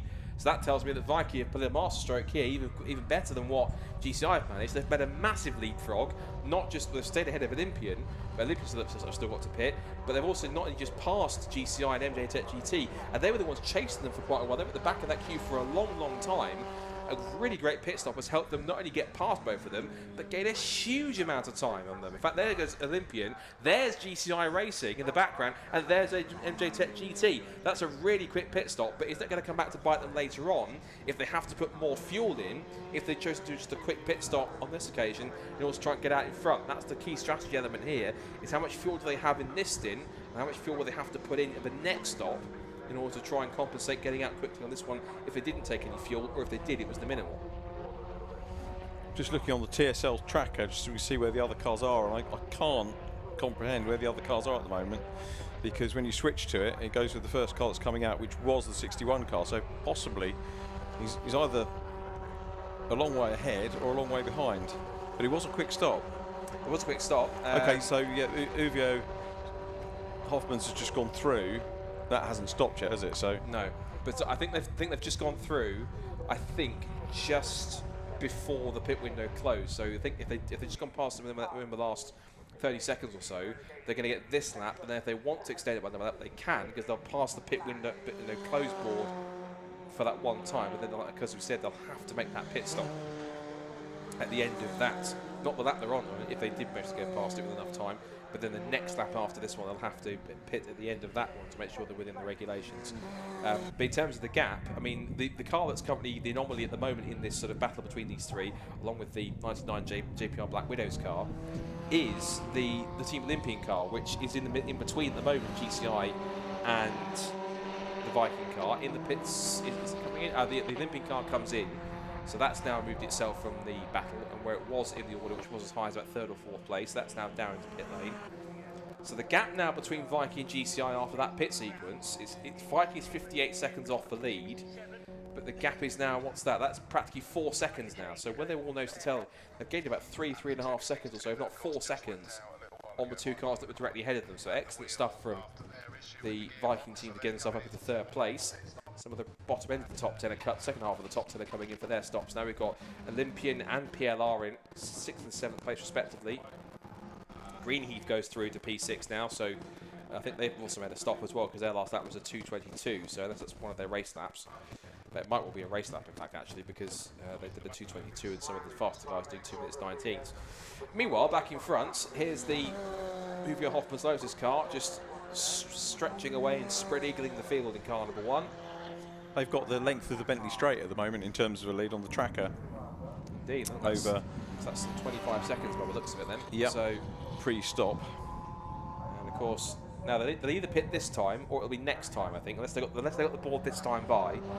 I think it looks like, are they staying to the right-hand side? Yes, they are. So into the pit it comes our race leaders and defending champions, Uvio Hoffman's Lotus, from the lead. And the 97 car, the all-lady crew in the GT Radial squad, they're also coming in too. So number 1 hits the stops. And we get to watch the Uvio team at bay then, at work. So Farkini's jumped out.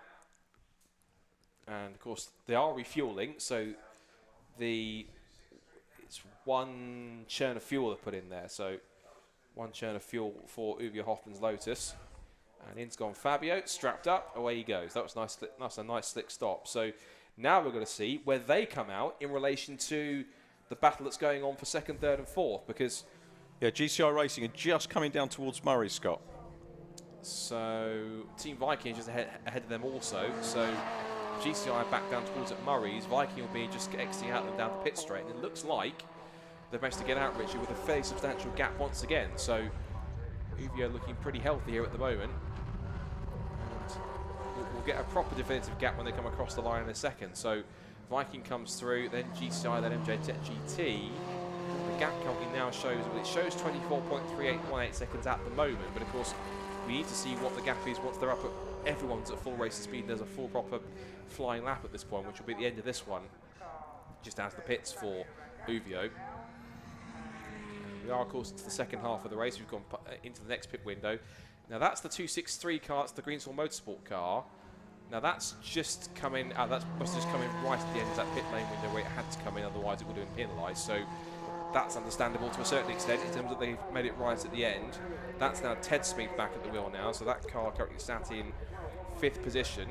So, I mean, respectively to Ted, but this might be an opportunity for the likes of Greenheath and PLR, possibly Stobart, Vape Club and Olympian to try and get themselves up a little bit higher up to try and get through. It's Fabio Radaccio just glides the car through Williams' corner, slightly sideways through Williams, and manages to hold some good pace here. So we'll get to see the true gap between first and second in a moment once they all come across the line to see exactly how that pit stop sequence is shaking everything out. But it looks though so far, Richard, so far so good for Uvio, and just commanding the lead, and once again showing, like I've mentioned before, just showing why they're the reigning champions and why they're actually so good at this, where they can get out in front, not even let a far back grid position stop them, and just get to them with the front and just dominate from start to finish mostly.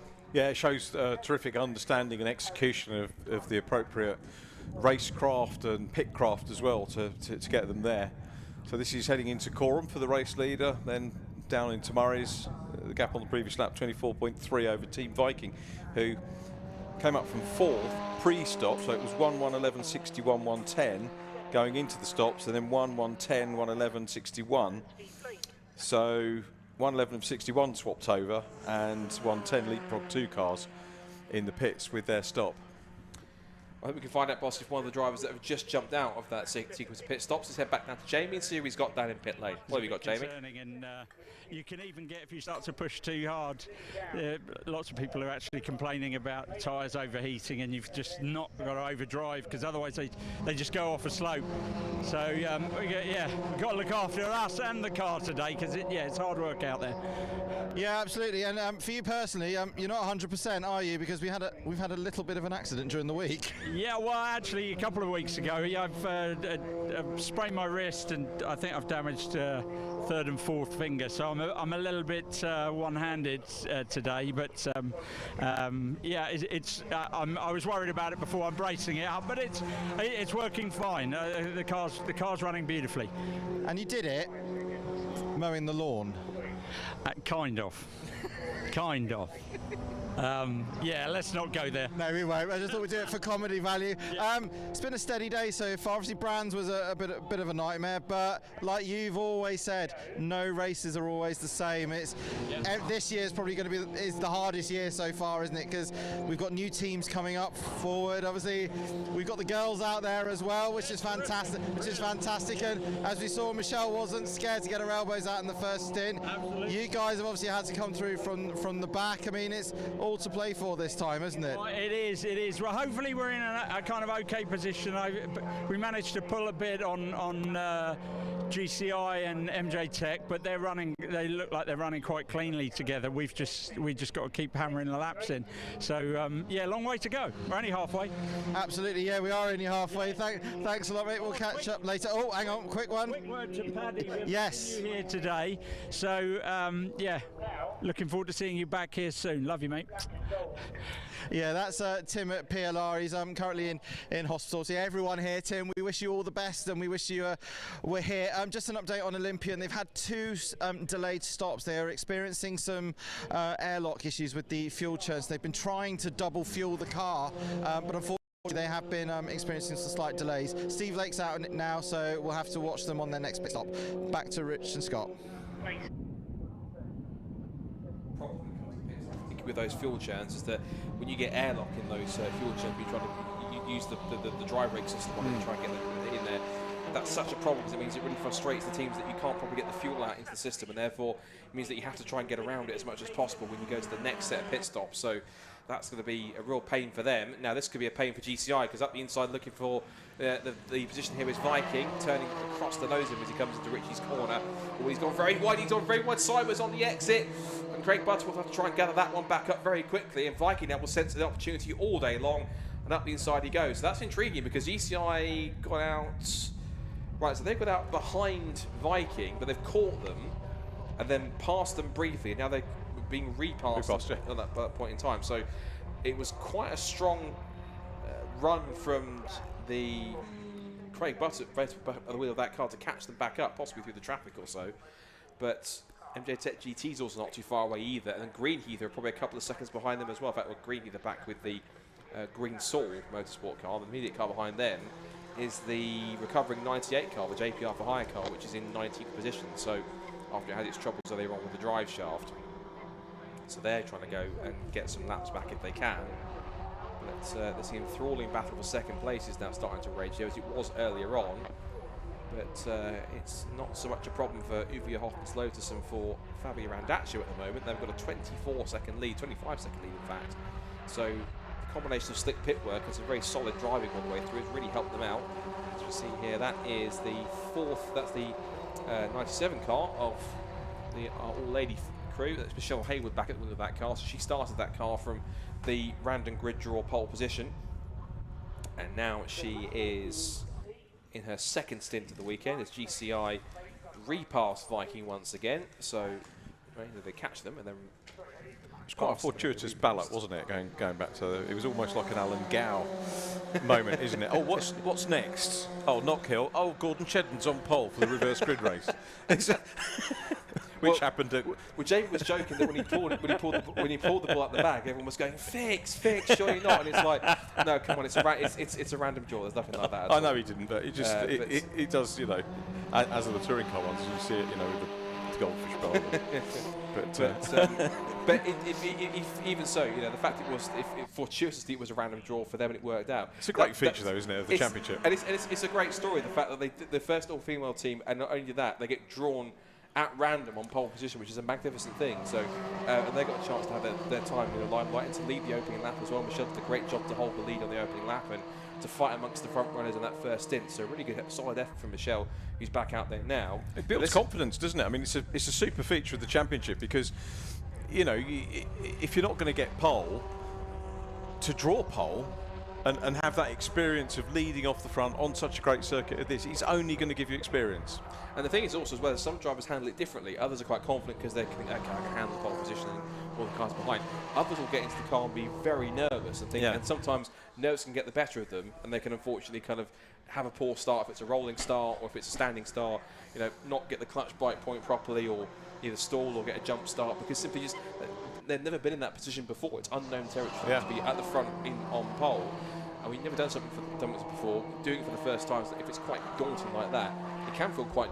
You get nervous and you get quite sort of anxious that you're going to make a mistake, and that unfortunately can lead to you actually more chance you make a mistake if you're actually that anxious and that kind of that worried. So, a bit of a delicate balance for the drivers in terms of working out how to make it work. But it's been a great work for them, and all jokes aside about having to buy another car. I hope it's not the last race that we see them all together as a team. It'd be great to see all three of them in their own car rather than in terms of their own car, if they can purchase one rather than renting a GT rated one and actually seeing what they can do, because they're actually holding their own okay so far. They're in 11th place, they're in mid-pack, they're having a good solid race all round. They're on the cusp of the top 10, but not too far away from that in some cases. So it's a good solid run from GT from the three ladies. 11th place so far, and for them I guess the only way is up in some cases. Very definitely, and great that they're promoting women in motorsport. You know, we do love to see, you know, much more of a gender balance going on. It's so important to see it now, and great to see in all different championships. We've got a BRSCC W Series today, haven't we? So you guys are. You do indeed, administering that. And they're currently out this weekend at Paul Ricard in France with the F1 paddock. So that's having another race. Of course, their last race for them was Silverstone, for a home crowd for, of course, championship leader and two-time defending champ Jamie Chadwick. So it's great to see. Another important thing I want to mention as well, which also with this all-female crew, it reminded me of the very fantastic Iron Dame squad that you have in the WEC and Fanatec GT. Of course, they were for the first time. It was Sarah Bovey was at the wheel as we see the battle for the lead, second place changing between Team Viking and GCI Racing with MJ Tech GT right in there. But we'll pause that conversation for a second because this battle is a bit more important. Yep. Back up the inside goes GCI Racing, so there's battling going on, but now they're all nose to tail, quite literally for second, third and fourth as they come out of Palmer. And now down towards Agostini again. There's the that's the several laps down. GPR for hire car popping its nose out, thinking, having a go. It's with good pace, and that's a similar thing that we saw last time at Brands Hatch, because the Greensaw Motorsport car had some issues where it dropped back. I think so did CCS Media. And they were in between in the closing stages. They were the two cars that were in between the leading two, which was Stobart and GCI. And it was unfortunately it was the Greensaw car that was the one that tagged GCI Racing Machine in the last few minutes that cost it the victory. So if GCI sees another lap car in the mix, a bit of deja vu, thinking, oh no, not again, not another lap car's going to cause problems. But I'm sure that the 98 car team won't come to that. I'm sure they're much smarter and much more level-headed than that in terms of getting involved. But at the same time, the fact they're keeping with the leaders and got good pace, one, it will be a good incentive for them if they do decide to come back and do another race in the hire car or something else. But two, they're ultimately enjoying themselves and having good fun out there, but they're not getting too involved in the fight. They're just staying with them, and it's proving to be working out quite well. This could be a fascinating few laps, because if that car starts to pick off these cars one by one, and it's certainly not losing ground on them, then as it's past one car, the car that it passes could then use any doors open further up the trio to make up a position. So this could actually change the complexion of this scrap for second place. It's a good point. It's a very good point, because of course if he does start to get his elbows out in there, it can certainly it could literally be the proverbial cat amongst the FunCup pigeons in terms of getting his nose in there and chasing what he's worth. It reminds me of, I think, Senna and Avon back in Japan in '93, when Avon was still a bit of a young rookie, but he knew the circuit from having raced it in Formula 1, of course, and in Formula 3000. And we've actually changed this. It was changed. Sorry, so MJ GT have gone past Team Viking then, so the exit off the final corner there was good enough for MJ GT to get the better run down the pit straight, and therefore sweep past for third place. So Viking down to fourth, MJ GT down to third, so up to third. As we see Team Olympian here, all on their own a little bit. They've got lapped cars for company, but so far currently sat in their own no man's land, back in 10th position. This is Apollo Motorsport, and they are battling with the Vape Club car that's ahead of them in 9th place. This will be them getting a lap, either getting a lap back on the 246 car, or it's 246 putting a lap on them. As we see back with our second place battle, it's the GCI then back into that evergreen second place that they always seem to at the moment kind of own in the championship, where it's we said it a couple of times already, but it would be an amazing coincidence, an amazing sort of fortuitous coincidence that the guys that lead the championship have finished second in the first 5 races of the championship. It'd be an amazing story, amazing factoid for the 2022 season in general.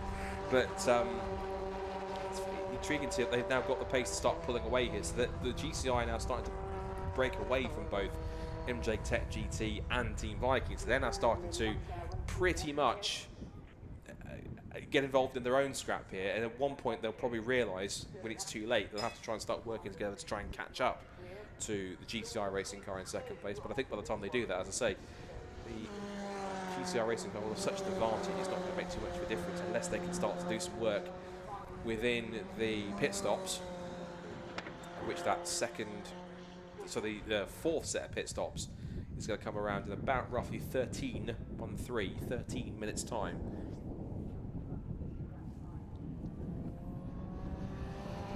Just a tweak of oversteer from MJ Tech GT as they just got the car rotated round onto the pit straight. And now there's an opportunity here for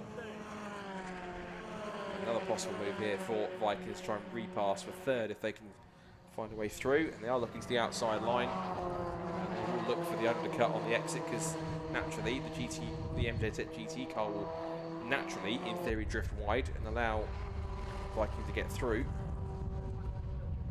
But as GCI continues on in second place, it's pulling away ever so slightly. The gap is now 1.2 seconds between GCI Racing and MJ Tech GT.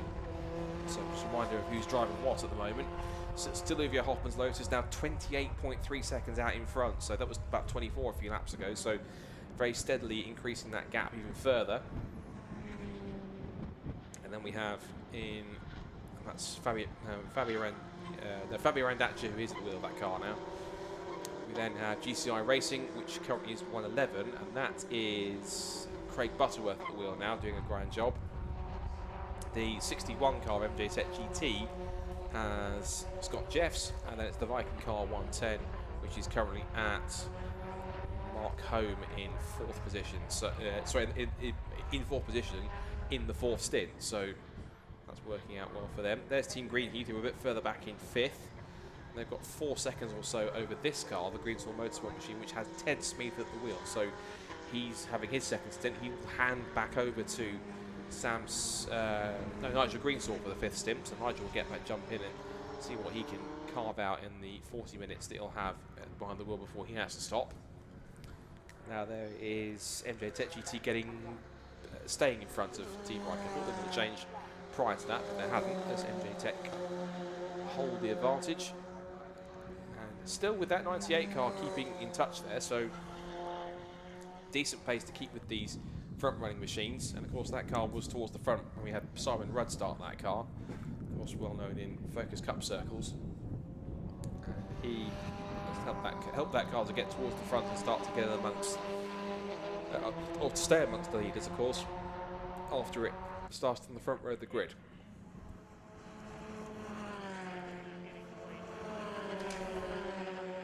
So coming up to 90 minutes left in this FunCup race, and still MJ Tech GT feels it has to go defensive. Still Martin Gibson not comfortable taking the racing line because he knows that Mark Home is just holding on for the moment. An hour and a half to go as it ticks over now on screen. Amazing this is still close, isn't it, with these two, and they've just been at it all the way, and with the mirrors full of that 98 car wanting to come up and join in. And it must be a little bit of a quandary for the car passing him or coming up behind. Do you get involved with it? Does he know that that is a podium battle going on? And do you get stuck in and make the pass? I suppose ultimately you're going to. We're going to see a pass here on the inside of Agostini. Oh, side by side they go. Like Holm having a look, should have the run up into Hamilton corner, and it should be a change of position as we flick back to the second place car, the perennial second place car, championship leader. Still there and well clear at the moment, and probably enjoying watching those two battle behind. And there was a change, so Viking now up into 3rd place for the time being, ahead of MJ Tech GT. So switch around on the podium order at the moment. Still that gap is stabilised at roughly around just about 28.5 seconds between Olivia Hoffman's Lotus and GCI Racing. You would need, touch wood, to need some kind of a spin or a major issue that would drop them back and lose that amount of time in the next hour and 28 minutes. There's still just under an hour and a half to go in this race. So as we've seen before, anything can happen, but at any time in a FunCup race, particularly in the late stages. Again, case in point, 7 minutes to go last time out of Brands. Lead changed after we had that contact between GCI Racing and the Greenswell Motorsport car that was a couple of laps down after it hit problems of its own. So just 1 minute 28 left. So 1 hour 28 minutes left on the clock. Still to run. Just creeping towards the pit window now. 8 minutes to go until that happens. And this time, rather than Viking and MJ Tech being able to go side by side and possibly trade positions, they're not quite that close. They are close, but not as close as they've been before when it comes to being side by side into corners. And there are still got to deal with behind them the JPR for hire car still in there just behind. He's way down the order, being the fact that it is currently sat at the moment at 19th. It's 19th and last, unfortunately. They're 18 laps off. Well, that said, Track Focus is still circulating, and they're a lap ahead of JPR for hire. So if they're lapping quicker, which the last lap they were, the last lap actually was a 2 minute 19 for Track Focus. So where the turn of pace from Track Focus has come from, 2 minutes 19.196, they're back in 18th position, but they're lapping comfortably, or no, not quite comfortably. The next closest sort of one in terms of time was certainly Stobart Sport, and then we had 2:19.8 for GCI Racing. And what was also significant about GCI's faster lap time of 2 minutes sub 2:20, that it was ever so slightly quicker by a couple of tenths than the race leader. Now, obviously, there's not enough time to try and only take out a couple of tenths per lap. You need an extra probably hour and a half to possibly achieve that one. But the GCI racing team still holding firm in second place. That, as Richard rightly said, that almost perennial second place that is in permanent ownership at the moment. But of course, as they came that close last time out, could argue if they finish all the races in second place, they'll give them the second place trophy in the championship as well. They go down well. Potentially, I mean, if Avon and Stobart keep beating them in the race, they'll gain points to them anyway. So yeah, that's a different. A lot of drivers will tell you with whatever championship you're in that second position in every race would win you the championship. And sure, it's about winning races, but when it's a team effort, then it's about getting in, getting consistent results, and closing. This is closing up as well, isn't it, between these two? It's 2:63 in green. Yes, this is closing up. You're absolutely right. It's last time across the line was 2.5 seconds, and Ted Smith was half a second quicker. Yeah. So the Team Green Heat, so that's starting to come together. So we've got the battle going on for second, third, and fourth. Then you've got fifth and sixth getting close. The gap between Stobart Sport and PLR is about 10 seconds, and then you've got Vape Club and Olympian who are separated by about 6.8, and everyone's still, well, I say everyone, all the top, just about everyone is still on the lead lap at this stage. So this is all going to be about, I think, it's the pressure or the heat or anything else. And Ted's got another half second on that one as well. They've just crossed the line, so the gap down to 2.1 now between those two. I think with the heat, it's going to be a question of who can cope with it the best and who can look after the car the best in these conditions. As we come to about roughly 4 and 4.5 minutes until we get to our pit window opening for their penultimate set of scheduled stops. And the gap has almost, it's kind of stayed at about 28.5 seconds between Hoffman's Lotus and GCI, because GCI did a 2:19.569 and Udo Hoffer's Lotus were about a couple of hundreds quicker, so relatively the same lap time in terms of gap. They've traded, haven't they, on the last couple of laps, the sort of times that they've each respectively set, but the upshot is that it hasn't affected the gap at all. I mean, this is closing up again though. It has. It's closed up for second, third and fourth, because we know that GCI Racing can sort of disappear up the road and try and shoot was trying to catch them, but merely matching their pace, not when you be like a tenth slower or so, is not going to get them any closer. In fact, it'll either keep them where they are, or they'll be get even further away. So here is Green Heath and Green Saul Motorsport. Oh, slightly wide there for Green Heath. Just about held that one. That'll keep the concentration levels in check, won't it? Yeah, well, is Green Heath going to get a TED talk before the next pit stop? That's the question. Possibly. I mean, the teams are allowed to have, I think, and they most do use pit car radios, because you're allowed to use them in endurance races, not for sprints. So they do get some kind of communication, I think, with the team manager in terms of what's happening. They do also get direct communication, one-way communication from Julian Floyd, the race director. Right. There is a system piped in, which all the systems is in place, which is fitted to all the FunCup cars, where essentially the race director can talk with one basically burst transmission, can it directly talk to every single Fun car on track at that point, and actually say to them, this is what's happening, there's an incident here at this one, or incident here at this corner, or even warning of penalties, things like car 1, 2, 3, for example, has been speeding in the pit lane, or their pit stop had this fault in it or that fault in it, for example, and therefore you automatically get presented with this penalty. So, but it also takes collaboration, working with the BRSCC officials and volunteers who, like clerks of the course and stewards, who make those decisions. It's going to be quite important to do so. Is that a receiver that they use for that? Sorry? Is it a receiver brand that they use for the radio, or? I think it's that or something similar. Yeah, but yeah, other ones are available. Yes, yeah, but there is some kind of mechanism in place which you can purchase and put in, which does that really much. As that was 260. That was Green Saw Motorsport, and that is then battling with it's another case of battling with a back marker, which I don't understand. That's the 262 car. That's a track focus car. Now that car actually, to be fair to it, is lapping quicker than anyone else on track right now. Track focus. It's a shame its its pace is not in direct correlation to exactly where it should be in the field with that kind of pace. It's lapping quicker than Uvia Hoffman's Lotus. Now, granted, part of that might well be is that Uvia have this lead of now, what, 28 to 30 plus seconds. They will feel they don't have to be pushing at 10/10s. They can kind of be able to use their efficiency and the fact that they know they've got such a large gap to their advantage, and so that's for where they're kind of only just about matching the cars behind to ensure they're not making too much inroads. Whereas track focus, to be fair, they've got nothing to lose. They're right back in 18th position.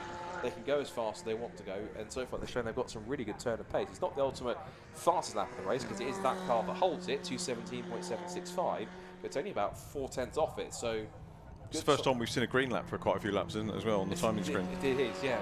And most of them are towards the second half of the time set. At the bottom end, you've got the EDF Motorsport car 104. You've also got the JPR Black Widows car 99 and the Track Focus car, which we just saw momentarily there just before the cars reached the pit straight. And all three of them are currently time set green times at the moment. Although it's going back to all yellows very slowly but surely with the cars that are sort of on that list. So we've got 10 seconds or so, it's less than that now because the timing screen just jumped to 1:20 and heading into the final, not the final, the penultimate of our pit stops here at Snetterton in this 5th round of the 2022 Fun Cup. And it's the long-term leader now, the #1 car, the defending champions. Uvia Hoffman's Lotus still leading this one. There they are. Now, mostly we've seen the leading cars take a late stop in the pit stop windows. So we're into the last 80 minutes of the race now. This one may well call me a liar as he comes through Murray's and dip out of centre straight and into pit lane. That is not a pit lane entry though, is it? It's pretty much straight on down centre straight. Well, actually up centre straight here because you get a great shot of the gradient and it's very slightly downhill into Riches, the first corner. We look back, so that will give you an idea. If you know the track, you'll know that the lead car is well on its way down towards Riches. The second and third place cars coming through Coram, the penultimate corner, and then onto the last corner, which is Murray's, where they are now. A little bit of traffic ahead for these cars, and it's still the GCI car, in fact, in second position. That's the Viking and MJTE cars in third and fourth place.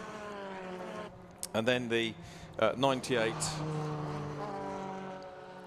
car is next up, the Simon Rudd, Jake West and Ryan Burke car behind them. We did think he might get involved at some stage, but hasn't done that. He's kind of kept to watching brief behind those two cars, battling it out for third place at the moment. The other battle that we had between the Greenheath and Greensall cars extended out to 3 seconds on the last lap. So that, with the car that unlapped itself, seemed to unsettle Ted Smith just a little bit. Let's have a quick look and see what the gap is now. It's actually gone out to 5 seconds. So Ted's lost a little bit of ground since that car went past, which was a shame because he was closing up at half a second a lap at one point. That 98 car still, though, very much on the back of the 61 JTEC GT car with Scott Jeffs at the wheel again. It is in this 4th stint of the race, as out of the pit lane goes 262. That's the Track Focus car that we saw getting involved with Ted Smith earlier on. So he's the first of the cars to come in for this penultimate pit stop, and it's a fairly quick one as well. It does mean that we've got the gap open between the Greenheath and Greensall cars. As into pit lane now goes the 99, Campbell Cassidy and David Clark. I think David Clark about to hand over for stint 5 to Campbell Cassidy. A little bit of refueling going on the 99 car. So that one down in 15th place. The JPR Black Widows car 4 laps adrift at the moment. Quick check goes on the belts in the car. As Scott described earlier on, if you've not seen these cars before, very much a single-seater posture in terms of central driving positions in the car. Plenty of people making sure the stops are safe and that the driver is going to go through okay.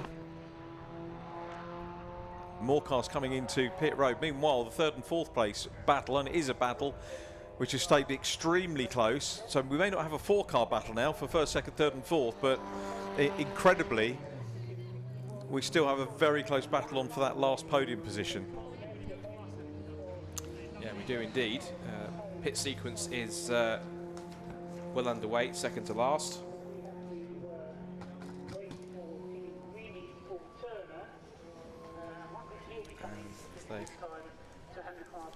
As the pit stop cycle's on then, so waiting for those who are makers. So none of the top 8 have currently yet made their pit stops. It's very much a handful of the second half of the field has been making those pit stops.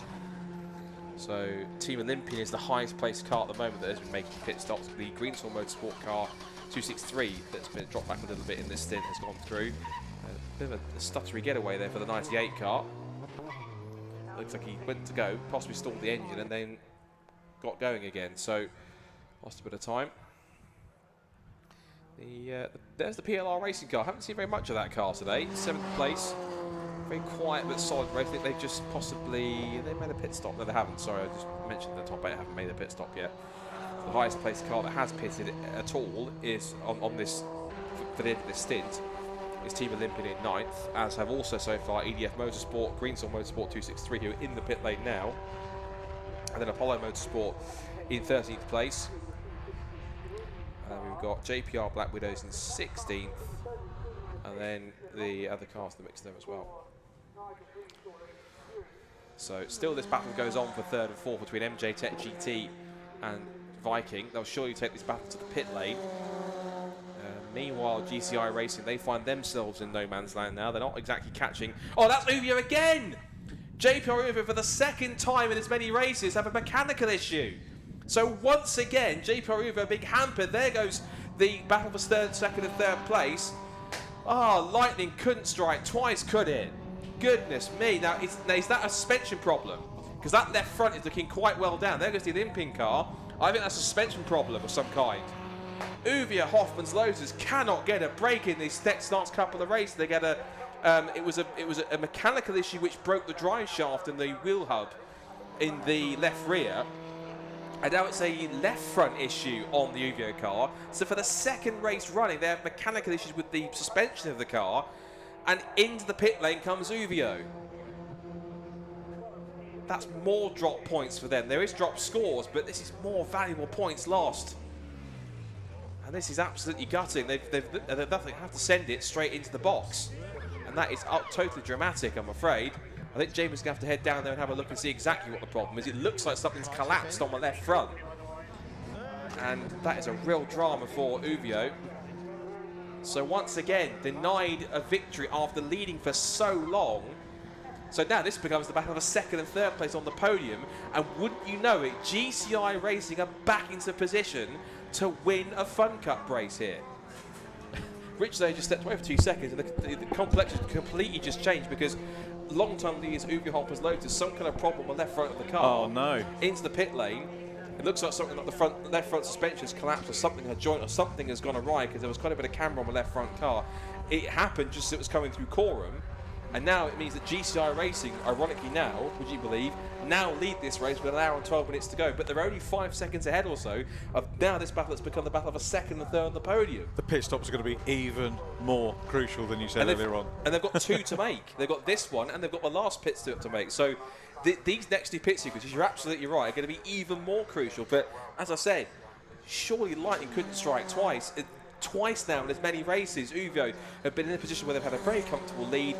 And then something mechanical goes wrong on the car, and unfortunately that's their race. But it's their race scuppered in terms of being able to get a strong result. It's already in the pit box already. Uvio scrambling all over the car to have a look. I know Jamie can hear us on the Discord as well. I'm sure he'll be down there to figure out exactly what the problem. In fact, there he is.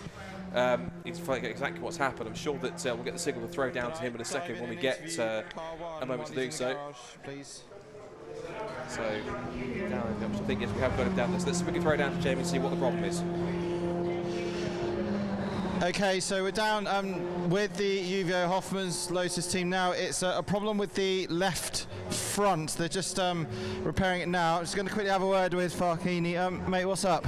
I have no idea. It's not going round the track. So, yeah, I don't know. There's something down there. Fabio just said something broke. So, she strikes again. I know, it's absolutely gutting. It looks like that's might be hub related, so we'll certainly get this out quickly as you can. Yeah, absolute travesty for the UVO Hoffman's Lotus team.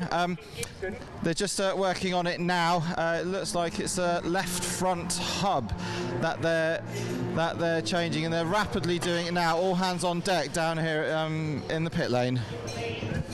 What's intriguing, Jamie, with him as well, is that they had a left rear hub problem when it was the drive shaft and the subsequent sort of mechanicals around that caused the problem that then failed and caused the drive shaft problem. So it's something on that car's not right in terms of the hubs, but because it's now the left front that's had a problem now. So we're not really having very much luck with the mechanical sort of wheel and suspension part of this car so far. And it's kind of the curse a little bit of the defending champions, because we had a similar scenario back a couple of years ago with Team Olympian. They were champions in 2019, and then in 2020 just couldn't get a break. Yeah. They had a refueling issue, they had an engine go bang at Anglesey, they had more problems when they dropped back. I think they finally did get a race victory. I think it was at Alton Park, the second visit. But apart from that, just they couldn't get anything. And this seems like very much a similar thing, where it's just the fortunes are just constantly up and down for UVA. They've had victory mechanical problems, victory, and now 2 mechanical problems in a row. It's not quite the type of defence they were hoping for. You tried to explaining that situation to youngsters in racing. I mean, obviously you've been around with BRSCC juniors, and I've been involved in lots of junior championships. And when you get youngsters who, you know, 16, 17, maybe even the ones in the junior championships that have a bad day and their head goes down and this isn't my year and this, that and that, and that, Scott, what you've described is motorsport to a T. And when you get older, you realise that, and a lot of the guys doing this championship will know that, yeah, you can have a year when you take the championship where things don't go your way all the year round, but you get enough luck to be able to do that. And yeah, you've summed that up. You know, good year, bad year. Coming back to that car as well, that livery, so iconic, that black and gold livery. It is black and gold. And every time I see it on whatever car I see it on, it takes me back to my childhood when I watched, you know, likes of Ronnie Peterson, Emerson Fittipaldi racing that livery, and it still makes the hairs on the back of my neck go every time I see it, literally. It's before my time, but I can certainly appreciate it. We can reminisce about that more in a second. Then we've got more news from Jamie down the pit lane. Jamie, what have you got for us?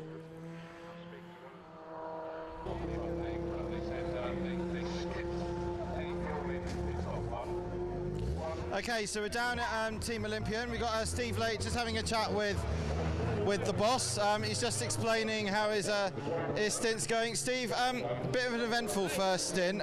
Reverse entry into Agostini. Well, I decided 360 to make it more entertaining, to be honest, so it gave me something to do. I didn't want to be at the front anymore, it's boring.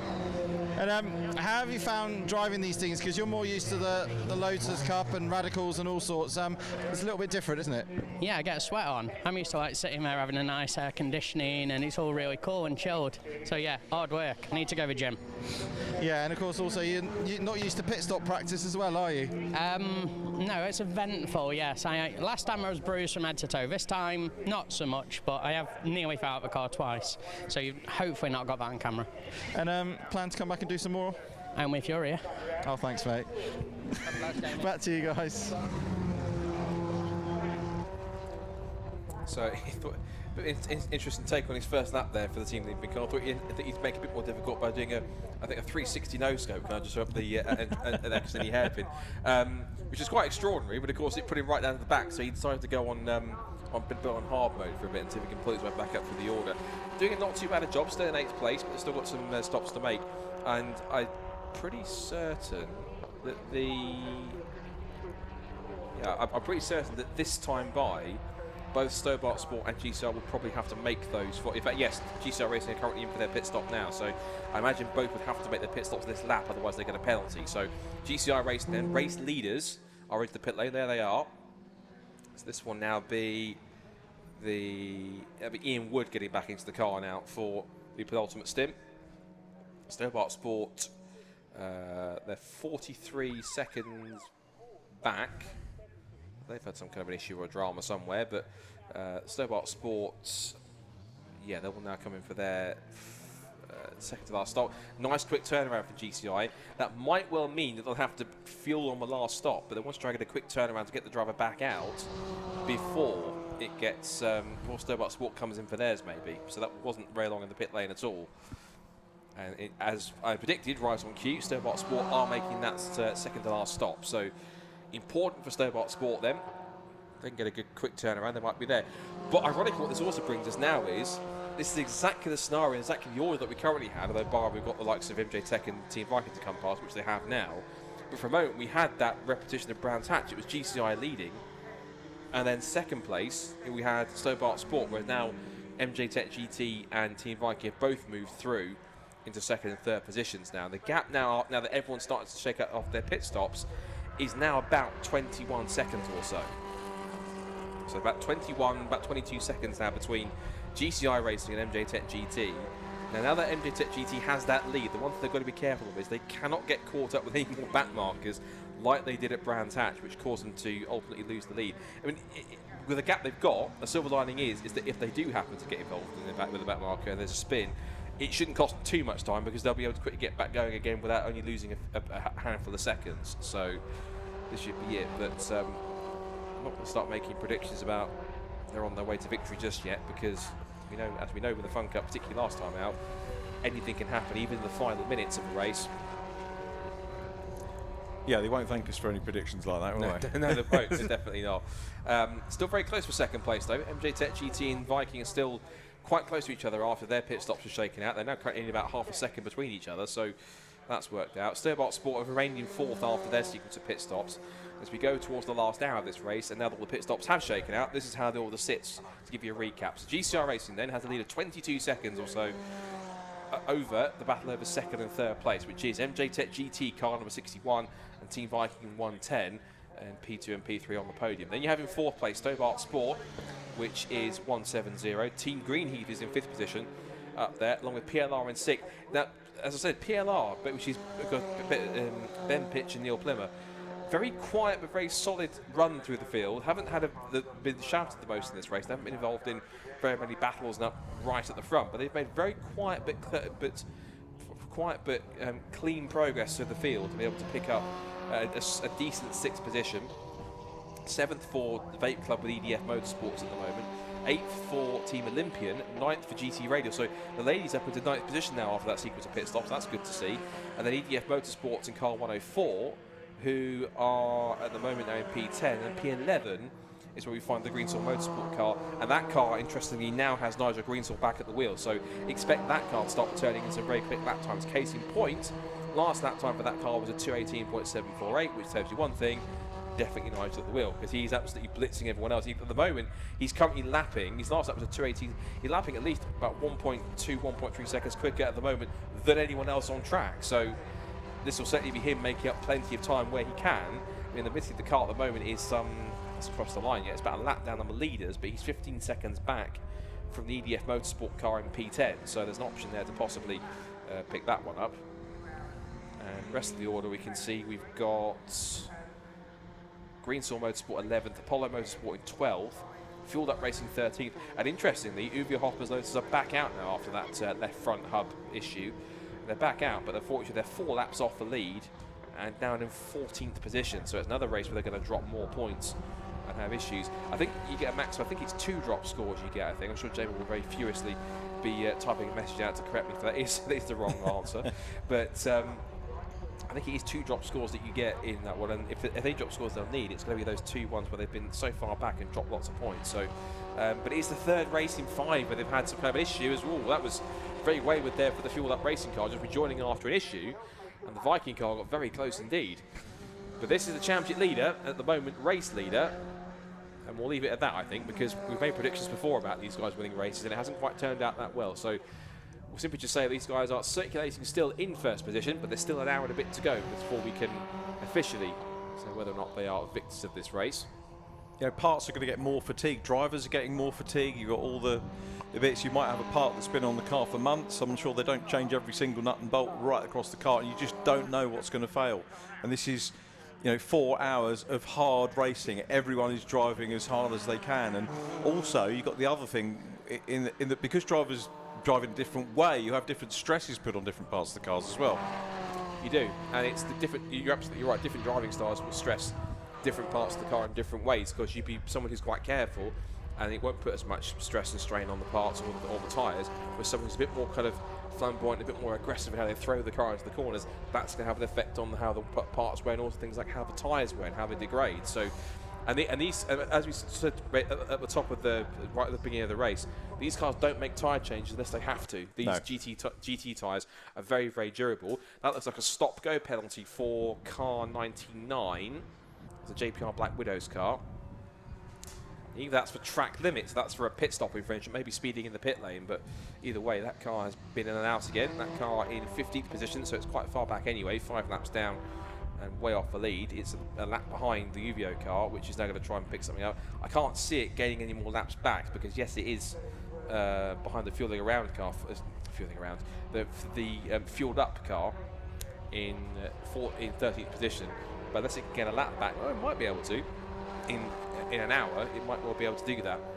So 3 hours completed already, 1 more still to go, and as it's been proven from time to time so far, this FunCup race, as it tends to do, so many twists and turns, so many different. Just when you think the script is what is expected, in comes a plot twist, and immediately the whole story gets rewritten once again. And so, case in point, Uwe Hoffmann's Lotus had that lead, 28 seconds, then bang, left front hub goes. If it's a BBC soap, we'd have the do. You would. It's a proper EastEnders moment.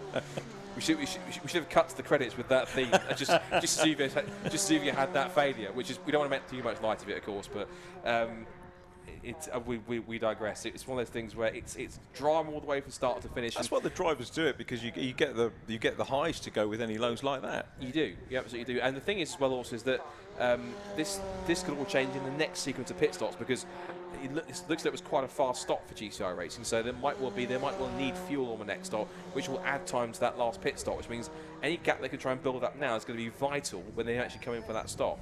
MJ Tech GT and Team Viking will try and work together if they can, unless they're too busy squabbling amongst each other to even make that happen.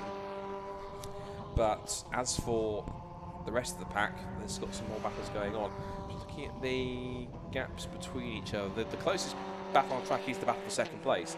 The next closest battle in terms of time gap is quite a large one. It's between Vape Club with EDF Motorsport and Team Olympian, which is 10.6 seconds. So it's getting quite strung out, but we've still got the last set pit stops to go to try and possibly close things back up again.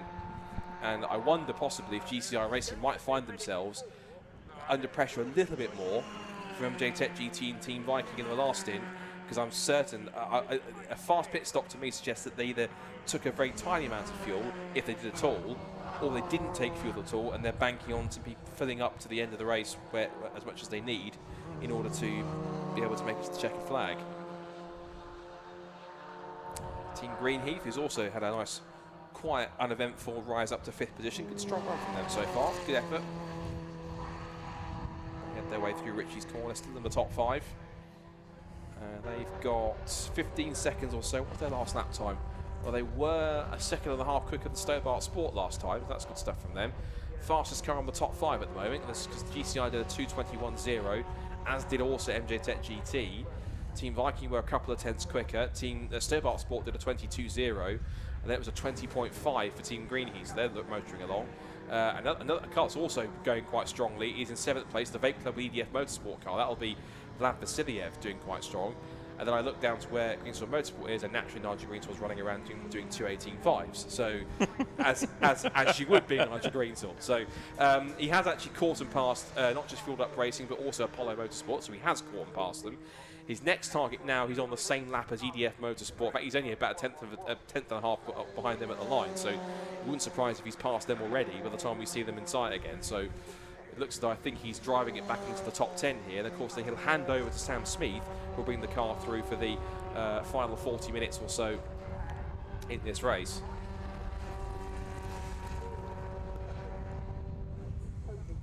So down the back straight goes the Team Greenheath car. Yeah, pretty stable 5th position for them at the moment, and as you can see, nobody particularly close up front, nobody really to worry about behind, so you just focus on your own racing line and your own laps and see how much you can do. Back with our erstwhile leader, we've had several leaders, haven't we, in the course of this race, but the pattern of race wins that Scott was talking about earlier on is not going to be maintained in this one. And that number 1 car down still running, but 4 laps adrift, down in 14th place. It's just going to be a possible drop score for the defending champions, and just maybe use this as a rest of the race as a test exercise. But there they are. In fact, they're on the same piece of track as GCI, but of course the difference being is that they're currently sat at 4 laps behind them, so that's how much that hub problem cost them. And I imagine it'll be, I think, Farkini at the wheel of that one. Back down to Jamie in the pit lane. I think there's more news to see who can find. Who have you found, Jamie? So down with Neil Plimmer at PLR Racing. It's been a fairly quiet day for you. How's it all going out there? Okay, it's just all a little bit static at the moment, and just out there clicking the laps. It's very hot today. But yeah, we're just clicking the laps off, and we'll see how this next hour and a half unfolds. Yeah, I mean, sort of around an hour and 45 in, it suddenly got very hot, and all the drivers were saying sort of about, you know, the track's getting slippy out there, there's dust out there, because obviously people cutting corners, there's a bit of winds, of course, with the grass being so dry, it's blowing onto the circuit. I even heard Ben was saying there was a little whirlwind going down the back straight. So yeah, as you say, it's been a fairly quiet race, and but we still got obviously lots of people watching the live stream, and you're still happy, you're still enjoying it. As we say about championship points, great to have the girls out as well. Yeah, great to have the girls team back out again, and you know, we just need some more cars out in this series, be it more girls teams or whatever. But yeah, you're right about it getting slippy out there, and it is rather windy, and it's blowing the grass and the dust off the infield. But yeah, it's just so warm. Absolutely. And what's the plan for the rest of the race? Just keep pounding round and just see what happens? Yeah, we've not had a safety car yet, so that could make things interesting for the last 30 minutes. Hey, stuff. Thanks a lot, Neil. We'll also have a chat with the boss, because we haven't spoken to Paul yet, and Paul's just having a quick chat with Scott. Quick word. It's been a fairly quiet race, hasn't it, so far? It's as Neil was saying, just cars just sort of pounding round and round, and we've had no safety cars yet. No, it's actually pretty incredible, no safety cars, but the race has not come to an end yet, so there's plenty of time. But the cars are reliable, as you can see. But it is, I must admit, it is very rare not to have a safety car. And great for GT to put an all-female team out. It was a team that has to be decided quite quickly, wasn't it? Yeah, we had 48 hours to find a ladies' team, and we got a great team there. And they actually got pole position, as you know. I have nothing to do with this, honestly, and for those that are wondering, it was me that did the grid draw, so it was just a sheer coincidence that happened. And but yeah, no, they've been keeping their nose clean and just staying out of trouble. We saw Michelle; it came flooding back at the first stint, didn't it? Yeah, obviously Michelle and Zoe are sort of old FunCuppers, and Wendy there did a great job too. So yeah, no, they're a good team actually. I wish they had stayed with that car. It'd be great. And is the plan to try and do something like that again in the future? We know for them it's a one-off, because Wendy will go back to driving with her husband Paul. They've been providing the comedy value of the race. I mean, would you like to do something like that again? Maybe get an all-girl team in for a full season? Yeah, it'd be really nice to actually have a girls' team for the whole season. But we'll see what we can do, and fingers crossed there. Excellent stuff. Thanks a lot, Paul. That's Paul Rose from FunCup. And another thing we have to add as well is for any driver who wants to come into FunCup that has never raced one of these before, and they win their first race, there is a £10,000 prize. So those that are here at the circuit, or maybe watching online, we know there's people watching all over the world that might think, oh, this looks fun, come and have a go, get in touch. Back to you guys. Wow, it's quite an incentive, isn't it? £10,000 if you win your first race ever in FunCup. That's quite a thing, isn't it? Someone raised the question at the last touring car meeting about what the prize was, and Tim Harvey said there isn't one, there's a trophy. That's an interesting perspective, isn't it? It is, yeah. Oops, that's the 104 car's gone around. That's the EDF Motorsport car. But yeah, interesting perspective in that BTCC has all the budgets that you spend, and you get, obviously just get the trophy at the end, whereas there's the potential, if you win your first race in FunCup, to be handed £10,000. And I think it's either to the individual or it can be to the first team of drivers that hasn't ever won a race, that has never won a race before, that can enter their first ever race and win it and get that. So it might be the individual driver either way. That's a great bounty. That is such a cool thing. I didn't know that. That is really good. It's one of those ones where you always want to run like a FunCup All-Star race, and kind of like if people want to win it, and kind of say right. But you make the lineups full of drivers that haven't ever done it before. Whether or not teams get ringers in or to kind of do that's going to win the thing. But ultimately, it might be quite a fun sort of all-star sort of idea in terms of getting an all-star driver in and saying someone who's never won, never raced, and never competed in FunCup before, and say right, have at it, go and see if you can grab the prize money. I'm not sure if Paul Rose will thank me for giving him ideas on how to give away his money. I don't think, but. Either way, it might be a fun thing to do, but I'm sure all suggestions will be sent directly into Paul Rose's email inbox, I'm sure, within the next couple of weeks, or at least for the rest of the season. There's our race leaders, GCI Racing. We're coming up towards the ever-crucial last pit stop sequence. Still just over 10 minutes to go until that last pit window opens. And we'll see how it plays out. Just for record, we're talking about drop scores. Jamie has very politely corrected me and said there is only one drop score, they have not two. So forgive my slight ignorance on that one, whilst I got the amount of drop scores. The bane of our lives, drop scores, Scott, especially when you get to the last round, don't they? Well, for the most of the season, they don't tend to kind of factor in too much. It's only when I was doing points tables before, I still do, but I always have to use the drop scores on the side to kind of start factoring as soon as they can start factoring. I agree. Yeah, it's a good term. First six. But this year we decided to go the more traditional. What some people tend to do is kind of wait until the last couple of rounds to actually show what the drop scores to see what the factor is. People can still keep going, whatever order they're in. Because they do kind of reshuffle things around in terms of you can have a bad couple of weekends, but it keeps you in contention. I think that's designed like that to make sure that people can understand like where they are in terms of in the championship and how much of a chance they've got to score a certain position in there too, which is going to be quite crucial. I want to keep tabs on some of the cars which have been setting good lap times and trying to make moves up the order. It's very consistent, in fact actually so consistent within the top three. There's about a tenth of a second in between their lap times. It's a 2:20.258 for GCI Racing, 2:20.223 for MJ Tech GT, and a 2:20.380 for Team Viking. So all three very evenly matched. The only problem with that for MJ Tech GT and Team Viking is kind of 21 seconds off the lead. So they can lap as quick as the leader. They're going to have to go faster than that into sub 2:20 lap times, start even chipping away some of that advantage. But then again, differences in fuel strategy might well come into play when we come to that final pit stop in the next roughly 8 3/4 minutes. Stobart Sport are dropping back a little bit. Their last lap was 1.6 seconds off the leaders, back in fourth. Team Greenheath have been closing that gap down. They've been lapping at the same pace as the leading trio, so that's quite strong from there. In fact, a lot of the top 10 cars are doing 2:20s, and again, there's Nigel Greensall just been the anomaly and sticking in a 2:19.2 just because he can, and he's trying to make up the time. He's officially into the top 10 now. He has passed EDF Motorsport car, which I think has had its I think it's been in for an unscheduled stop because it had that spin just as it was coming back from the interview. Yeah. So maybe it's had to come back in to check something over to make sure it's okay. So because of that, that's helped the Greensall Motorsport course. Of course, Nigel Greensall will then be giving over to Sam Smith for the final 40 minutes or so in that last stint.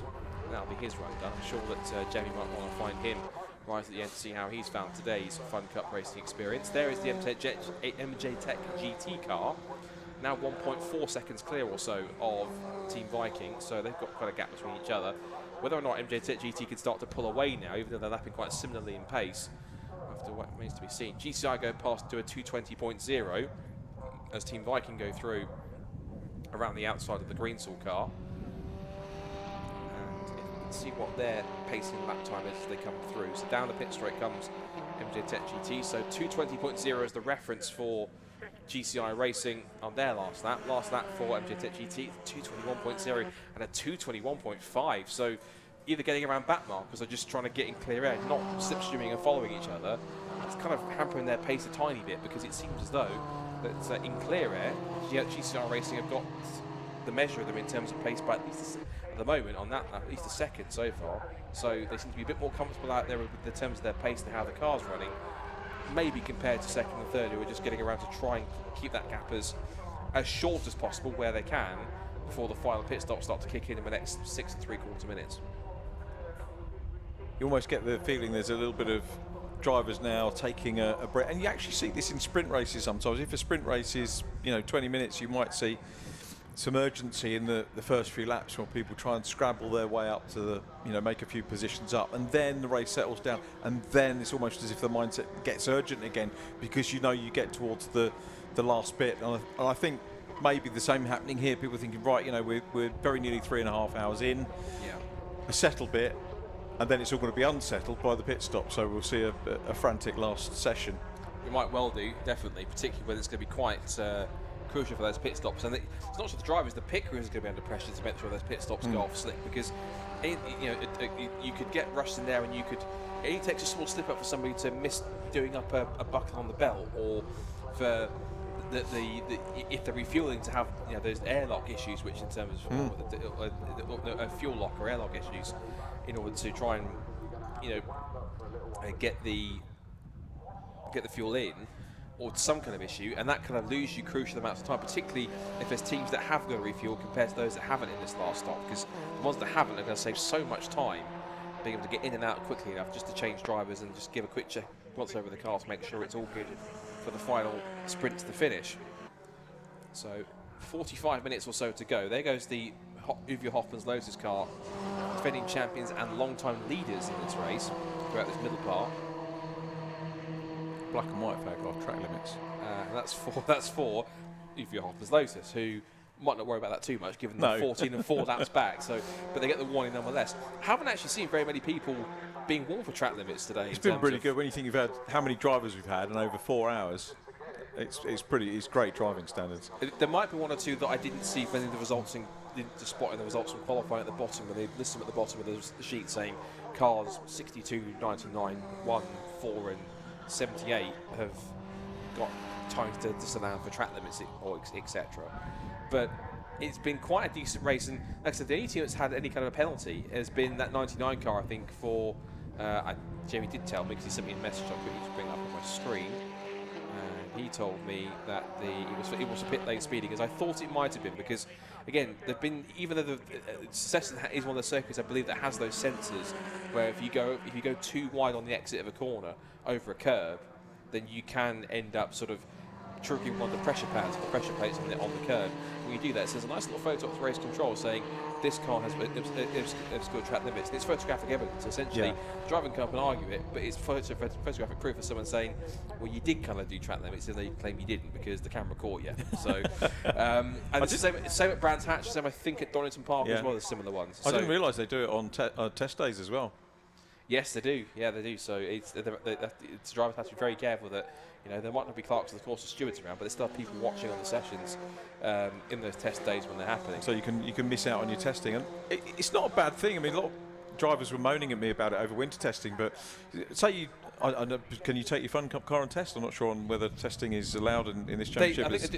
They do allow them to test, I think, like as in general pre-event testing, as if like on the Thursday or the Friday they allow us to. I'm not sure about like general testing, as in general testing outside of the regular stuff that they put on, circuits put on for Thursday or Friday testing. I think it's just general testing. If you can turn up on Thursday or Friday and you've got a test session booked, then you take part in that, I think, rather than go off to Blythe or another circuit and go and do some lap-free there. I might be wrong. I need to look at the regulations a little bit more to kind of understand that there's testing rules, but if there are particular testing rules in place. But I think maybe the point is that maybe they have it so that you can only test on those test weekends, so it stops people from buying a FunCup car, and then those who perceptively have like more money to be able to more budget to go pound around doing laps and laps, and then fully unlock all the car's potential, and then understand it from every single nut and bolt and get a full advantage. But I think what they do is they do it to try and level the playing field as much as possible, and say you only test on the designated test days that are meant for allocated prior to that race weekend by the circuit.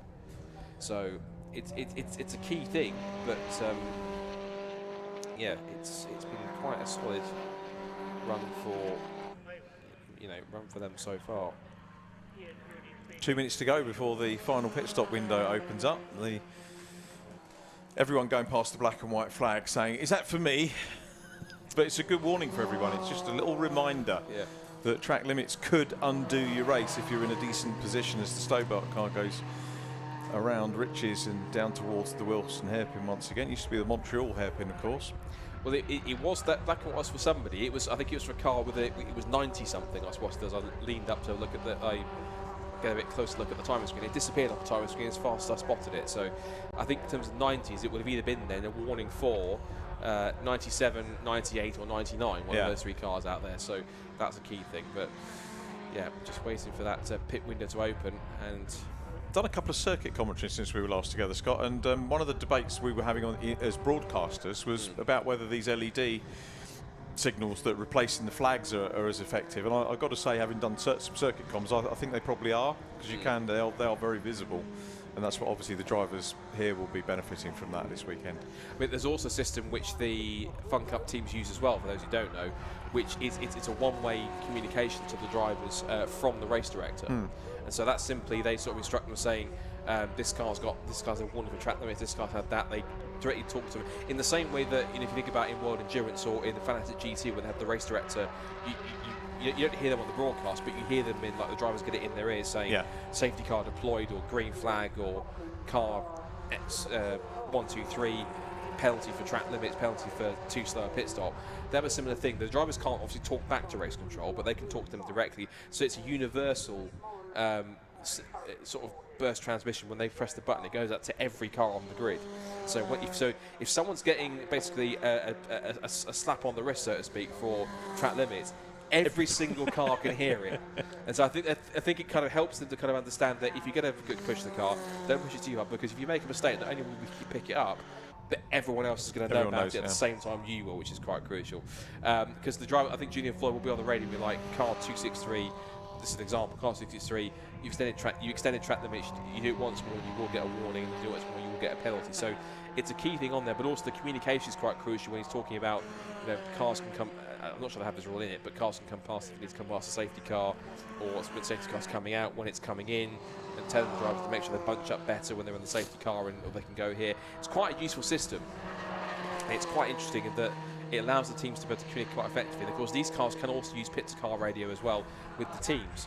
So all that communication, which is quite fascinating, is that it's only one direction. So the teams can't do like what Mercedes and Red Bull were doing last year and patching through to race control and say, you can make a complaint. It's one of those things where if they have to be summoned up to race control, if they'll make a point, you have to go up to race control or be called by the team on the radio, which is quite interesting, which is quite key. So I think it's quite a neat system for FunCup to have, because it means then they can communicate to all the drivers, and it means then that if they're giving them as much warning as possible at exactly the same time that there's a safety car that's coming out, or a caution on track or something of that out there, let them a piece of information they need to tell them about. Having that system, that one-way system from the race director to them, is incredibly helpful and incredibly useful. The more communication you can have to make things safer, in my opinion, the better. Over the years, it's been if it saves something like a sprained wrist, it's worth it, isn't it? And it can save far more than that. Yeah, absolutely. So inside to our final pit window then. Less than 40 minutes to go now, so the pit window has officially opened. First couple of cars have been coming in. GPR Black Widows is one of them. And as we now make the way of the fade. Now GCR comes in straight away. This is the key pit stop then. GCR Racing are in. And let's have a look. And there is no sign of any fuel, so they will not be refueled. So whatever fuel they put in, if it was sufficient enough to get them to the end of the race, that's the key thing. So it's going to be a straight up driver change.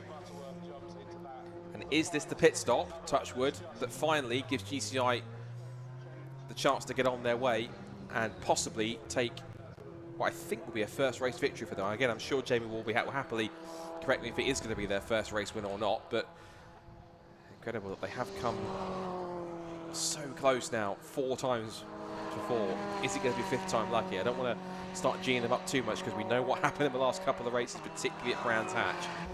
There is every chance that things could change. Now Craig Butterworth then back at the wheel of the 111 car.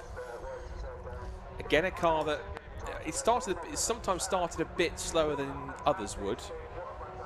It took its time. It sometimes takes its time to get up to speed. Stobart Sport are also in 2, and I think they've possibly put some fuel in for this last stint. I didn't quite see if that was the fuel churn being carried away right there.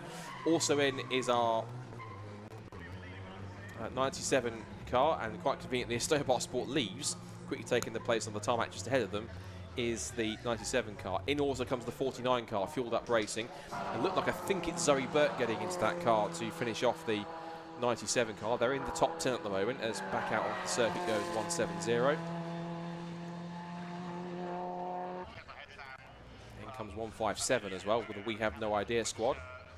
It's like a different livery on that car. I've seen that car before in, I think, sort of white, yellow and green, but it's now got a sort of a Herbie style livery, which I've only just really noticed. I didn't realise that was like a Herbie style sort of striping down on the offset striping.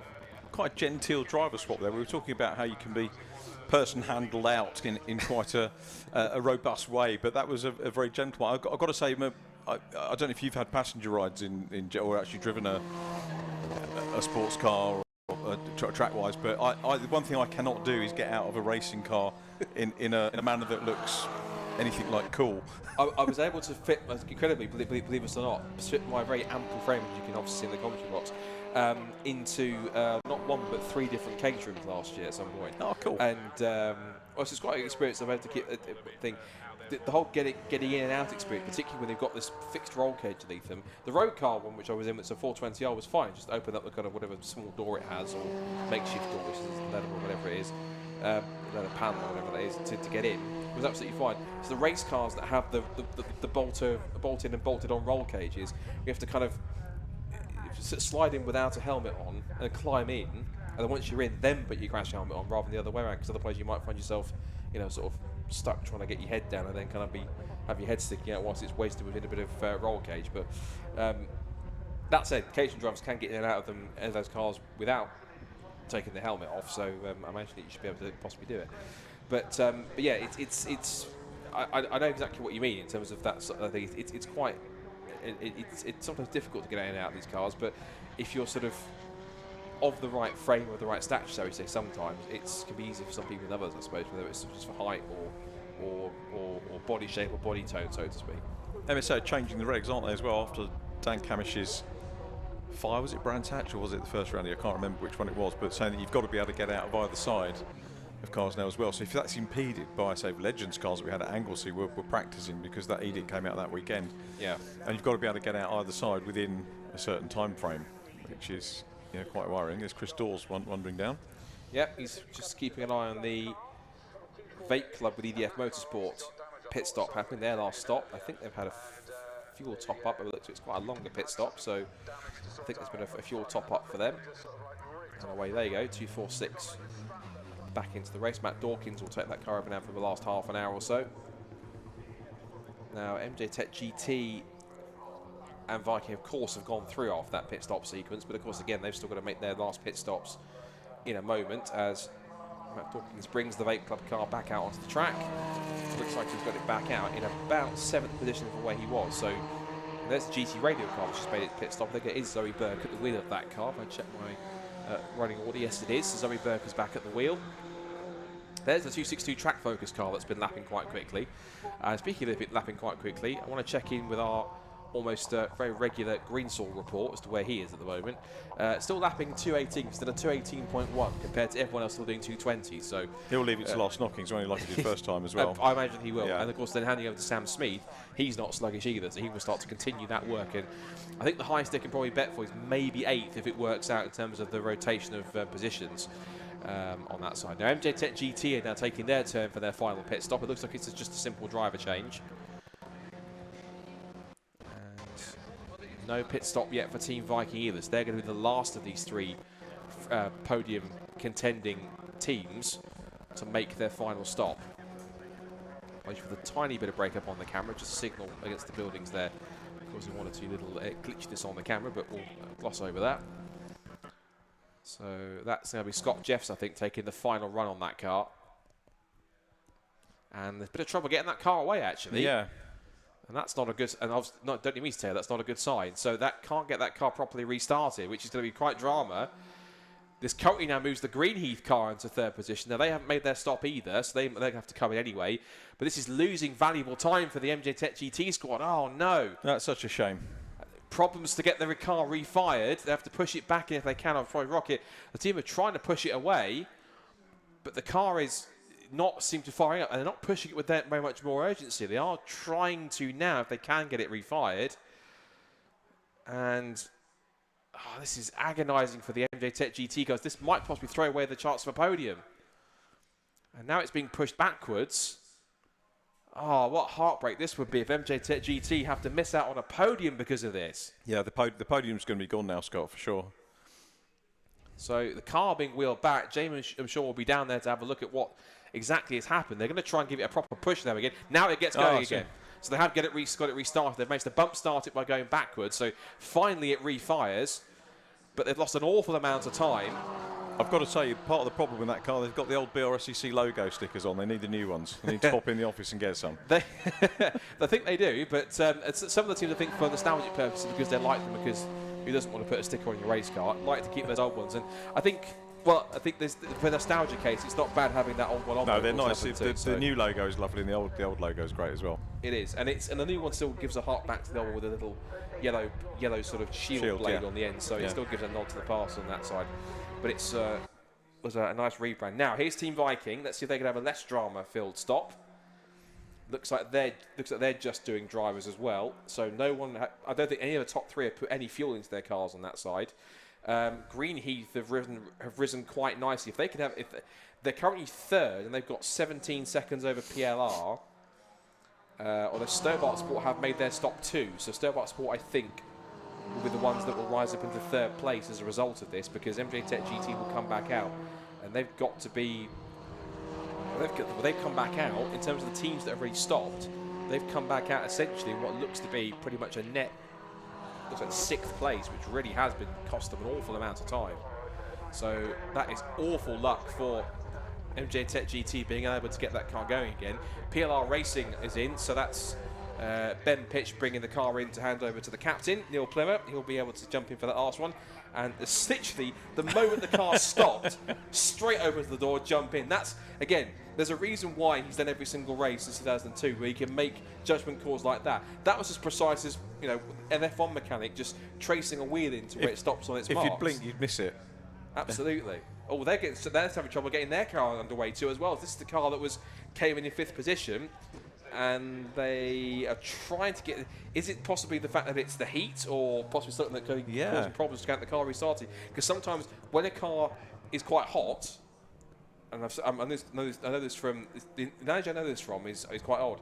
Is when Matt Neal won his first independent race. When he stalled the car, he tried to get it refired. He hoped it would refire, but he was worried because the car was quite hot. And usually, if a car's quite hot, trying to restart it pretty quickly in quick succession after you've just turned it off, it can possibly cause the car to not want to stall because you're trying to get away, and it's caused them to be too overheated. So I wonder possibly if they were so keen to get that car back underway again, but the car went to go refire and it stuttered, and that's why it couldn't get it going possibly once more. So that's the key thing. So looking at how these pit stops now shaken out, we still need to wait for Team Greenheath to make their pit stop, and I anticipate they probably might drop to, I think Team Greenheath might actually move up to 4th place because of that, because PLR, I think, lost it enough time to allow them to be in with a shout of overtaking them once they finish their pit stop, because Greenheath still have to make theirs to finish off their pit cycle.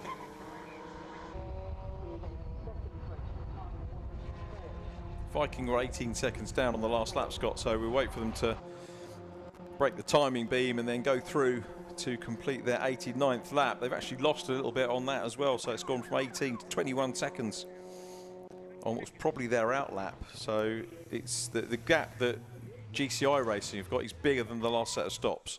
So they've pulled another couple of seconds out on Team Viking and their chasers over that final stop. Indeed so, and we talked about Team Greenheath making their final pit stop. They're in now for a final run, and it's just going to be a nice smooth stop for them too. He's pointed to them to get going, and still was it waiting for cars to go past maybe? But either way, no, it wasn't actually. He was trying to get the car refired, so another car potentially had 1 or 2 issues getting refired. There goes Stobart Sports. They're going to get back out, I think, in 4th position, because PLR Racing haven't come past. So yes, Team Greenheath have managed to successfully get back out. There might have been a couple of seconds closer to Stobart Sport had they not had a slightly delayed getaway. But that now puts Stobart Sport into third place. There they go in car 170. So now pretty much everyone has made their final pit stops, which gives us, arguably, once Team Greenheath come back out and complete a full lap, it now gives us our running order to the flag. It now means that GCI Racing at the moment, with 26.5 minutes to go on the clock, are on course for not just their first win, but also, I believe, this is a bit of a fact here I got from Jamie on a message here just now, it'll be the, get this right now, it'll be the first 20 years since that car won the very first FunCup race. Wow.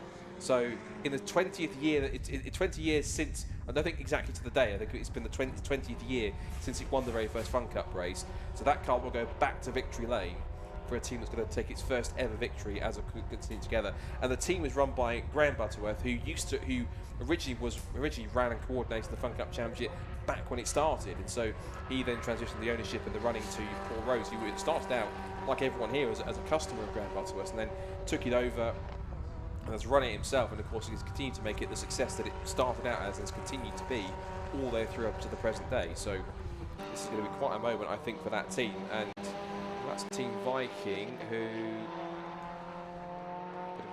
stuff on the camera now, I think, for a second, but they were just on in the slipstream of the Greenheath, the Greensall Motorsport car, and they're chasing down one of the EDF Motorsport cars in front of them as well.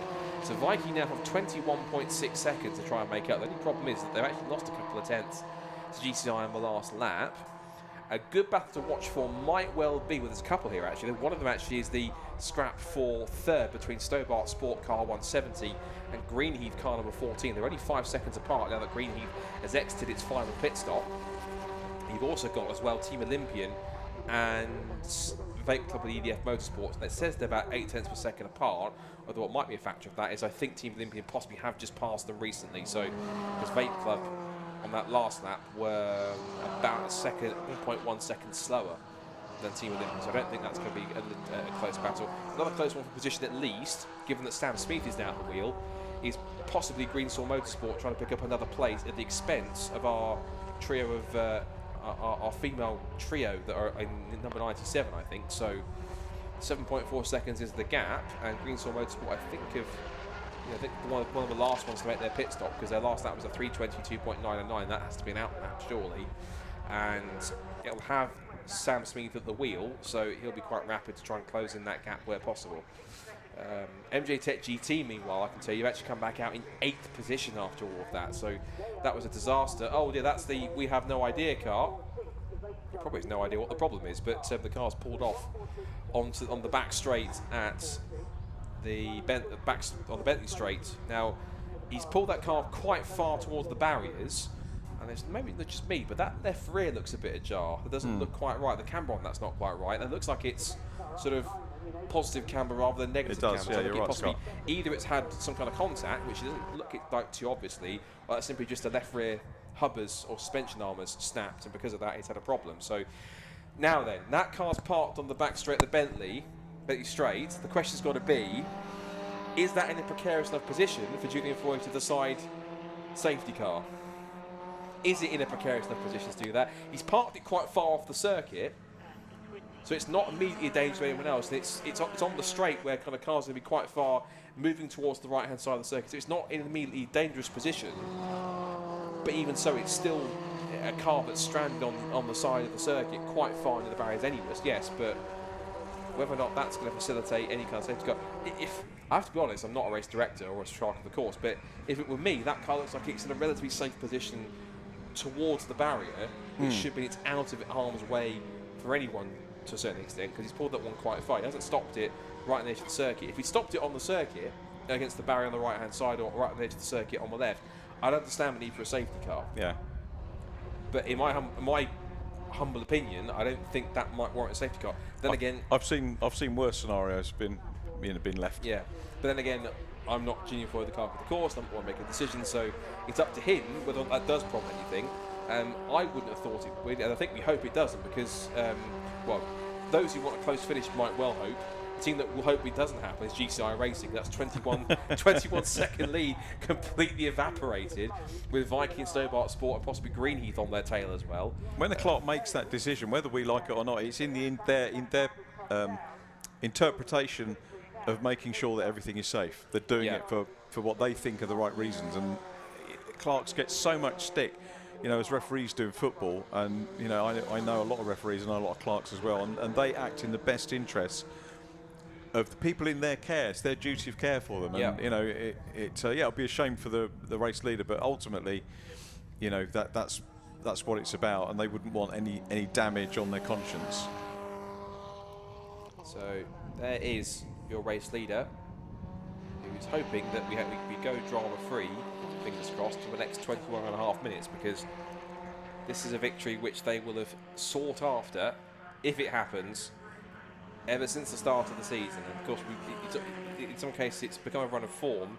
In other cases, it's become a bit of a running joke that they can't finish higher than second. But not to put bias in any kind of cars or favour in any kind of cars. A little part of me hopes that they do actually make it to the flag and actually break this one, because it's that they've come that close. And again, we've talked about it a few times already in this race. The fact that they came, what was it, 7 minutes away from a victory at Brands Hatch, and that was that point's 13 minutes away at the moment, so we can't.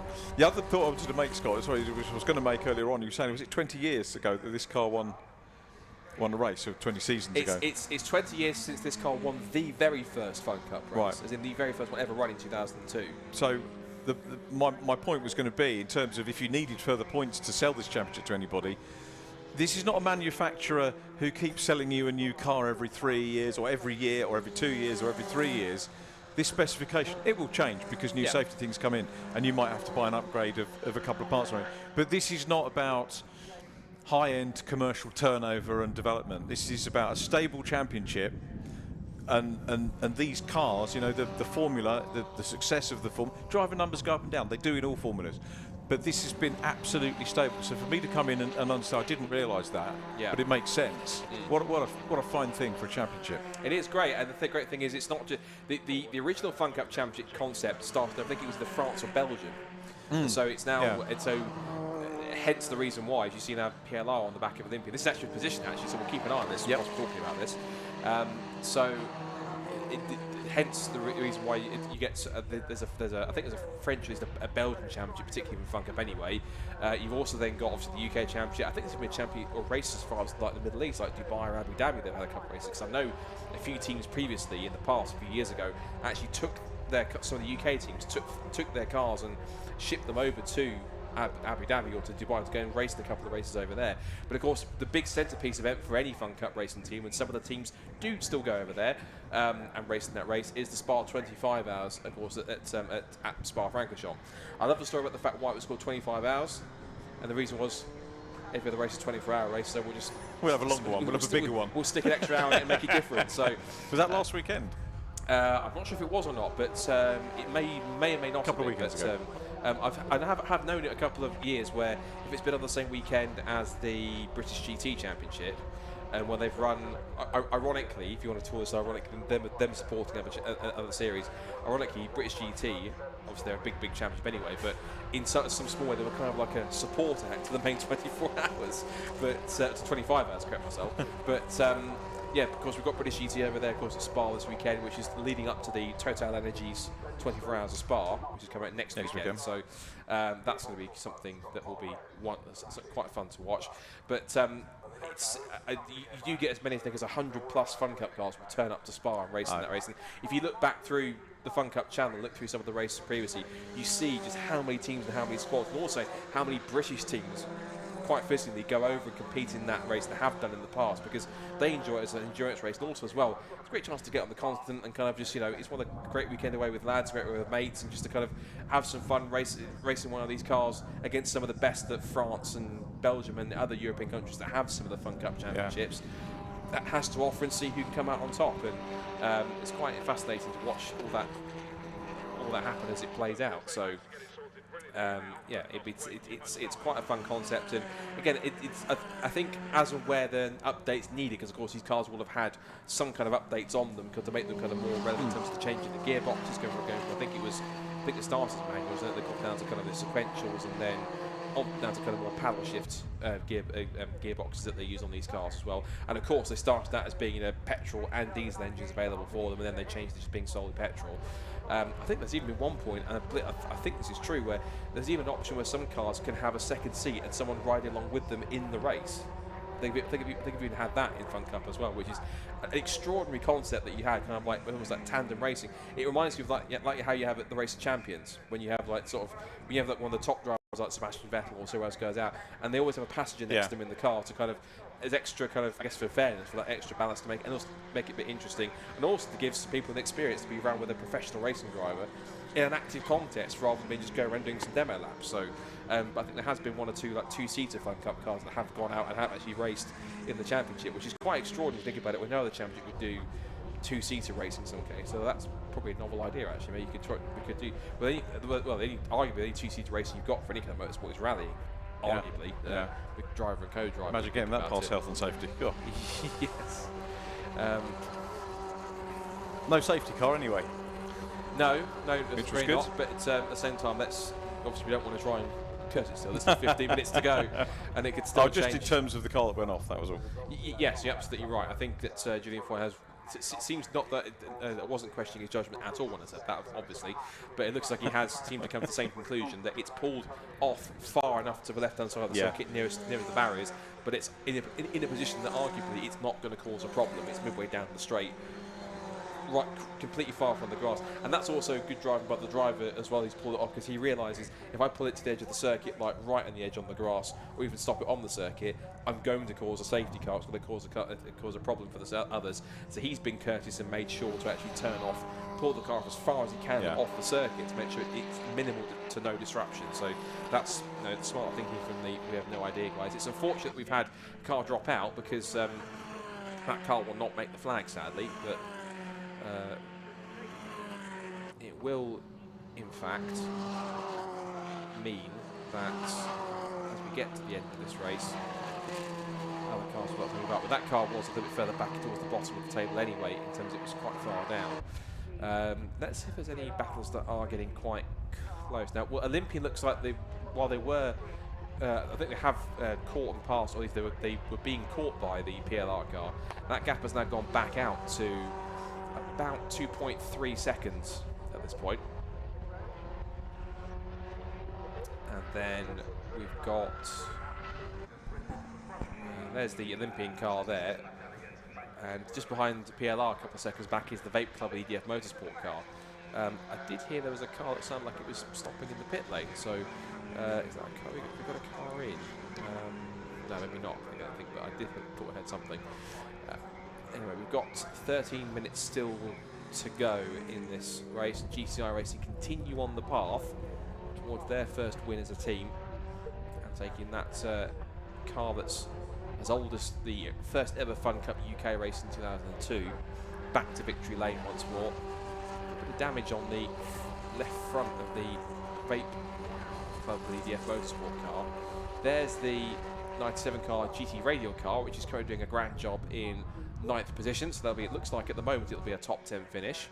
It looks like there's been an issue of some kind for the 263 Greensaw Motorsport car, because its last lap was a 241.893, so whether that was an issue or an off. Oops, and that's the PLR racing car going wide on the exit of Nelson. Okay, a little bit too hot into the complex. This now gives a ray of hope for the Vape Club car to get in front. This is battle over 6th and 7th position, so there's a possibility to get a top 6 here for Vape Club, who got this as one of their best results of the season last time out at Brands. They're going inside the top, I think it was 4th or 5th they got in the top 5 at Brands. So they've been getting steadily quicker and quicker, and they've been one of the teams that, since they came in last year, or at least in 2020 I think it was, one of the two, they've gotten progressively quicker and managed to refine their race skills, and they've become quite a solid team that's fluctuates up and down the top 10 quite a lot, and becoming a regular mainstay in that portion of the field. Straight onto the back of the PLR racing car now. This is good pacing. Their last lap was a 219.411. And the only cars that were quicker than them ahead of them were Team Olympian on a 2:18.916. They've woken up, certainly. And Stobart Sport on a 2:19.394. But even then, even though they're lapping quicker than both Team Viking and GCI Racing, they're not close enough to prove any kind of a challenge to the current top 2 cars. So 12 minutes to go then in this 5th round of the 2022 FunCup Endurance Championship. And as we promised, it has been dramatic, it has had its moments, it has had plot twists galore and all sorts of strategic elements thrown into the mix here. And at the moment, the team which has finished second 4 times so far this season, possibly, just possibly, about to break that curse for 2022. But again, there is still 11.5 minutes to go. That's the other side to it, and it's not over until the car is across the line past the checkered flag. And GCI Racing, having come so close last time at Brands Hatch, will have that ingrained into their heads, knowing that what happened at Brands Hatch, if they come across an awkward back marker at one point, there's no reason why it couldn't happen again. We hope it doesn't, obviously, and they get a clean run to the flag. But Stobart Sport, Team Olympian pulls away in 5th position, leaving PLR to fend for itself in the clutches of the Vape Club EDF Motorsport car, which it's having to do so right now. Closest battle on track is definitely this scrap between 6th and 7th positions. And here's the Team Viking car in the yellow and black, just ahead of the 104 car. That's been a bit eventful today, the 104 car. But running well in 11th place, mid-pack, so it's been in its share of troubles at times, but there's that car being inadvertently part of incidents and stuff like that. But a quiet run for them, and there's 1 or 2 teams that have quietly risen up the order. I think particularly Team Greenheath is one of them, I've noticed through the order. Team Olympian and PLR Racing haven't shouted too much, but they're into 5th and 6th. And we talked about GT Radio, of course, who started on pole thanks to the random grid draw. Now, of course, currently in 9th position. Yeah. I think a really solid finish for the 3 ladies there. So I think the top 10, I think they'll take that. Absolutely, that proves that all 3 of them have combined some very decent, solid pace, and that's a good foundation if they choose, and I hope they do, if they choose to kind of do some more races together. That's a good, solid foundation of a result they can build on. That's the top 10 on their first outing together as a trio, and both, of course, Michelle Hayward and Zoe Burke, of course, both 2 very experienced FunCup racers themselves. Yeah. Of course, Wendy Ellis-Smith has been taking part in her first season. I think it is this year. Again, I know Jamie, being the FunCup statistician that he is, along with Andy McHugh, will very happily, and I'm happy for him to do so, correct me on any of the facts or things I'm saying here, and just basically correct me for being completely wrong. But here goes GCI Racing then inside the final 10 minutes, and I think that they're just simply setting the pace they need to kind of get this car home and get the job done. So, looking back now, there is PLR Racing, who's in that battle with EDF Motorsport, closest battle on track at the moment. Through Williams, now to the Bentley straight once again. And Matt Dawkins will get a slight toe on Neil Plymmer here. He'll start to edge closer, because they're quite sort of they're quite a bubble shape, and the Beetles are arguably not the most aerodynamic body shapes in the world, but because of that, it's a good thing for slipstreaming, because that combined with the air turbulence off the rear wing will mean that there's plenty of opportunities to punch a large hole in the air and for the car behind to get quite a slipstream. So you do see FunCup cars getting quite large slipstreams and slingshots past each other down the long straights. If they get into a group of 3 or 4 cars together, they do tend to kind of get quite large drafting advantages if they're able to move their way through on the long straights. So let's see if Vasilia then, Matt Dawkins has got anything here to try and hold off or to catch the most experienced man on the grid in terms of FunCup, that being Neil Plymmer. He's been a former champion as well, I think, in the past, when the team was known as Team Honeywell, in the same red and white livery, just a few decal changes rather than from Honeywell up to PLR Racing. But here comes Matt Dawkins to try and deny PLR Racing a 6th position finish. He looks to the outside, but tries to get a switch back on the exit, but he's just not that close enough to make it happen. And they're going through behind them is the 97 GT Radial car, happily circulating in 9th position.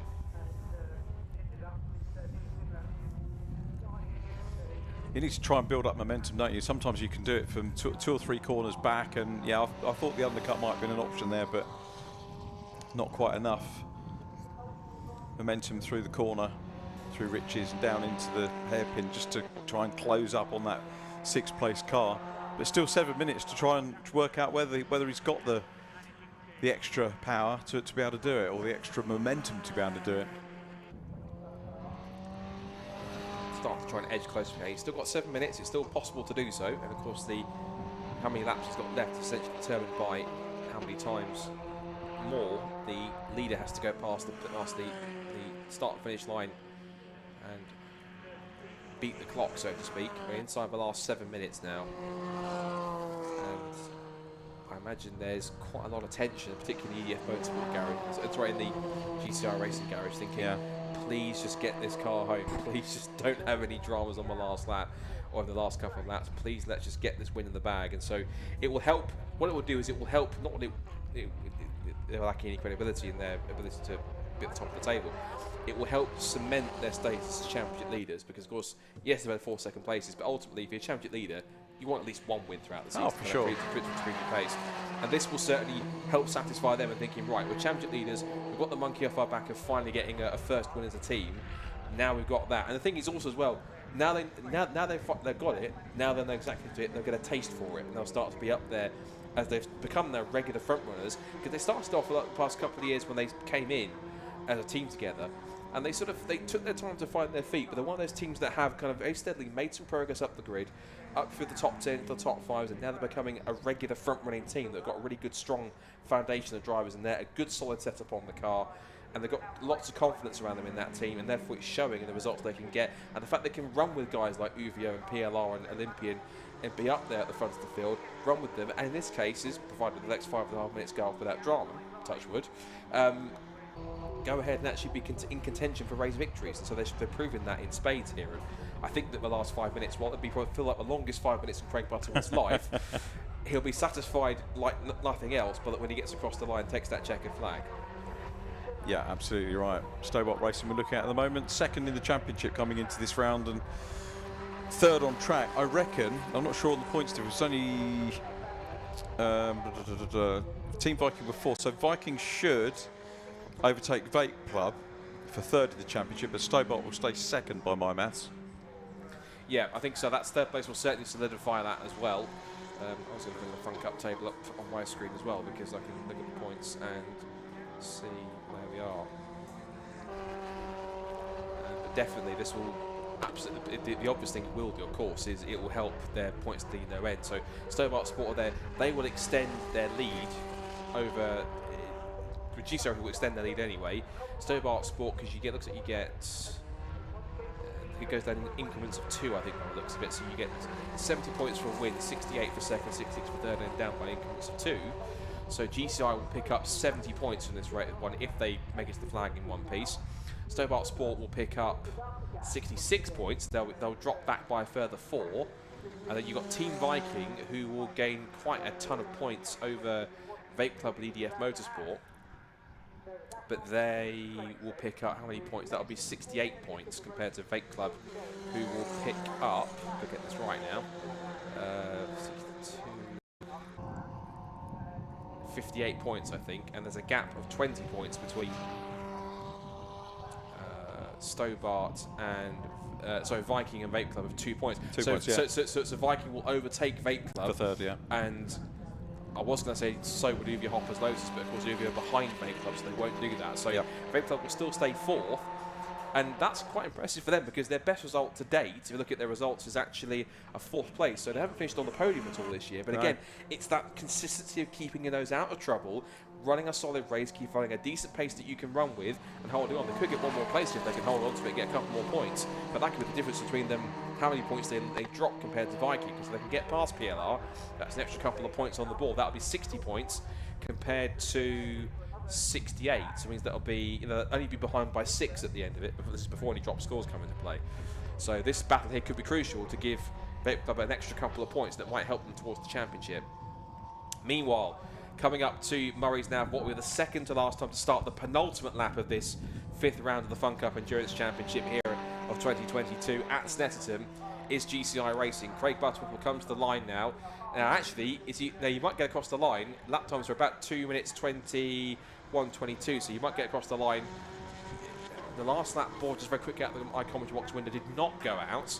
So they are going to get 2 more laps, which means 2 more chances for the position to change for P6. Now Neil Plymouth will want to defend like hell to try and hold on to this, whereas Matt Dawkins will have his tail up and thinking, right, there's a chance to get a couple of extra points here for the championship. Let's see what we can go after here. This is getting enthralling, isn't it, just between these two, and it's got that much closer on the last couple of laps.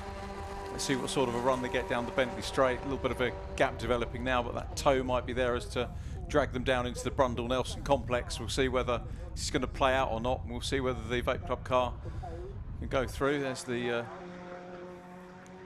driver of the stricken car still there watching. I suppose I haven't got him further back behind the Armco there, but he's relatively safe. Through bomb hole again. Got to say, Neil Plymouth grabbing a little bit of curb there. The chasing car a little bit smoother. Seems to be.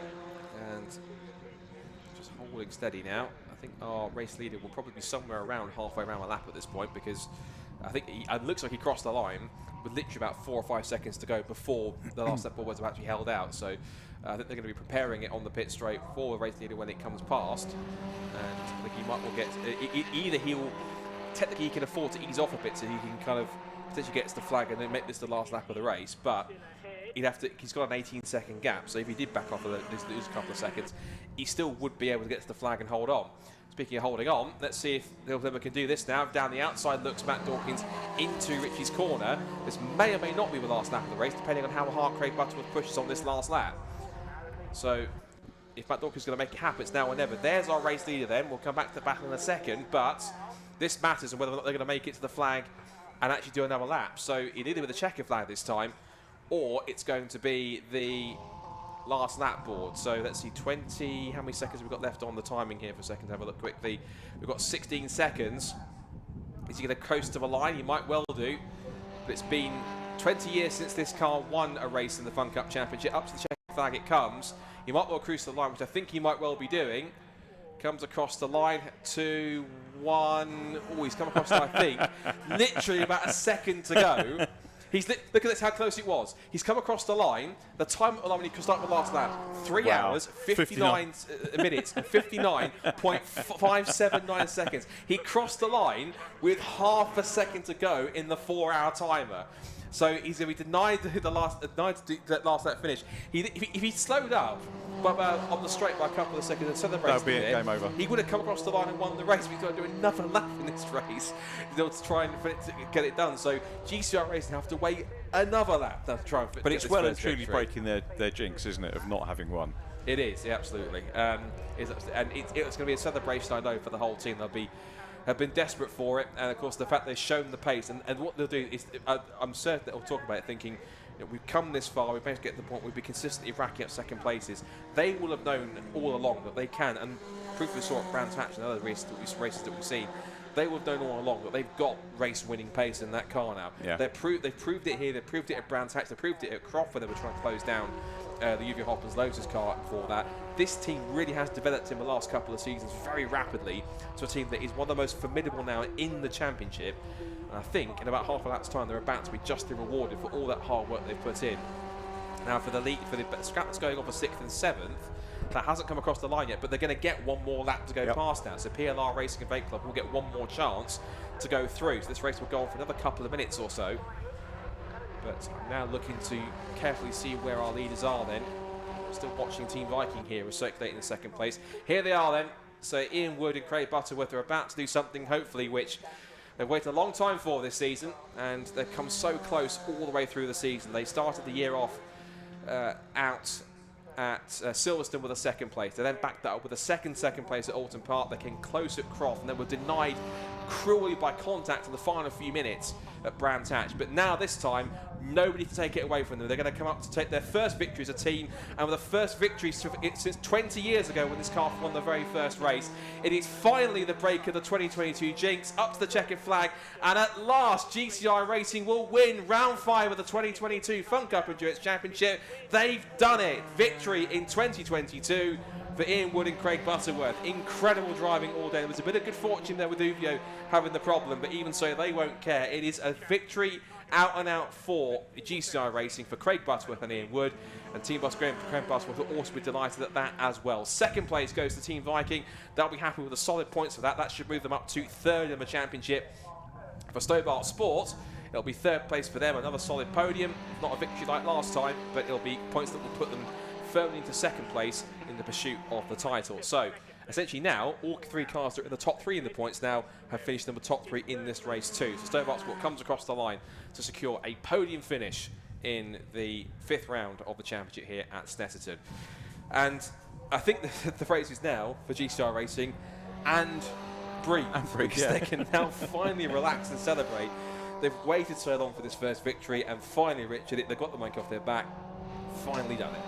Yeah, and that was, you know, in classic endurance racing style, wasn't it? Keep plugging away, keep doing the business. And, you know, we used the term about, you know, it was a running joke, but it was a good joke for them. Great performance, 4 second places, and then you've got to be there. I mean, they've been here all season, right at the sharp end, if not at the very sharp end, but you know, 4 second places and then finally that win. Yeah, they finally have. It's just rewarded.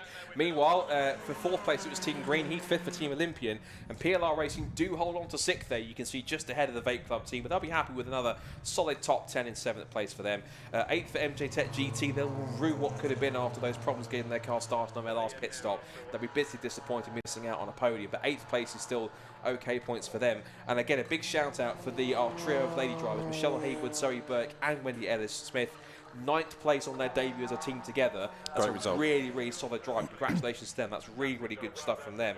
Greensall Motorsport, P10 for them. They've got some damage on that front right, so what could have been for them had some issues in their own race, but they'll have wished for more on that one as Sam Smith comes across the line and takes P10.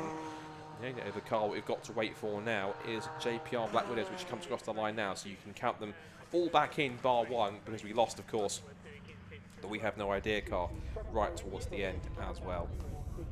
So cars making their way towards Park Ferme, and I'm sure that JP and Dennis will be down there to have a chat to, I'm sure, a very relieved and delighted GCR Racing team who have waited quite a while for that victory, and finally it all comes good. So you're reading it right this time. After 5 races of trying, GCR Racing at last win a race in 2022, and they do it in style by 15 seconds from Team Viking in 2nd place. Stobart Sport winners last time out, settled for 3rd ahead of Team Greenheath with a very strong 4th place. Team Olympian finished 5th.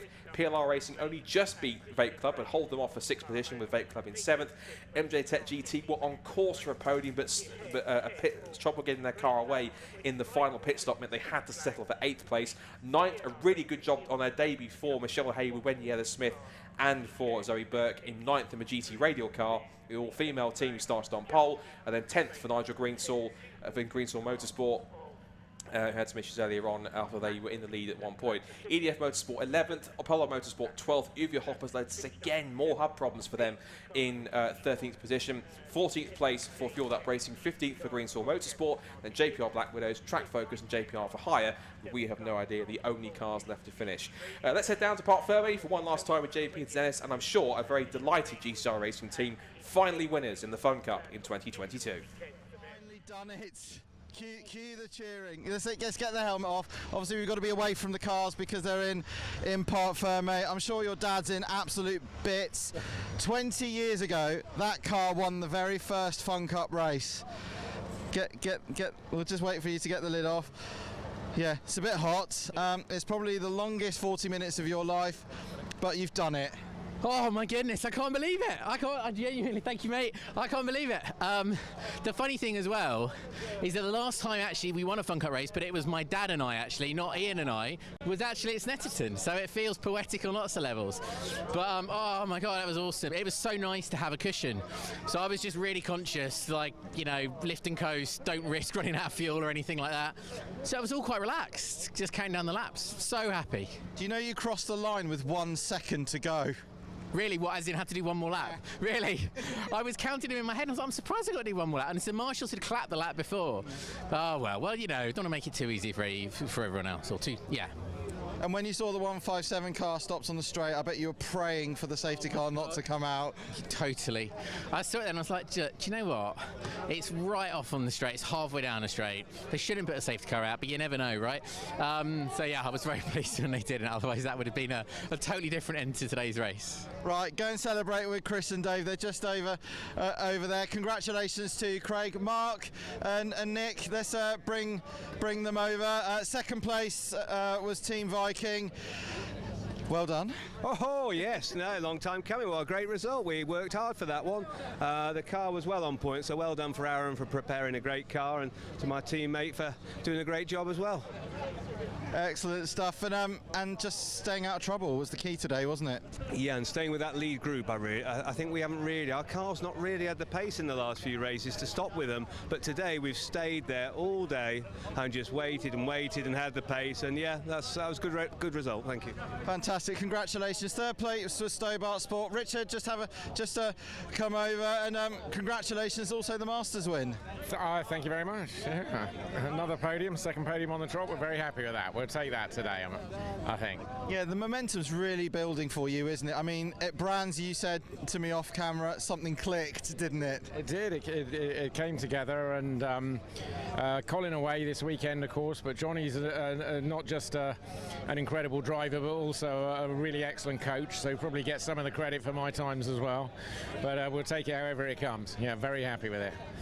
Fantastic. Congratulations, Richard, and also to Johnny Hode from Stobart Sport. So that's it from me from down here in Parc Fermé here at Snetterton. Next up for the Fun Cup will be at Anglesey, where you'll be able to see us twice, a 3-hour day race and also a 3-hour night race. From down here in the pit lane, it's good night from me. I'll hand you back to Richard and Scott. Thank you very much, Jamie. As always, brilliant stuff in pit lane for us once again. And that does conclude day one of what's been quite energetic. Only 4 races, but plenty of action, of course, Richard, and plenty more tomorrow to keep us entertained. Let's quickly run through just the order of what we've got then, because so the first time this year on live stream we've got the AirTech Motorsport Fiesta Championship and the BRSCC Fiesta Junior Championship, so I'm very much looking forward to, because they're both looking very decent grids in both. We've also got more action from the Avon Tyres National Formula Fords, from the Nankang Tyre CityCar Cup, and for the modified Fords as well. And to round things off also, we've got the BRSCC Club Sport Trophy for their second visit to Snetterton this year, with another 45-minute race as well. But really, for day one, of course, as ever, brilliant racing, brilliant weather. Again, as you said earlier on, could you ask for more? No, it's been a cracking meeting, another great BRSCC meeting.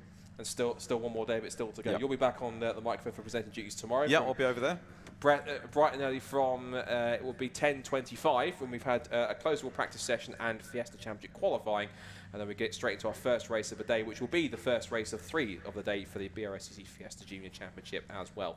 Thank you for those who've been watching today, for tuning in for the coverage. I've seen one or two of you quite enjoyed it today, so thank you very much. If you want to make sure you don't miss tomorrow's action, hit the subscribe button and hit turn notifications so that you can be notified when we go live tomorrow morning. Also, be sure to like us on Facebook and to visit the website brscc.co.uk if you've liked any of the championships and series that you've seen today and will see this weekend and want to learn more. But for myself, Scott Woodward, and Richard John Neal, from James Peters Dennis and all the crew here at Snetterton, thank you very much for watching. Have a fantastic evening. We'll see you bright and early at around about 10:25 for more action for BRSCC as day 2 at Snetterton in the sun in Norfolk. Catch us then, but until then, good night.